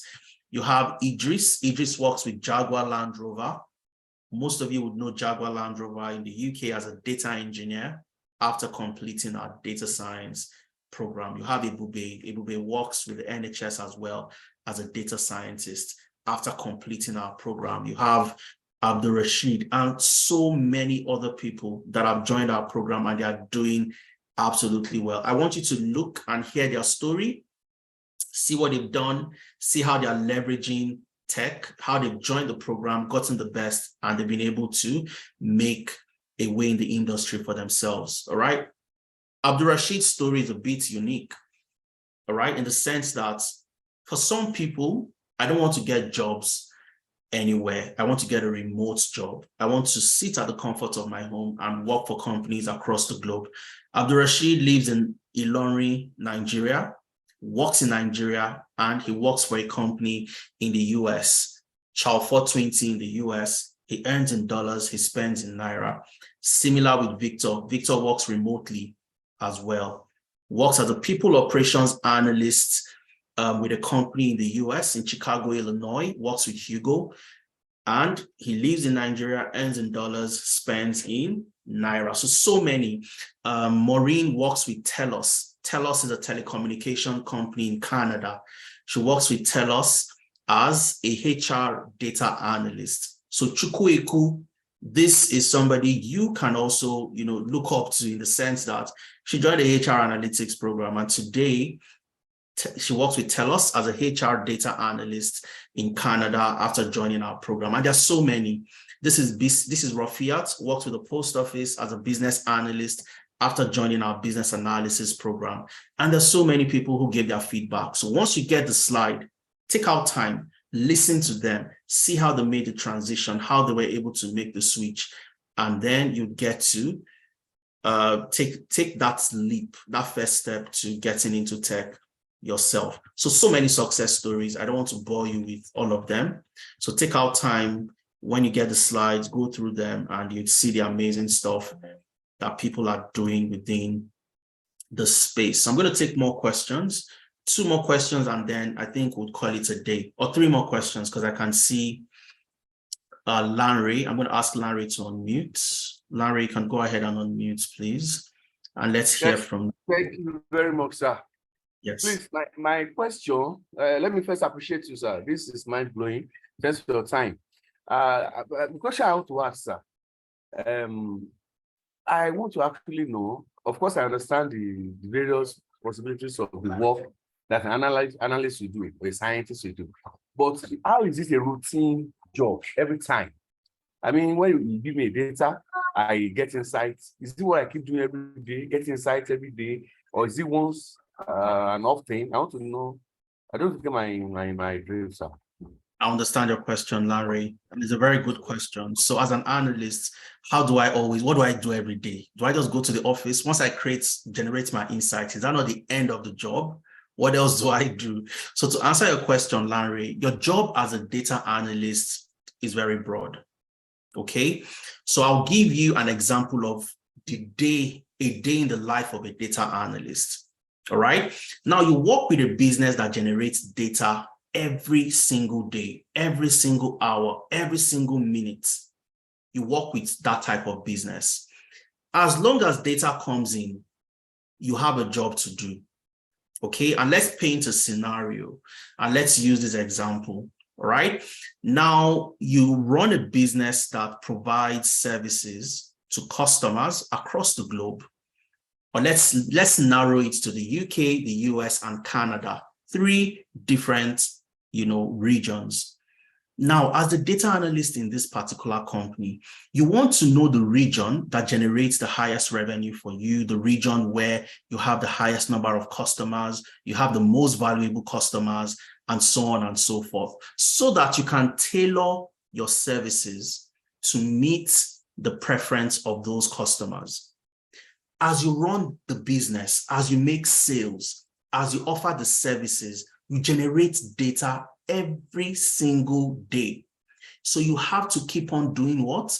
Analyzing the data to see where you can optimize, to see how you can improve things, to see where you can advise, bring in recommendations to make the process better. Tenalytics, for example, is a business that offers services to participants across the globe. When you were registering for this program, you dropped some details, your location, your industry, your where you stay and things like that. You drop data, and we as a business, we can leverage that data to provide the type of services that you need. So your day would revolve around having conversations with people. What needs to be done? What type of questions do we need to answer to move the business forward? All right. As a data analyst, you're going to get the data. The data would need to be cleaned, because data will not always be cleaned under the perfect shape for analysis. So you do data cleaning. Once you're done with data cleaning, you go ahead to build your model, you do your analysis, come up with your dashboard, and you present those dashboards to the key stakeholders. So you might have a monthly or a weekly performance review reports where you do an analysis of the business every month or every week, and you share that with the owners of the business for them to know what is happening in the business. Okay. Now, when you're done with that, you'll also get requests from different, departments. Oh, Larry, we are in the commercial team. We want to know the locations where we can easily go to and, get customers. We are going out on a cash drive today, or we are going out on a marketing campaign. What channels do we leverage? As the data analyst, you then have to go to the database, get data with regards to the sales performance over the last 1 year, last 2 years. What channel has given us the best performance? And you start to do your analysis. So you have your hands are full. As long as that business is in existence, the business keeps on generating data. You always have work to do as long as you are a data analyst and you work with that data. So it's not a one-off project. You do this and that's it. No, the business keeps on evolving. The business keeps on generating data. Customers' preferences will keep on changing. How do you track? How do you know our budget for January, our budget for February is this? What have we done? What is the budget versus the actual? All right. If we did not meet our targets for Q1, what department led to that shortfall? What do we need to do to ensure that we are able to meet the target for the subsequent quarter? All right. So as a data analyst, that would be your focus. So you are on overdrive, coming up with those insights, coming up with those recommendations, presenting to the key stakeholders to take those decisions to keep the business going. I hope that helped a little bit, Larry, to answer your question. I'll take Okpeyemi and Belumi. So Adebambo, you might want to send your question to the chat, okay? We'll take your question in the chat. You might want to send your question to the chat because of time, because we need to wrap up the session. Okay, so Opeyemi, please, you can unmute and ask your question, Opeyemi. Okay, good afternoon, sir. Thank you very much for the session. It was very educative and informative at the same time. Thank you. Yes, my question is, for instance, for someone, I'm quite interested, for me, in a fusion of business analytics, analysis and data analytics, or will I even say data science? Because I realize that there are some modules that are not inclusive in business analysis that I might probably be needing. So I would like your advice on what to do, because there are some job posts that you see, especially Python is always needed for data analytics. And for somebody who wants to go into business analysis, more like project management, but then you have very, very good knowledge of how to analyze and forecast data. I don't know which modules or courses will be most preferable for me, or is there a way 2 courses can be, fusioned together? That's my question. All right, very good question. Very good question, Opeyemi. So first of all, I always tell people that don't allow job descriptions out there to get you confused, because what that does for you is it keeps you learning forever.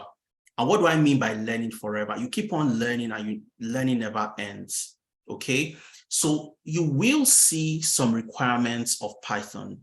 You will see in some job descriptions and some job requirements, okay?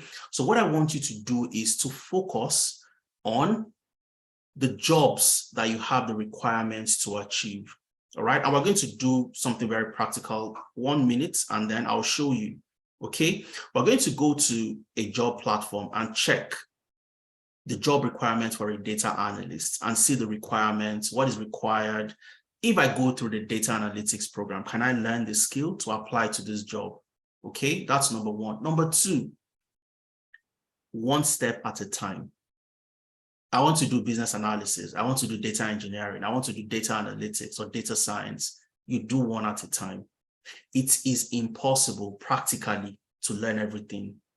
Okay, now you would never have you could learn all the different programs we've told you about today: data analytics, business analysis, full stack data science, data engineering, and you'll still find a job role that would have a tool you don't know.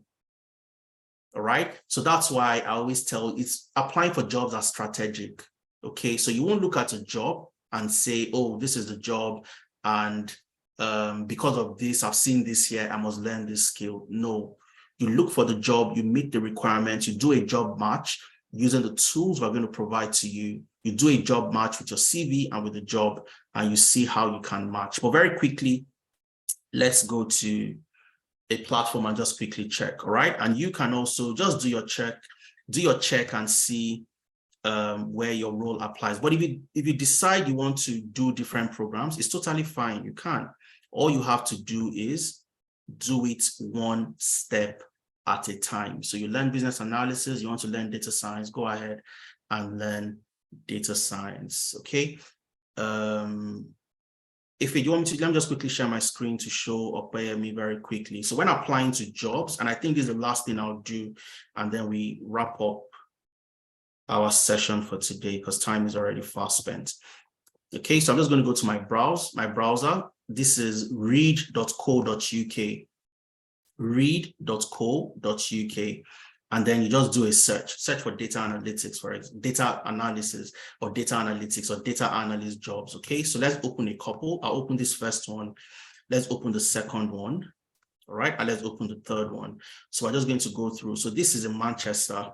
All right, this is in the city of London, and this is in London as well. Okay, so depending if you're in Canada, you might want to check the jobbanks.gc.ca or monster.ca to check for different jobs. So as a data analyst, let's see what are the skills that will be required. Main responsibilities. Your main responsibilities: creating data dashboards, charts, graphs, and visualizations, developing and supporting reporting processes, identifying areas to increase efficiency and processes. And let's see if they listed the tools that you would need for this particular role, right? So they haven't listed the tools specifically for this role, okay? We're going to go to the second one and see very quickly. This is also a data analyst role. It's a 6 to 12 months. And you can see, let's see what they need. Technical requirements, all right? Technical requirements. Strong experience with SQL, Excel, experience with working on customer analytics, and what? Power BI. All right? That's the technical requirements. SQL, Excel, Power BI. But guess what? You are going to learn problem solving. You're going to learn SQL, Excel, Power BI, Tableau, ChatGPT for analytics, and Microsoft Fabric. My experience, and I'll tell you this to end, Belumi, people have gotten jobs with just their understanding of Excel. Okay, so everything that you see they put on the job description, the assessment was 100% Excel, and they went ahead to get the job. And all they've been using practically for their day-to-day is just what? Excel. So don't get into the box of, I need to know everything to get a job. You would waste so much time learning and learning forever, right? So that's, we can check so many. And again, this is the skill. You can see the skill for this particular job role: SQL, Power BI, and DAX. DAX is the calculations you write in Power BI, data analysis expressions, and those are the skills you need. And this is 50,000 plus pounds, all right? So you don't even need Excel for this role. You don't need Tableau. You only need SQL and what? Power BI. So look for those jobs, you meet the requirements and apply to them, okay? So when you see a new skill on a particular job requirement, don't be so quick and eager to go and learn that skill because you want to apply to just that single job. That'll waste your transitioning time. Remember, the goal is for you to learn and then make the transition. Okay, so just to buttress that question for you, Jonathan.